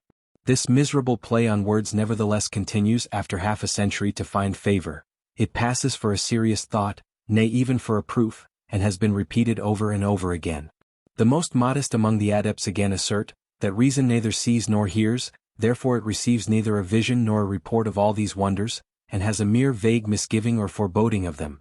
But then they drop the d, making the word onung, by which the word acquires a peculiar touch of silliness, which, backed up as it is by the sheepish look of the apostle for the time being of this wisdom, cannot fail to gain it entrance. My readers know that I only admit the word idea in its primitive, that is Platonic, sense, and that I have treated this point at length and exhaustively in the third book of my chief work. The French and English, on the other hand, certainly attach a very commonplace, but quite clear and definite meaning to the word idea or idea, whereas the Germans lose their heads as soon as they hear the word ideas. All presence of mind abandons them, and they feel as if they were about to ascend in a balloon. Here therefore was a field of action for our adepts in intellectual intuition. So the most impudent of them, the notorious charlatan Hegel, without more ado, called his theory of the universe and of all things, the idea, and in this, of course, all thought that they had something to lay hold of. Still, if we inquire into the nature of these ideas for which reason is pronounced to be the faculty, without letting ourselves be put out of countenance, the explanation usually given is an empty, high-flown, confused verbiage in set periods of such length, that if the reader does not fall asleep before he has half read it, he will find himself bewildered rather than enlightened at the end. Nay, he may even have a suspicion that these ideas are very like chimeras. Meanwhile, should anyone show a desire to know more about this sort of ideas, he will have all kinds of things served up to him. Now it will be the chief subjects of the theses of scholasticism. I allude here to the representations of God, of an immortal soul, of a real, objectively existent world and its laws, which Kant himself has unfortunately called ideas of reason, erroneously and unjustifiably, as I have shown in my critique of his philosophy, yet merely with a view to proving the utter impossibility of demonstrating them and their want of all theoretical authority. Then again it will be, as a variation, only God, freedom, and immortality. At other times it will be the Absolute, whose acquaintance we have already made in section 20, as the cosmological proof, forced to travel incognito, or the infinite as opposed to the finite. For, on the whole, the German reader is disposed to content himself with such empty talk as this, without perceiving that the only clear thought he can get out of it is, that which has an end, and that which has none. The good, the true, and the beautiful, moreover, stand high in favor with the sentimental and tender-hearted as pretended ideas, though they are really only three very wide and abstract conceptions, because they are extracted from a multitude of things and relations. Wherefore, like many other such abstract terms, they are exceedingly empty. As regards their contents, I have shown above, section 29, that truth is a quality belonging exclusively to judgments. That is, a logical quality, and as to the other two abstract terms, I refer my readers partly to section 65 of the first volume, partly to the entire third book of my chief work. If, nevertheless, a very solemn and mysterious air is assumed and the eyebrows are raised up to the wig whenever these three meager abstract terms are mentioned, young people may easily be induced to believe that something peculiar and inexpressible lies behind them, which entitles them to be called ideas, and harnessed to the triumphal car of this would-be metaphysical reason. When therefore we are told that we possess a faculty for direct, material, that is, not only formal but substantial, supersensuous knowledge, that is, a knowledge which transcends all possible experience, a faculty specially designed for metaphysical insight, and inherent in us for this purpose, I must take the liberty to call this a downright lie. For the slightest candid self-examination will suffice to convince us that absolutely no such faculty resides within us. The result at which all honest, competent, authoritative thinkers have arrived in the course of ages, moreover, tallies exactly with my assertion. It is as follows.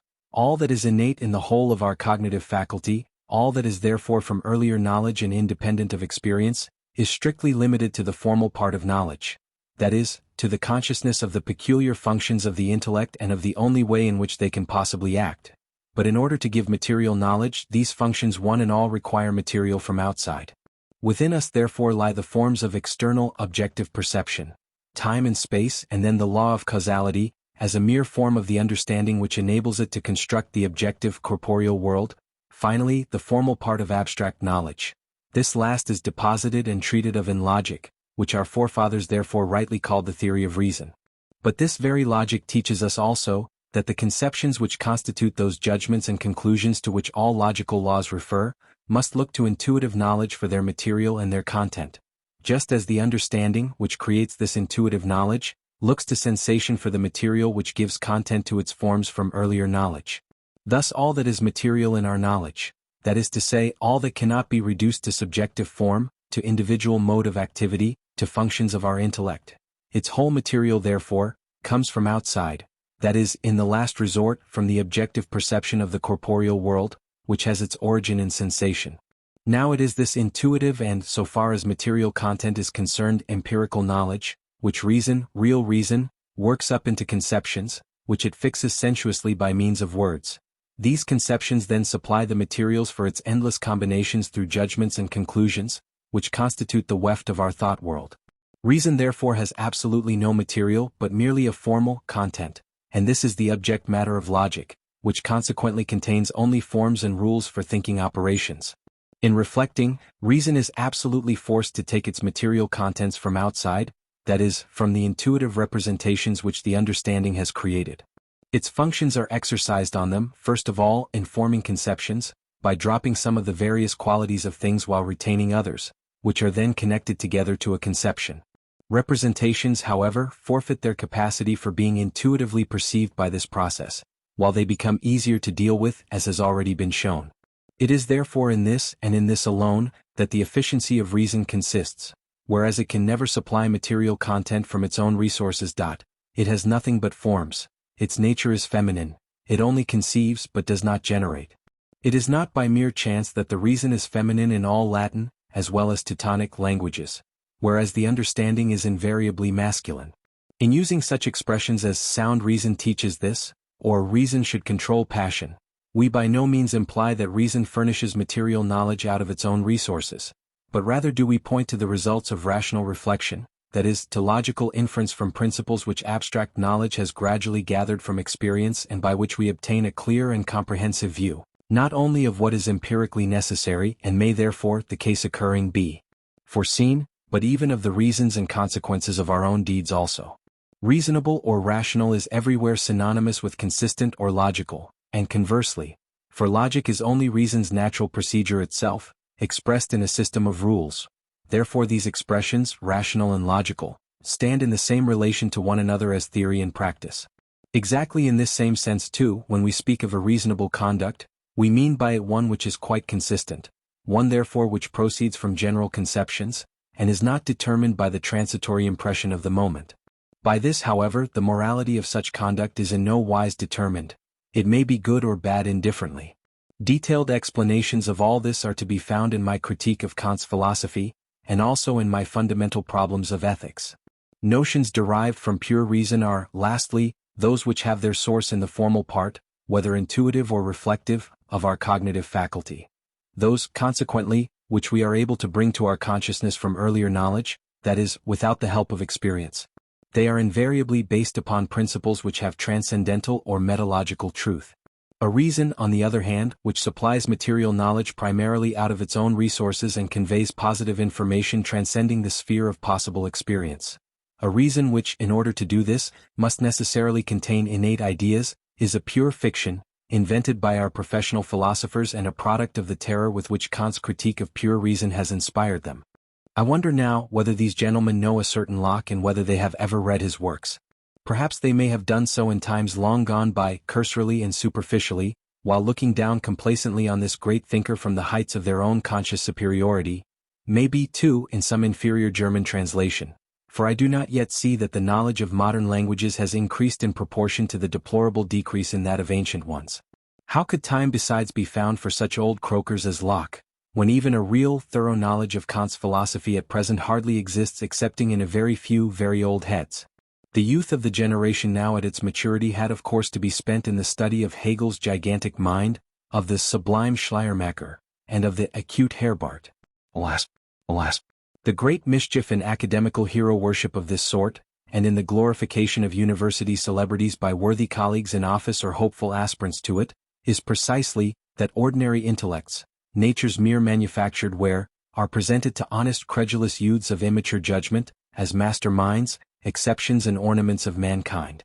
The students forthwith throw all their energies into the barren study of the endless, insipid scribblings of such mediocrities, thus wasting the short, invaluable period allotted to them for higher education, instead of using it to attain the sound information they might have found in the works of those extremely rare, genuine, truly exceptional thinkers, swimming in the vast abyss, who only rise to the surface every now and then in the course of ages, because nature produced but one of each kind and then destroyed the mold.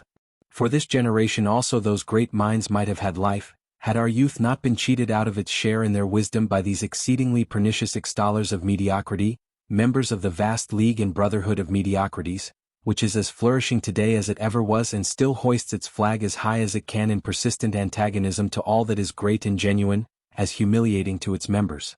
Thanks to them, our age has declined to so low an ebb, that Kant's philosophy, which it took our fathers years of study, of serious application and of strenuous effort to understand, has again become foreign to the present generation, which stands before it like an ass before a lyre, at times attacking it coarsely and clumsily, as barbarians throw stones at the statue of some Greek god which is foreign to them.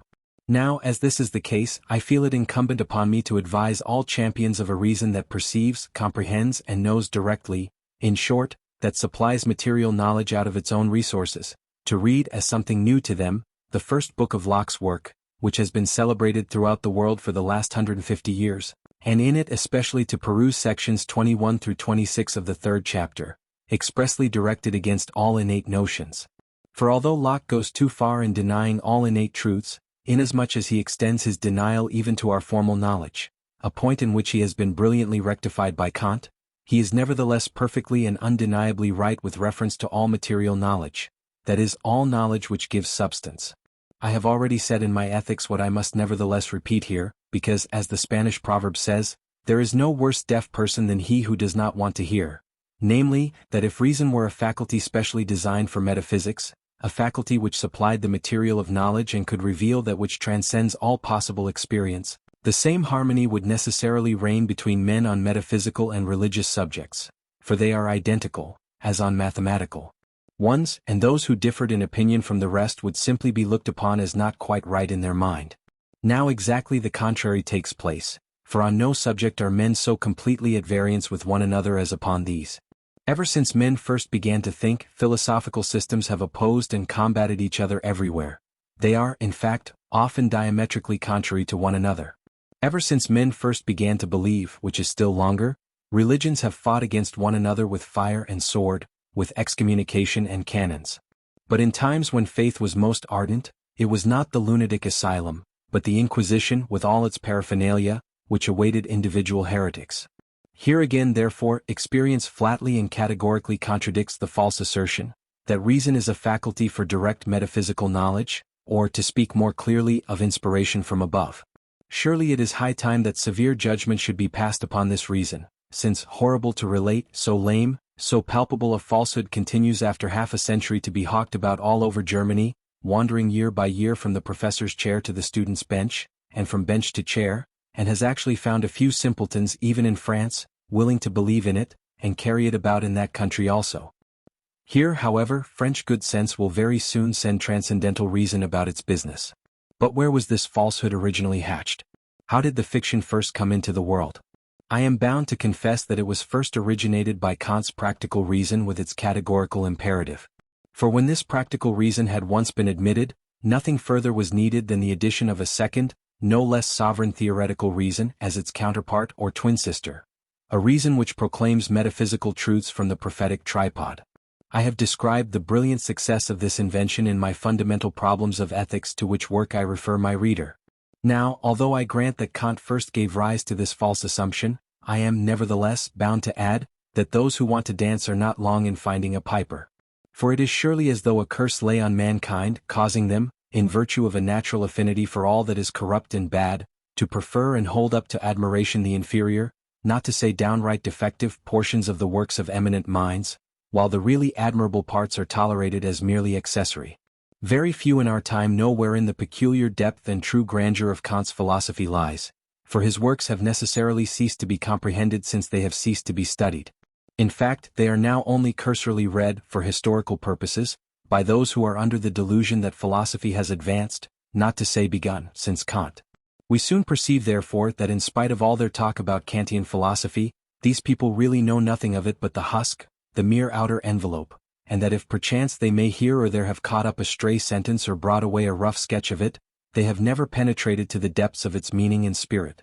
People of this sort have always been chiefly attracted, in Kant's philosophy, first of all by the antinomies on account of their oddity, but still more by his practical reason with its categorical imperative, nay even by the moral theory he placed on the top of it, though with this last he was never in earnest. For a theoretical dogma which has only practical validity, is very like the wooden guns we allow our children to handle without fear of danger. Properly speaking, it belongs to the same category as, wash my skin but without wetting it. Now, as regards the categorical imperative, Kant never asserted it as a fact, but, on the contrary, protests repeatedly against this being done. He merely served it up as the result of an exceedingly curious combination of thoughts, because he stood in need of a sheet anchor for morality. Our professors of philosophy, however, never sifted the matter to the bottom, so that it seems as if no one before me had ever thoroughly investigated it. Instead of this, they made all haste to bring the categorical imperative into credit as a firmly established fact, calling it in their purism, the moral law, which by the way always reminds me of Berger's Mamselle la Règle, misrule. Indeed, they have made out of it something as massive as the stone tables of Moses, whose place it entirely takes for them. Now in my essay upon the fundament of morality, I have brought this same practical reason with its categorical imperative under the anatomical knife, and proved so clearly and conclusively that they never had any life or truth, that I should like to see the man who can refute me with reasons, and so help the categorical imperative honestly on its legs again. Meanwhile, our professors of philosophy do not allow themselves to be put out of countenance by this. They can no more dispense with their moral law of practical reason, as a convenient god from the machine on which to found their morality, than with free will. Both are essential points in their old woman's philosophy. No matter if I have made an end of both, since for them both continue to exist, like deceased sovereigns who for political reasons are occasionally allowed to continue reigning for a few days after their death. These worthies simply pursue their tactics of old against my merciless demolition of those two antiquated fictions. Silence, silence, and so they glide past noiselessly, feigning ignorance, to make the public believe that I and the like of me are not worth listening to. Well, to be sure, their philosophical calling comes to them from the ministry while mine only comes from nature. True, we may at last perhaps discover that these heroes act upon the same principle as that idealistic bird, the ostrich, which imagines that by closing its eyes it does away with the huntsman. Oh well. We must bide our time. If the public can only be brought to take up meantime with the barren twaddle, the unbearably tiresome repetitions, the arbitrary constructions of the absolute, and the infant school morality of these gentlemen, say till I am dead and they can trim up my works as they like, we shall then see. May the good find its friends tomorrow, if only the bad gains full place and favor today. Goethe, West-Eastern Divan. But do these gentlemen know what time of day it is? A long-predicted epoch has set in. The church is beginning to totter, nay it totters already to such a degree, that it is doubtful whether it will ever be able to recover its center of gravity, for faith is lost. The light of revelation, like other lights, requires a certain amount of darkness as an indispensable condition. The number of those who have been unfitted for belief by a certain degree and extent of knowledge, is already very large. Of this we have evident signs in the general diffusion of that shallow rationalism which is showing its bulldog face daily more and more overtly. It quietly sets to work to measure those profound mysteries of Christianity over which centuries have brooded and disputed with its draper's yardstick, and thinks itself wondrous wise withal. It is, however, the very quintessence of Christianity, the dogma of original sin, which these shallow-brained rationalists have especially singled out for a laughingstock, precisely because nothing seems clearer or more certain to them, than that existence should begin for each of us with our birth. Nothing therefore so impossible as that we can have come into the world already burdened with guilt. How acute! And just as in times of prevailing poverty and neglect, wolves begin to make their appearance in villages, So does materialism, ever lying in wait, under these circumstances lift up its head and come to the front hand in hand with bestialism, its companion, which some call humanism. Our thirst after knowledge augments with our incapacity for belief. There comes a boiling point in the scale of all intellectual development, at which all faith, all revelation and all authority evaporate, and man claims the right to judge for himself, the right not only to be taught but to be convinced. The leading strings of his infancy have fallen off, and henceforth he demands leave to walk alone. Yet his craving for metaphysics can no more be extinguished than any physical want. Then it is that the desire for philosophy becomes serious and that mankind invokes the spirits of all the genuine thinkers who have issued from its ranks. Then, too, empty verbiage and the impotent endeavors of emasculated intellects no longer suffice. The want of a serious philosophy is felt, having other aims in view than fees and salaries, and caring little therefore whether it meets the approbation of cabinet ministers or councillors, whether it serves the purposes of this or that religious faction or not. A philosophy which, on the contrary, clearly shows that it has a very different mission in view from that of procuring a livelihood for the poor in spirit. But I return to my argument. By means of an amplification which only needed a little audacity, a theoretical oracle had been added to the practical oracle with which Kant had wrongly endowed reason. The credit of this invention is no doubt due to F. H. Jacobi, from whom the professional philosophers joyfully and thankfully received the precious gift, as a means to help them out of the straits to which Kant had reduced them. That cool, calm, deliberate reason, which Kant had criticized so mercilessly, was henceforth degraded to understanding and known by this name, while reason was supposed to denote an entirely imaginary fictitious faculty, admitting us, as it were, to a little window overlooking the superlunar, nay, the supernatural world, through which all those truths are handed to us ready cut and dried, concerning which old-fashioned, honest, reflective reason had for ages vainly argued and contended. And it is on such a mere product of the imagination, such a completely fictitious reason as this, that German sham philosophy has been based for the last 50 years. First, as the free construction and projection of the absolute ego and the emanation from it of the non-ego. Then, as the intellectual intuition of absolute identity or indifference, and its evolutions to nature. Or again, as the arising of God out of his dark depths or bottomless pit in the manner of Jacob Boehme. Lastly, as the pure, self-thinking, absolute idea, the scene of the ballet dance of the self-moving conceptions. Still, at the same time, always as immediate apprehension, perception/hearing, of the divine, the supersensuous, the deity, truth, beauty and as many other ties as may be desired, or even as a mere vague presentiment of all these wonders. So this is reason, is it? Oh no, it is simply a farce, of which our professors of philosophy, who are sorely perplexed by Kant's serious critiques, avail themselves in order to pass off the subjects of the established religion of their country somehow or other, by fair means or foul, for the results of philosophy. For it behoves all professorial philosophy before all things, to establish beyond doubt, and to give a philosophical basis to the doctrine, that there is a God, creator and ruler of the universe, a personal, consequently individual, being endowed with understanding and will, who has created the world out of nothing, and who rules it with sublime wisdom, power and goodness. This obligation, however, places our professors of philosophy in an awkward position with respect to serious philosophy.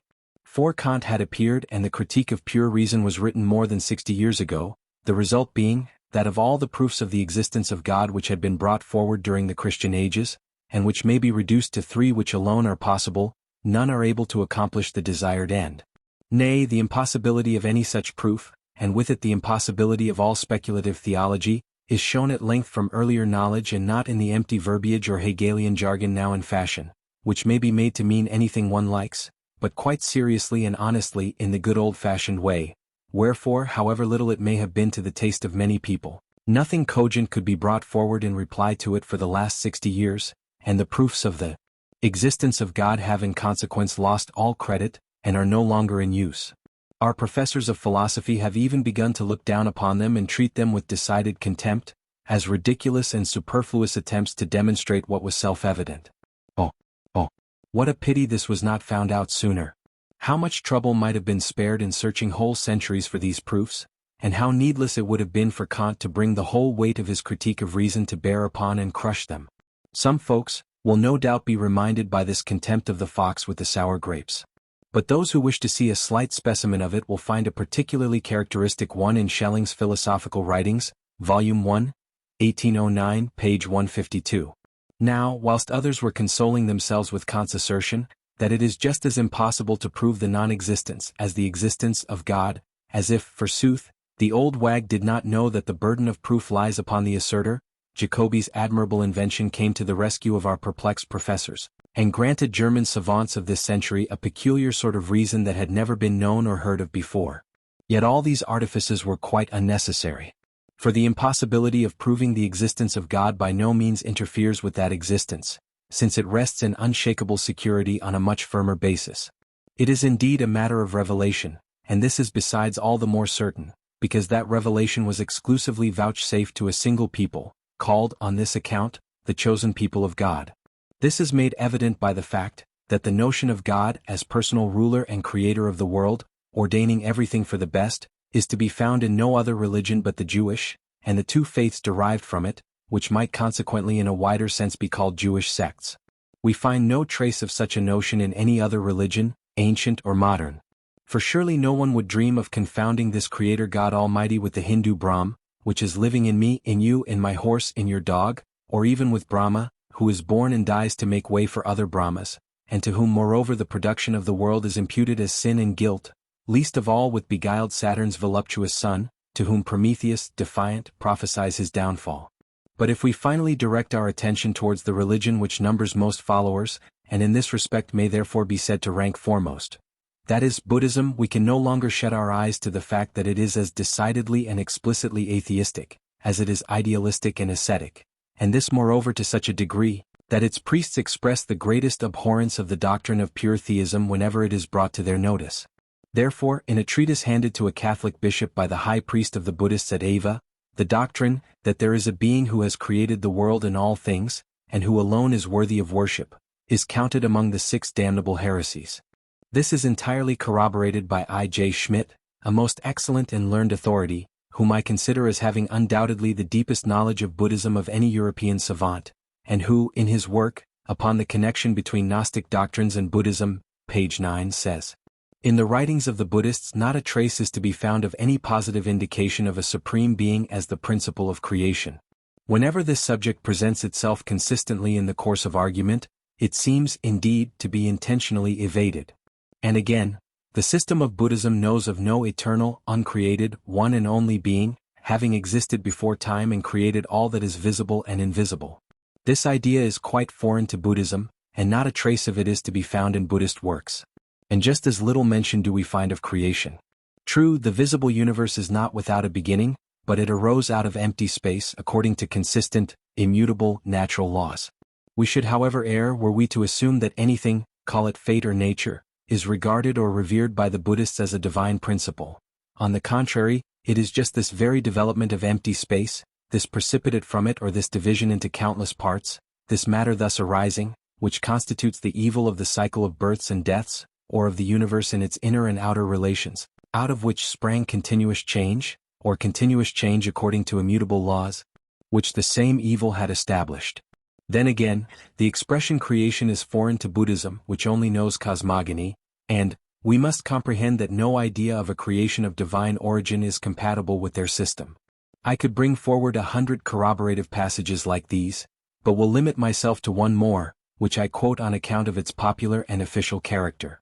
The third volume of a very instructive Buddhist work, Mahavansi, Rajaratnakari, and Rajavali, contains a translation of the interrogatories to which the high priests of the 5 chief pagodas were separately and successively subjected by the Dutch governor of Ceylon about the year 1766.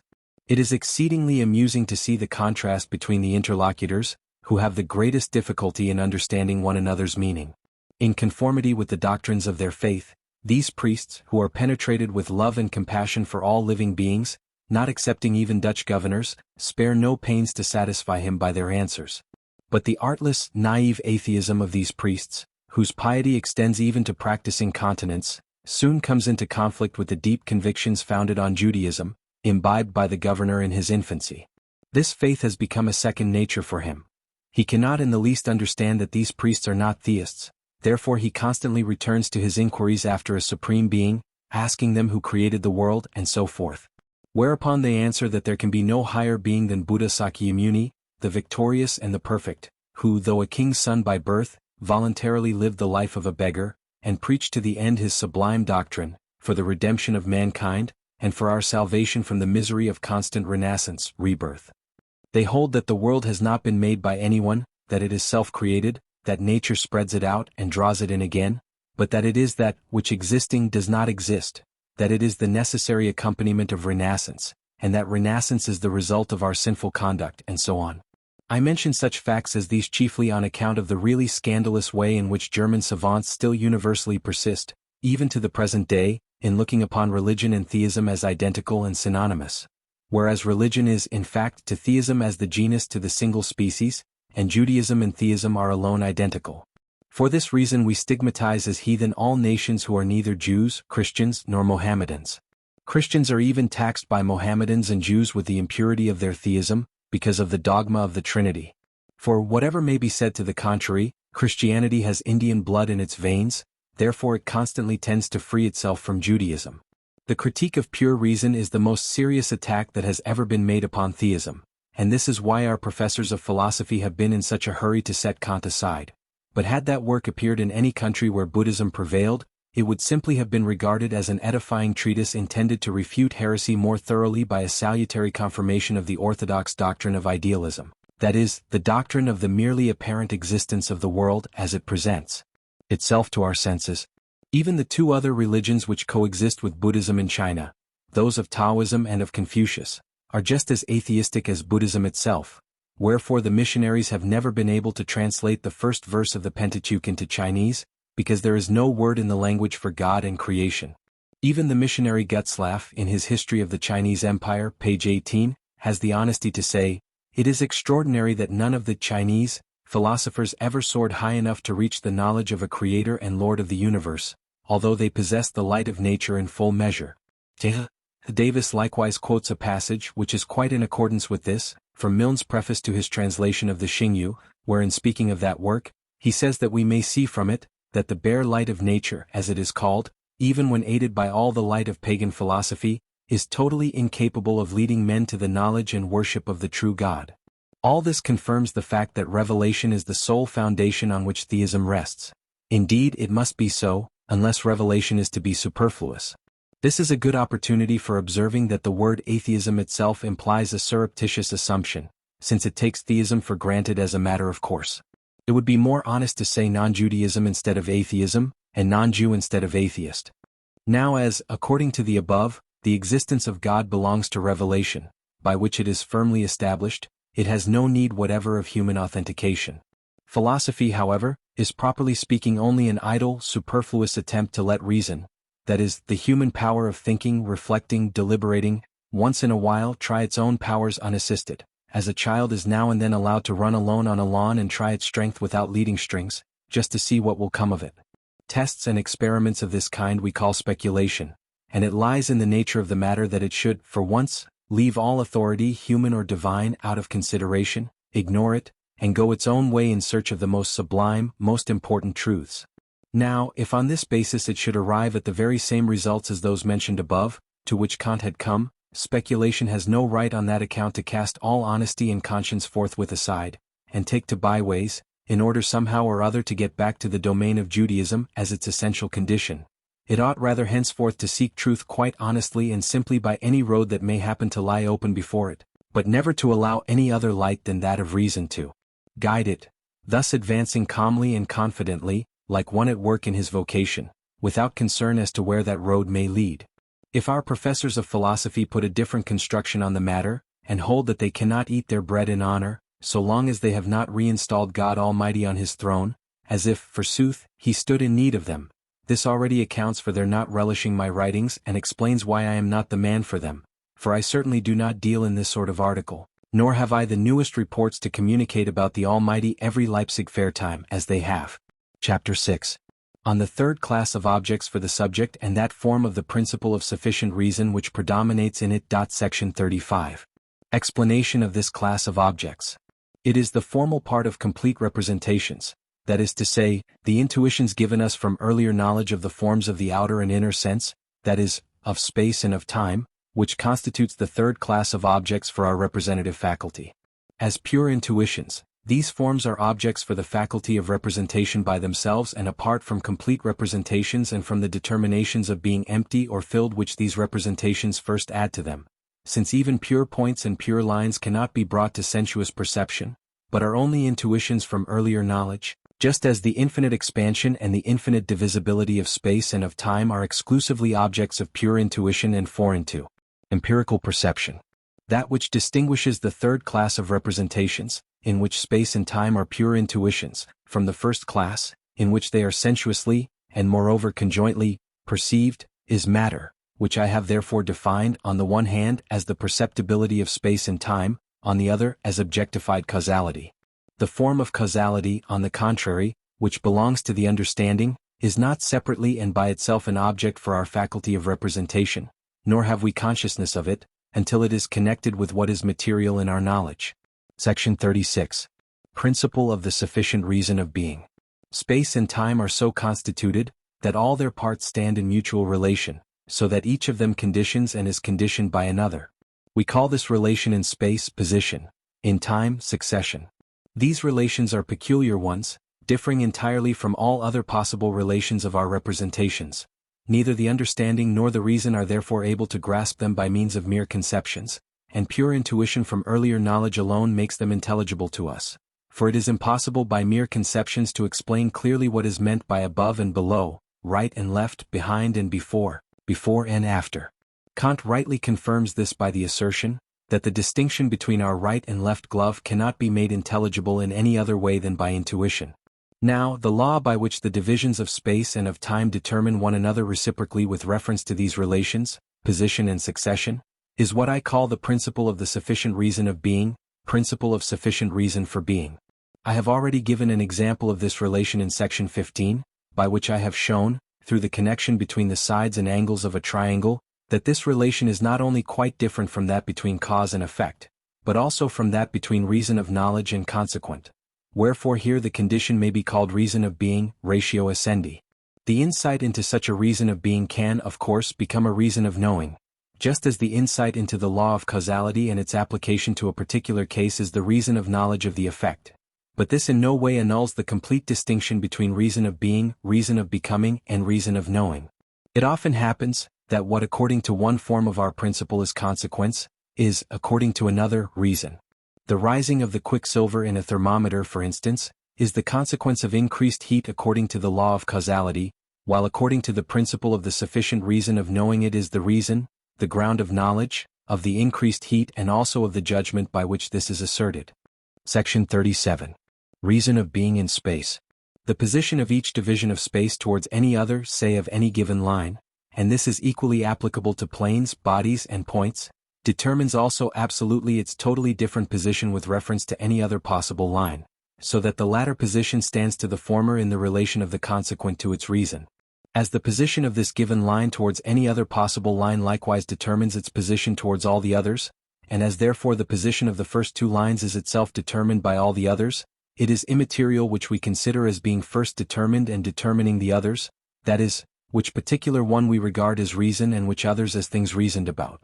This is so because in space there is no succession, for it is precisely by uniting space and time to form the collective representation of the complex of experience, that the representation of coexistence arises. Thus an analogue to so-called reciprocity prevails everywhere in the reason of being in space, as we shall see in section 48, where I enter more fully into the reciprocity of reasons. Now, as every line is determined by all the others just as much as it determines them, it is arbitrary to consider any line merely as determining and not as being determined, and the position of each towards any other admits the question as to its position with reference to some other line, which second position necessarily determines the first and makes it that which it is. It is therefore just as impossible to find an end from the earlier side in the series of links in the chain of reasons of being as in that of reasons of becoming, nor can we find any from the later side either, because of the infinity of space and of the lines possible within space. All possible relative spaces are figures because they are limited, and all these figures have their reason of being in one another because they are conterminous. The series of reasons of being in space therefore, like the series of reasons of becoming, proceeds to infinity, and moreover not only in a single direction like the latter but in all directions. Nothing of all this can be proved, for the truth of these principles is transcendental, they being directly founded upon the intuition of space given us from earlier knowledge. Section 38. Reason of being in time. Arithmetic. Every instant in time is conditioned by the preceding one. The sufficient reason of being, as the law of consequence, is so simple here, because time has only one dimension, therefore it admits of no multiplicity of relations. Each instant is conditioned by its predecessor. We can only reach it through that predecessor. Only so far as this was and has elapsed, does the present one exist. All counting rests upon this connection of the divisions of time, numbers only serving to mark the single steps in the succession. Upon it therefore rests all arithmetic likewise, which teaches absolutely nothing but methodical abbreviations of numeration. Each number presupposes its predecessors as the reasons of its being. We can only reach the number 10 by passing through all the preceding numbers, and it is only in virtue of this insight that I know, that where 10 are, there also are 8, 6, 4. Section 39. Geometry. The whole science of geometry likewise rests upon the connection of the position of the divisions of space.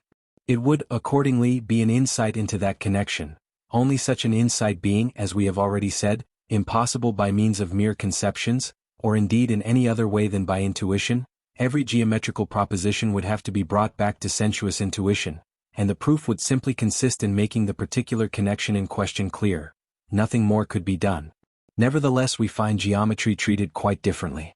Euclid's 12 axioms are alone held to be based upon mere intuition, and even of these only the 9th, 11th, and 12th are properly speaking admitted to be founded upon different, separate intuitions, while the rest are supposed to be founded upon the knowledge that in science we do not, as in experience, deal with real things existing for themselves side by side, and susceptible of endless variety, but on the contrary with conceptions, and in mathematics with normal intuitions, that is, figures and numbers, whose laws are binding for all experience, and which therefore combine the comprehensiveness of the conception with the complete definiteness of the single representation. For although, as intuitive representations, they are throughout determined with complete precision, no room being left in this way by anything remaining undetermined, still they are general because they are the bare forms of all phenomena, and, as such, applicable to all real objects to which such forms belong. What Plato says of his ideas would therefore, even in geometry, hold good of these normal intuitions, just as well as of conceptions, that is, that two cannot be exactly similar, for then they would be but one. This would, I say, be applicable also to normal intuitions in geometry, if it were not that, as exclusively spatial objects, these differ from one another in mere juxtaposition, that is, in place. Plato had long ago remarked this, as we are told by Aristotle. Furthermore, besides sensible things and species, forms, he says that mathematical things are intermediate, differing from sensible things because they are eternal and immutable, but differing from the forms because many of them are similar, while each form itself is only one.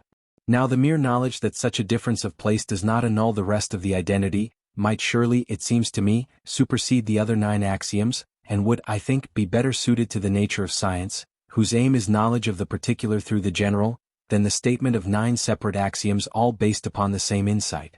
Moreover, what Aristotle says, in these mathematicals, equality is unity, then becomes applicable to geometrical figures.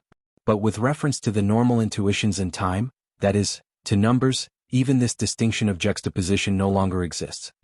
Here, as with conceptions, absolutely nothing but the identity of indiscernibles remains, for there is but one 5 and one 7. And in this we may perhaps also find a reason why 7 plus 5 is equal to 12 is a synthetical proposition from earlier knowledge, founded upon intuition, as Kant profoundly discovered, and not an identical one, as it is called by Herder in his Metacritique. 12 is equal to 12 is an identical proposition.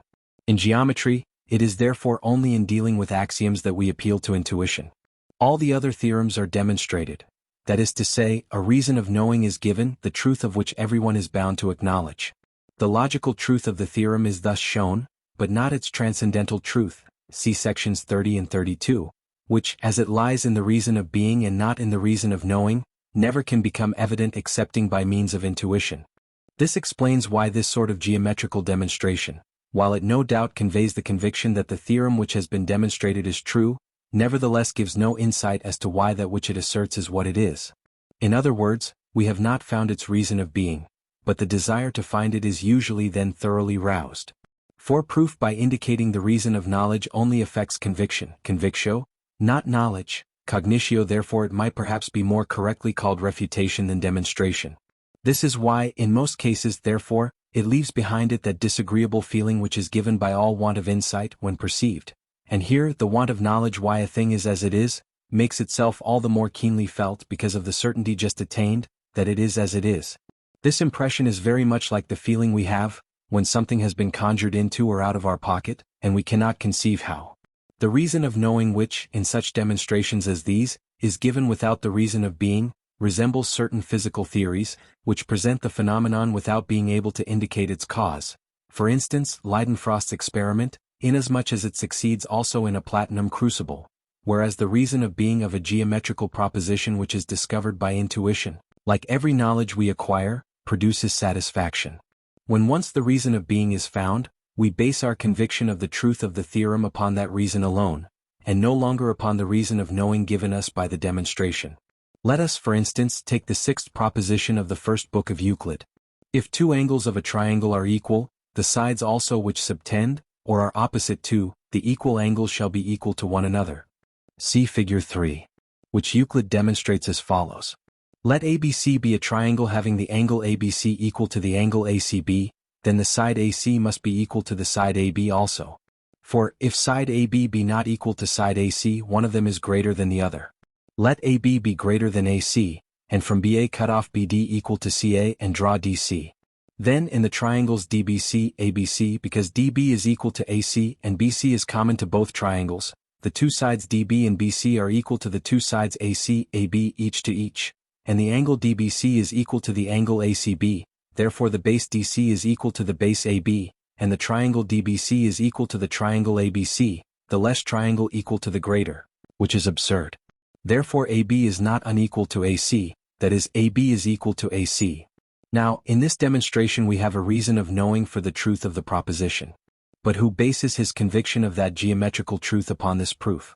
Do we not rather base our conviction upon the reason of being, which we know intuitively, and according to which, by a necessity which admits of no further demonstration, but only of evidence through intuition, two lines drawn from both extreme ends of another line, and inclining equally towards each other, can only meet at a point which is equally distant from both extremities, since the two arising angles are properly but one, to which the oppositeness of position gives the appearance of being two, wherefore there is no reason why the lines should meet at any point nearer to the one end than to the other. It is the knowledge of the reason of being which shows us the necessary consequence of the condition from its condition. In this instance, the lateral equality from the angular equality, that is, it shows their connection, whereas the reason of knowing only shows their coexistence. Nay, we might even maintain that the usual method of proving merely convinces us of their coexistence in the actual figure given us as an example, but by no means that they are always coexistent. For, as the necessary connection is not shown, the conviction we acquire of this truth rests simply upon induction, and is based upon the fact that we find it is so in every figure we make. The reason of being is certainly not as evident in all cases as it is in simple theorems like this sixth one of Euclid. Still I am persuaded that it might be brought to evidence in every theorem, however complicated, and that the proposition can always be reduced to some such simple intuition. Besides, we are all just as conscious from earlier knowledge of the necessity of such a reason of being for each relation of space, as we are of the necessity of a cause for each change. In complicated theorems it will, of course, be very difficult to show that reason of being, and this is not the place for difficult geometrical researches. Therefore, to make my meaning somewhat clearer, I will now try to bring back to its reason of being a moderately complicated proposition, in which nevertheless that reason is not immediately evident. Passing over the intermediate theorems, I take the 16th. In every triangle in which one side has been produced, the exterior angle is greater than either of the interior opposite angles. This Euclid demonstrates in the following manner, see Figure 4. Let ABC be a triangle, and let the side BC be produced to D, then the exterior angle ACD shall be greater than either of the interior opposite angles BAC or CBA. Bisect the side AC at E and join B, produce B to F, making EF equal to EB and join FC. Produce AC to G. Because AE is equal to EC and B to EF, the two sides AE-EB are equal to the two sides CEF each to each, and the angle AEB is equal to the angle CEF, because they are opposite vertical angles. Therefore the base AB is equal to the base CF, and the triangle AEB is equal to the triangle CF, and the remaining angles of one triangle to the remaining angles of the other, each to which the equal sides are opposite. therefore the angle BAE is equal to the angle ECF. But the angle ECD is greater than the angle ECF. Therefore the angle ACD is greater than the angle ABC. In the same manner, if the side BC be bisected and the side AC be produced to G, it may be demonstrated that the angle BCG, that is, the opposite vertical angle ACD, is greater than the angle ABC. My demonstration of the same proposition would be as follows, see figure 5.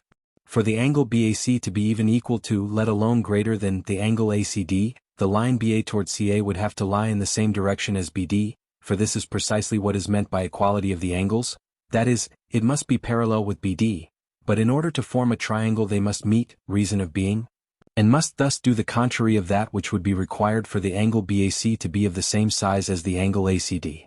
For the angle ABC to be even equal to, let alone greater than, the angle ACD, line BA must lie in the same direction towards BD as AC, for this is what is meant by equality of the angles, that is, it must be parallel with AC, that is to say BA and AC must never meet, but in order to form a triangle BA and AC must meet and must thus do the contrary of that which would be required for the angle ABC to be of the same size as ACD.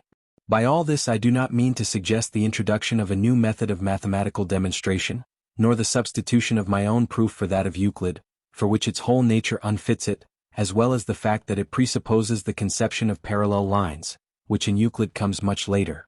I merely wish to show what the reason of being is, and wherein lies the difference between it and the reason of knowing, which latter only affects conviction, convictio, a thing that differs entirely from insight into the reason of being.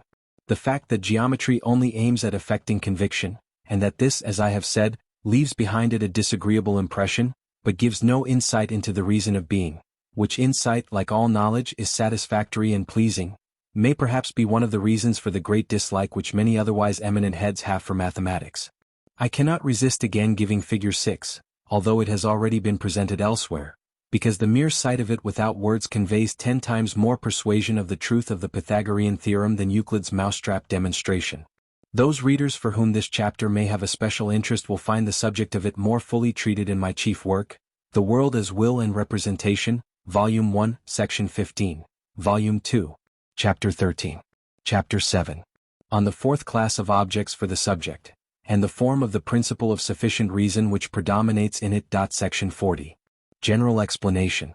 The last class of objects for our representative faculty which remains to be examined is a peculiar but highly important one. It comprises but one object for each individual, that is, the immediate object of the inner sense, the subject in volition, willing, which is object for the knowing subject.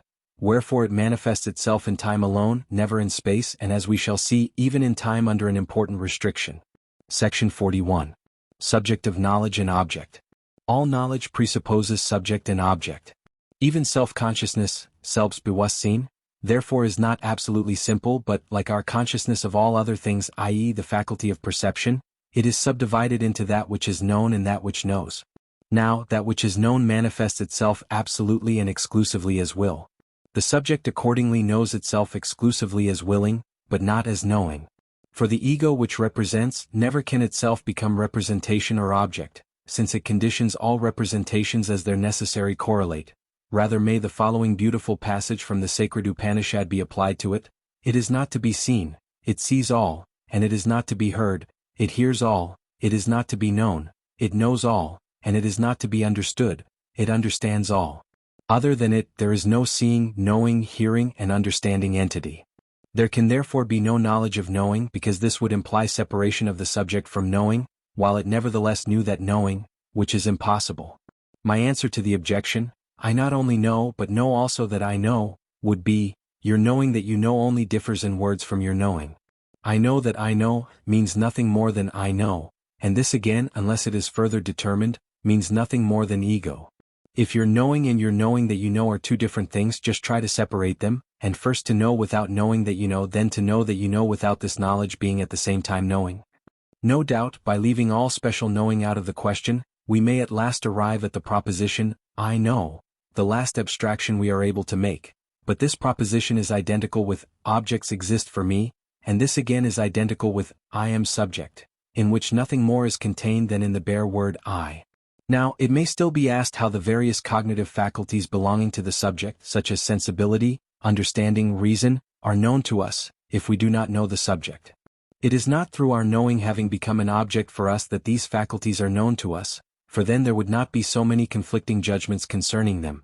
They are inferred rather, or more correctly, they are general expressions for the established classes of representations which, at all times, have been more or less clearly distinguished in those cognitive faculties.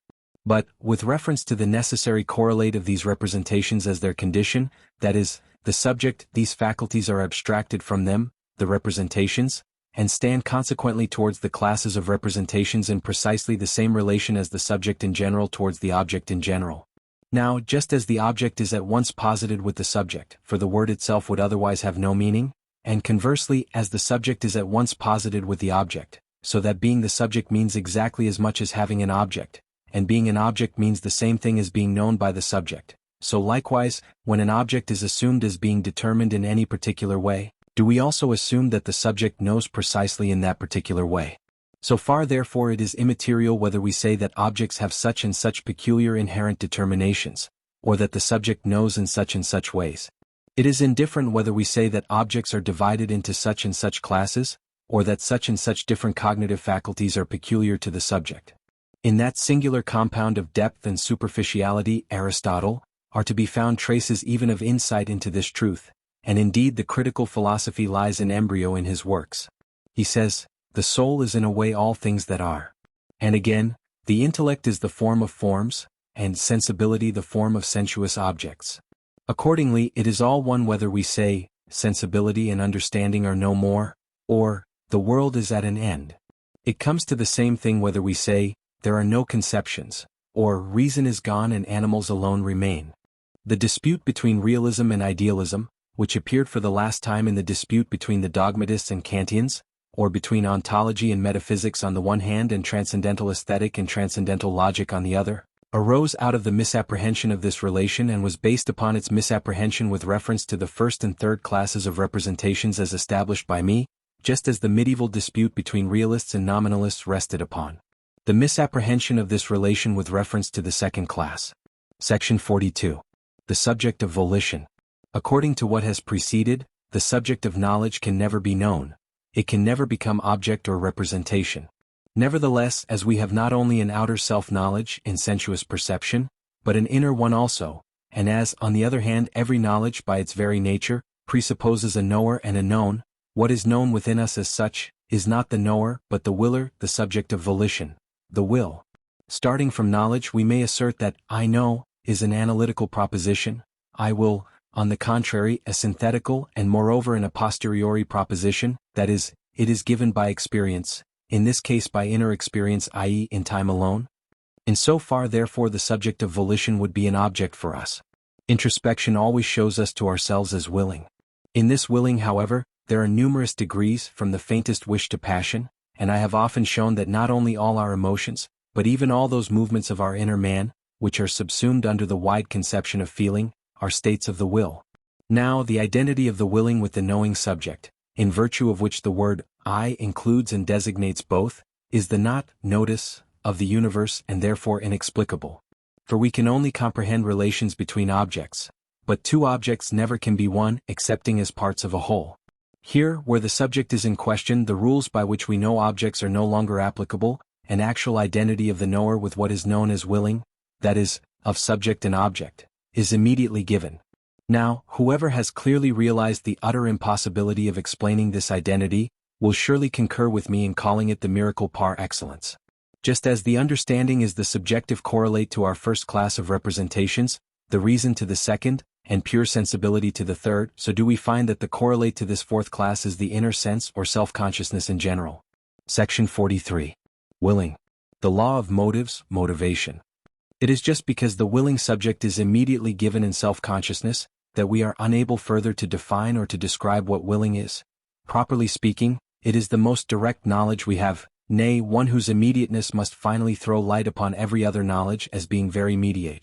At every resolution that we take ourselves, or that we see others take, we deem ourselves justified in asking why. That is, we assume that something must have previously occurred from which this resolution has resulted, and we call this something its reason, or, more correctly, the motive of the action which now follows. Without such a reason or motive, the action is just as inconceivable for us, as the movement of a lifeless body without being pushed or pulled.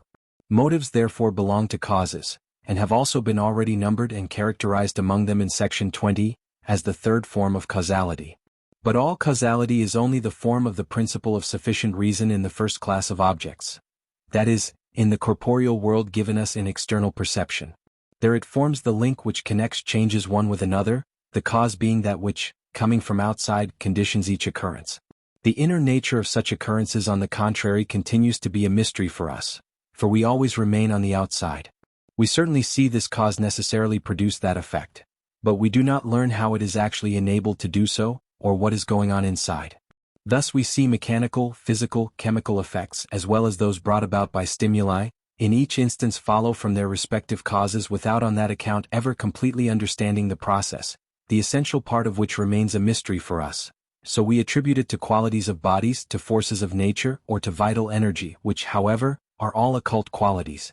Nor should we be at all better off as to comprehension of the movements and actions of animals and of human beings, which would also appear to us as induced in some unaccountable way by their causes, motives, were it not that here we are granted an insight into the inward part of the process.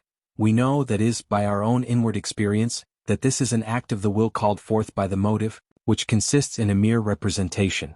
Thus the effect produced by the motive, unlike that produced by all other causes, is not only known by us from outside in a merely indirect way, but at the same time from inside, quite directly, and therefore according to its whole mode of action. Here we stand as it were behind the scenes, and learn the secret of the process by which cause produces effect in its most inward nature. For here our knowledge comes to us through a totally different channel and in a totally different way. From this results the important proposition: the action of motives, motivation, is causality seen from within. Here accordingly causality presents itself in quite a different way, in quite a different medium, and for quite another kind of knowledge. Therefore it must now be exhibited as a special and peculiar form of our principle, which consequently here presents itself as the principle of the sufficient reason of acting, principium rationis sufficientis agendi, or, more briefly, as the law of motives, law of motivation. As a clue to my philosophy in general, I here add, that this fourth class of objects for the subject, that is, the one object contained in it, the will which we apprehend within us, stands in the same relation towards the first class as the law of motives towards the law of causality, as I have established it in section 20. This truth is the cornerstone of my whole metaphysic. As to the way in which, and the necessity with which, motives act, and as to the dependence of their action upon empirical, individual character, and even upon individual capacity for knowledge, and so on, I refer my readers to my prize essay on the freedom of the will, in which I have treated all this more fully. Section 44. Influence of the will over the intellect. It is not upon causality proper, but upon the identity of the knowing with the willing subject, as shown in section 42, that the influence is based, which the will exercises over the intellect, when it obliges it to repeat representations that have once been present to it, and in general to turn its attention in this or that direction and evoke at pleasure any particular series of thoughts. And even in this, the will is determined by the law of motives, in accordance with which it also secretly rules what is called the association of ideas, to which I have devoted a separate chapter, the 14th, in the second volume of my chief work. This association of ideas is itself nothing but the application of the principle of sufficient reason in its four forms to the subjective train of thought, that is, to the presence of representations in our consciousness. But it is the will of the individual that sets the whole mechanism in motion by urging the intellect in accordance with the interest, that is, the individual aims, of the person to recall, together with its present representations, those which either logically or analogically, or by proximity in time or space, are nearly related to them. The will's activity in this, however, is so immediate, that in most cases we have no clear consciousness of it, and so rapid, that we are at times even unconscious of the occasion which has thus called forth a representation. In such cases, it appears as if something had come into our consciousness quite independently of all connection with anything else. That this, however, is impossible, is precisely the root of the principle of sufficient reason, which has been fully explained in the above-mentioned chapter of my chief work. Every picture which suddenly presents itself to our imagination, every judgment even that does not follow its previously present reason, must be called forth by an act of volition having a motive, although that motive may often escape our perception owing to its insignificance, and although such acts of volition are often in like manner unperceived, because they take place so easily, that wish and fulfillment are simultaneous. Section 45. Memory. That peculiar faculty of the knowing subject which enables it to obey the will the more readily in repeating representations, the oftener they have already been present to it, in other words, its capacity for being exercised, is what we call memory. I cannot agree with the customary view, by which it is looked upon as a sort of storehouse in which we keep a stock of ready-made representations always at our disposal, only without being always conscious of their possession. The voluntary repetition of representations which have once been present becomes so easy through practice, that one link in a series of representations no sooner becomes present to us, than we at once evoke all the rest, often even, as it were, involuntarily. If we were to look for a metaphor for this characteristic quality of our representative faculty, such as that of Plato, who compared it with a soft mass that receives and retains impressions, I think the best would be that of a piece of drapery, which, after having been repeatedly folded in the same folds, at last falls into them, as it were, of its own accord. The body learns by practice to obey the will, and the faculty of representing does precisely the same. A remembrance is not by any means, as the usual view supposes, always the same representation which is, as it were, fetched over and over again from its storehouse. A new one, on the contrary, arises each time, only practice makes this especially easy. Thus it comes to pass that pictures of our imagination, which we fancy we have stowed away in our memory, become imperceptibly modified. A thing which we realize when we see some familiar object again after a long time, and find that it no longer completely corresponds to the image we bring with us. This could not be if we retained ready-made representations.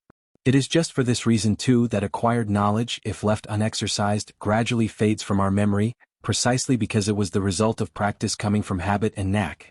Thus most scholars, for instance, forget their Greek, and most artists their Italian on their return from Italy.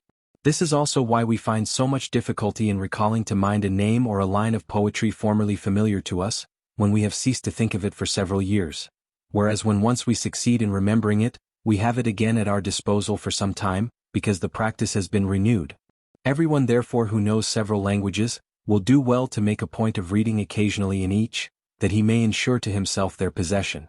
This likewise explains why the surroundings and events of our childhood impress themselves so deeply on our memory. It is because in childhood we have but few, and those chiefly intuitive, representations, so that we are induced to repeat them constantly for the sake of occupation. People who have little capability for original thought do this all their lives, and moreover not only with intuitive representations, but with conceptions and words also.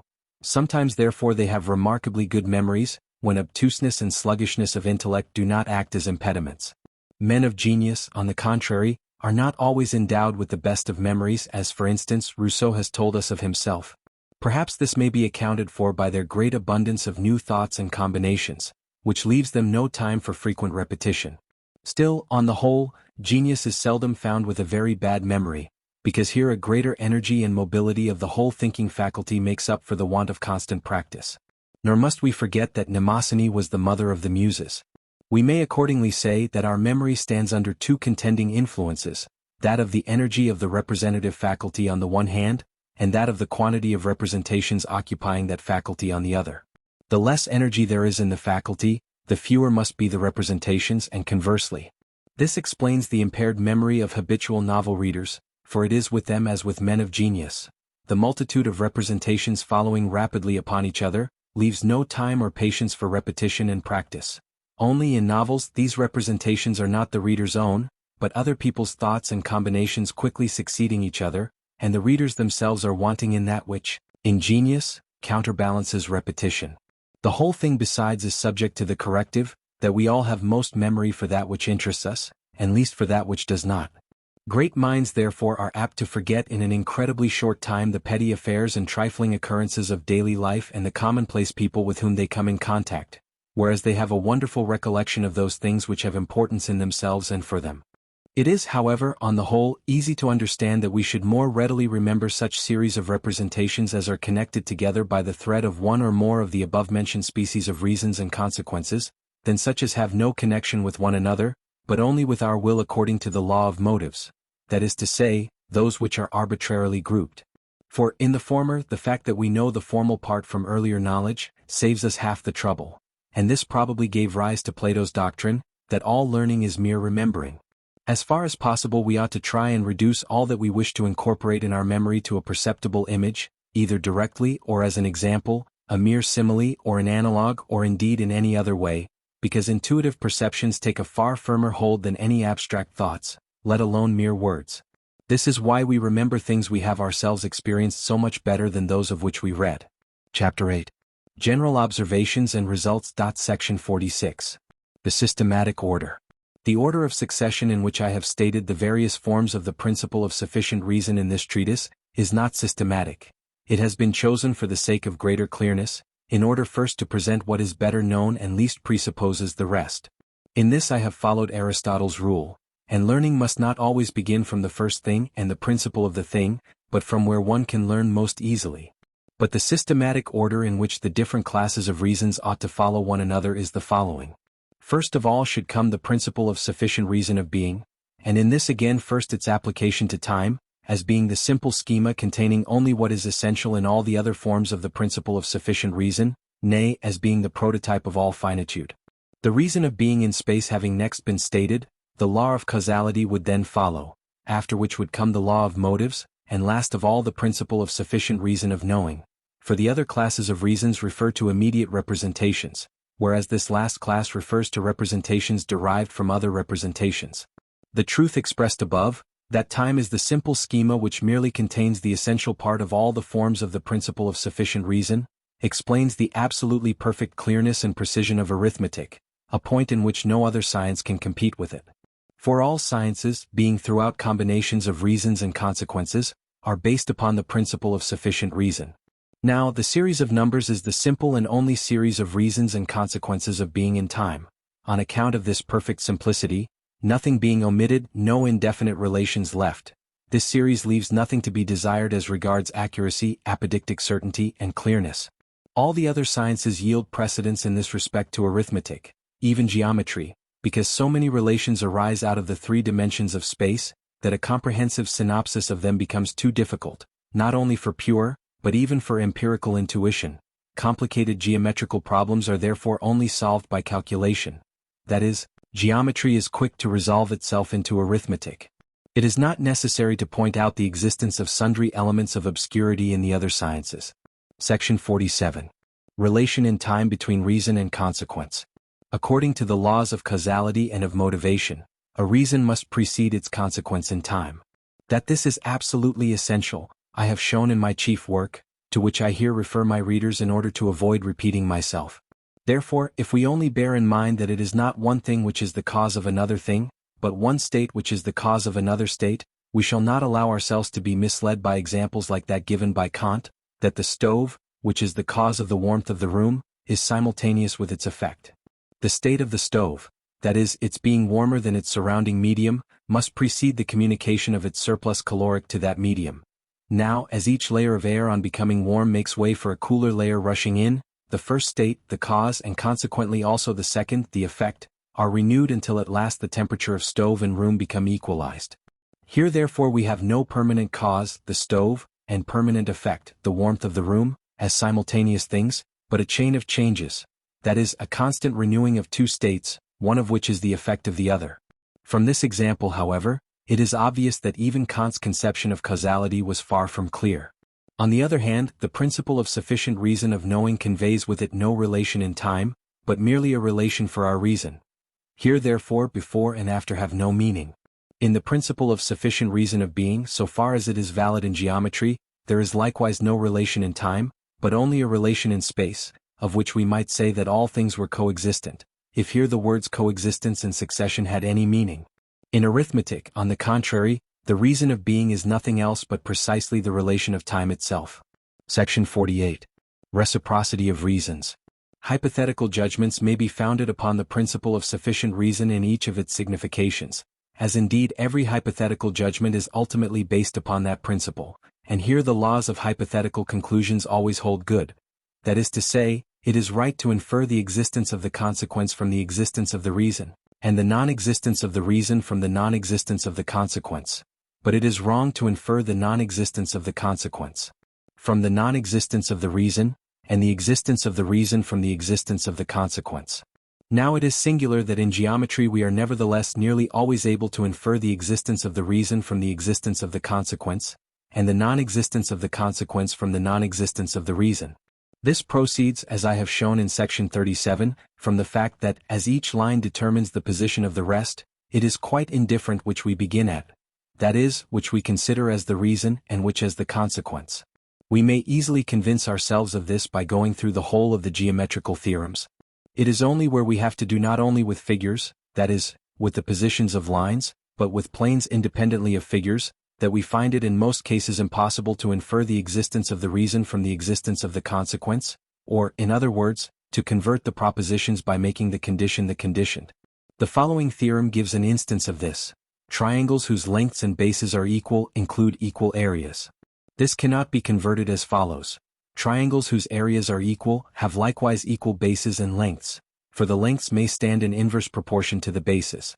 In section 20 it has already been shown that the law of causality does not admit of reciprocity, since the effect never can be the cause of its cause. Therefore the conception of reciprocity is, in its right sense, inadmissible. Reciprocity, according to the principle of sufficient reason of knowing, would only be possible between equivalent conceptions, since the spheres of these alone cover each other mutually. Apart from these, it only gives rise to a vicious circle. Section 49. Necessity. The principle of sufficient reason in all its forms is the sole principle and the sole support of all necessity.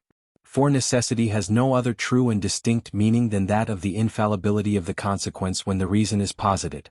Accordingly, every necessity is conditioned.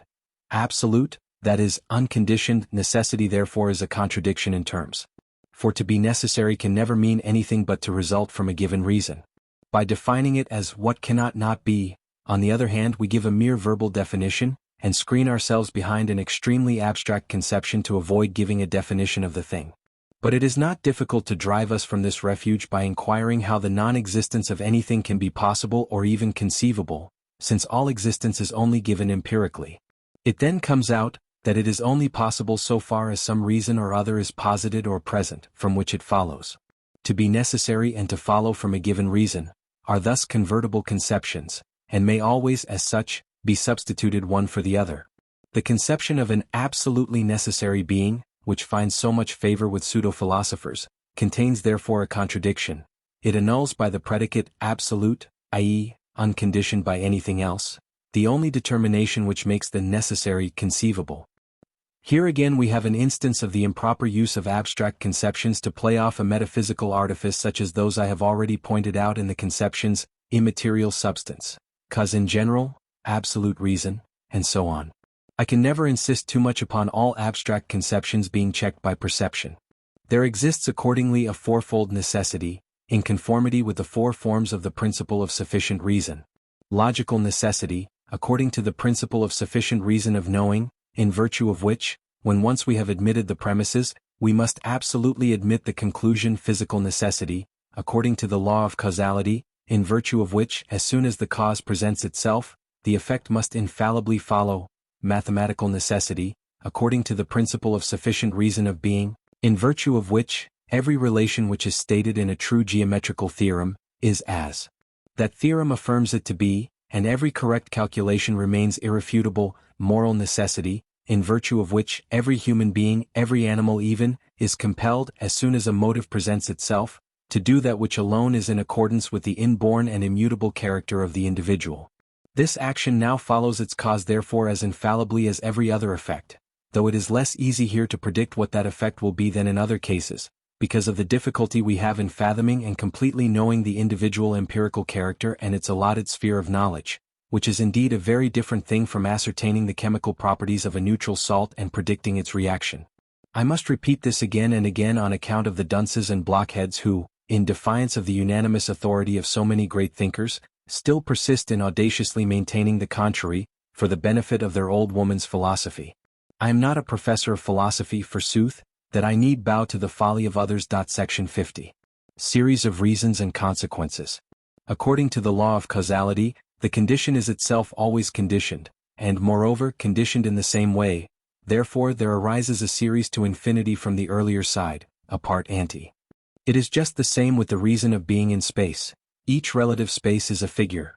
It has its limits by which it is connected with another relative space, and which themselves condition the figure of this other, and so on throughout all dimensions to infinity. But when we examine a single figure in itself, the series of reasons of being has an end, because we start from a given relation, just as the series of causes comes to an end if we stop at pleasure at any particular cause. In time, the series of reasons of being has infinite extension both from the earlier side and from the later side, apart post, since each moment is conditioned by a preceding one, and necessarily gives rise to the following. Time has therefore neither beginning nor end. On the other hand, the series of reasons of knowledge, that is, a series of judgments each of which gives logical truth to the other, always ends somewhere, that is, either in an empirical, a transcendental, or a metalogical truth. If the reason of the major premise to which we have been led is an empirical truth, and we still continue asking why, it is no longer a reason of knowledge that is asked for, but a cause. In other words, the series of reasons of knowing passes over into the series of reasons of becoming, causality. But if we do the contrary, that is, if we allow the series of reasons of becoming to pass over into the series of reasons of knowing, in order to bring it to an end, this is never brought about by the nature of the thing, but always by a special purpose. It is therefore a trick, and this is the sophism known by the name of the ontological proof. For when a cause, at which it seems desirable to stop short in order to make it the first cause, has been reached by means of the cosmological proof, we find out that the law of causality is not so easily brought to a standstill, and still persists in asking why. So it is simply set aside, and the principle of sufficient reason of knowing, which from a distance resembles it, is substituted in its stead, and thus a reason of knowledge is given in the place of the cause which had been asked for, a reason of knowledge derived from the conception itself which has to be demonstrated, the reality of which is therefore still problematical, and this reason, as after all it is one, now has to figure as a cause.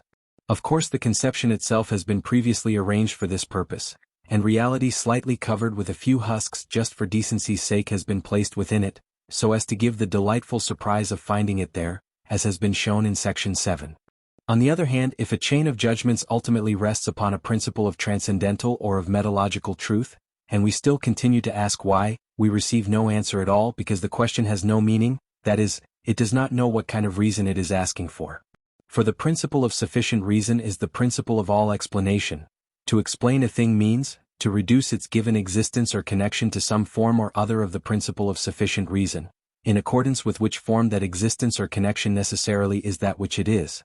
The principle of sufficient reason itself, that is, the connection expressed by it in any of its forms, cannot therefore be further explained, because there exists no principle by which to explain the source of all explanation, just as the eye is unable to see itself, though it sees everything else. There are of course series of motives, since the resolve to attain an end becomes the motive for the resolve to use a whole series of means. Still this series invariably ends from the earlier side in a representation belonging to one of our two first classes, in which lies the motive which originally had the power to set this individual will in motion.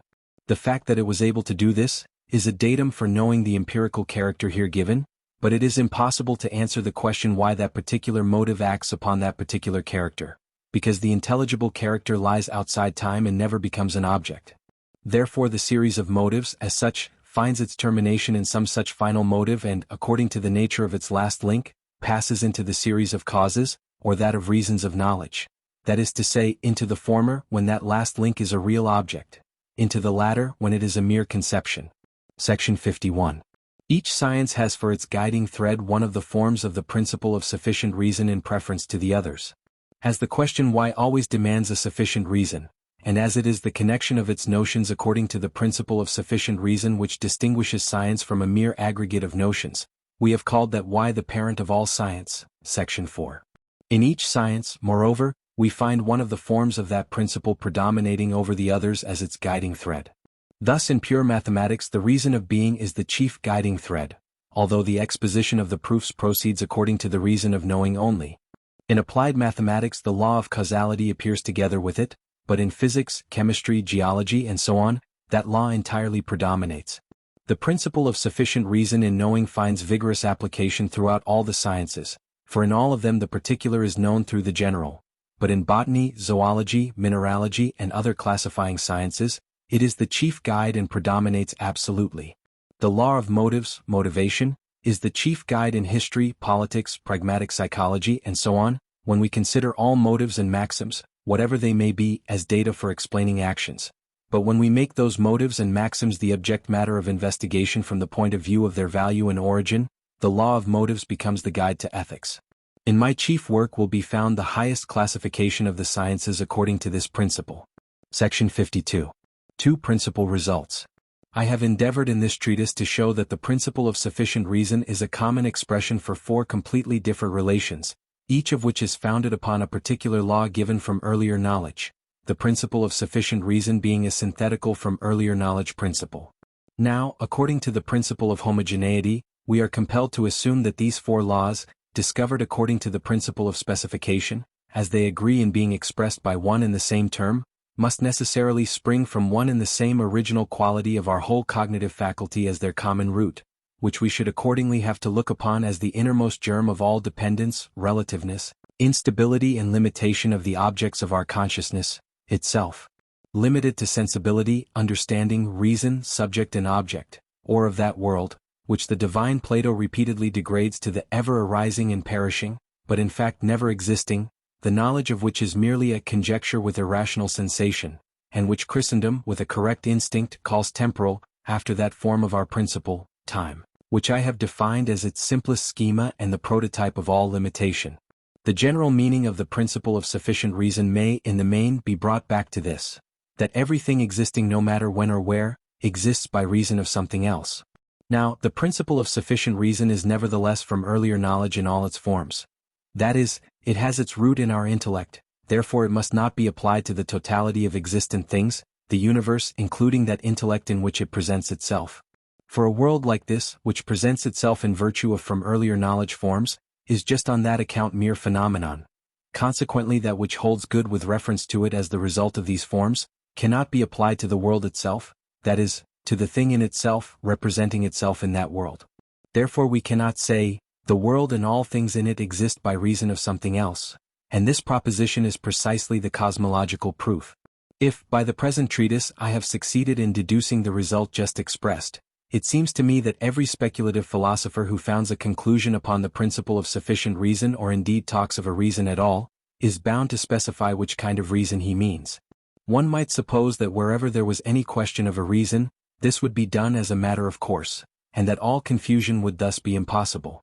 Only too often, however, do we still find either the terms reason and cause confounded in indiscriminate use, or do we hear basis and what is based, condition and what is conditioned, principles and things principled talked about in quite a general way without any nearer determination, perhaps because there is a secret consciousness that these conceptions are being used in an unauthorized way.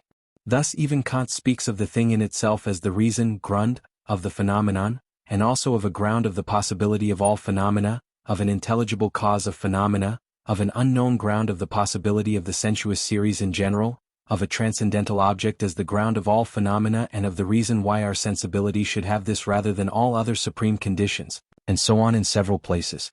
Now all this does not seem to me to tally with those weighty, profound, nay immortal words of his: the contingency of things is itself mere phenomenon, and can lead to no other than the empirical regressus which determines phenomena. That since Kant the conceptions reason and consequence, principle and thing principled, and so on, have been and still are used in a yet more indefinite and even quite transcendent sense, everyone must know who is acquainted with the more recent works on philosophy. The following is my objection against this promiscuous employment of the word ground, reason, and, with it, of the principle of sufficient reason in general. It is likewise the second result, intimately connected with the first, which the present treatise gives concerning its subject matter proper. The 4 laws of our cognitive faculty, of which the principle of sufficient reason is the common expression, by their common character as well as by the fact that all objects for the subject are divided amongst them, proclaim themselves to be posited by one and the same primary quality and inner peculiarity of our knowing faculty, which faculty manifests itself as sensibility, understanding, and reason. Therefore, even if we imagined it to be possible for a new 5th class of objects to come about, we should in that case likewise have to assume that the principle of sufficient reason would appear in this class also under a different form. Notwithstanding all this, we still have no right to talk of an absolute reason, ground, nor does a reason in general, any more than a triangle in general, exist otherwise than as a conception derived by means of discursive reflection, nor is this conception, as a representation drawn from other representations, anything more than a means of thinking several things in one. Now, just as every triangle must be either acute-angled, right-angled, or obtuse-angled, and either equilateral, isosceles or scalene, so also must every reason belong to one or other of the 4 possible kinds of reasons I have pointed out. Moreover, since we have only four well-distinguished classes of objects, every reason must also belong to one or other of these four, and no further class being possible, reason itself is forced to rank it within them. For as soon as we employ a reason, we presuppose the four classes as well as the faculty of representing, i.e. the whole world, and must hold ourselves within these bounds, never transcending them. Should others, however, see this in a different light and opine that a reason in general is anything but a conception, derived from the four kinds of reasons, which expresses what they all have in common, we might revive the controversy of the realists and nominalists, and then I should side with the latter.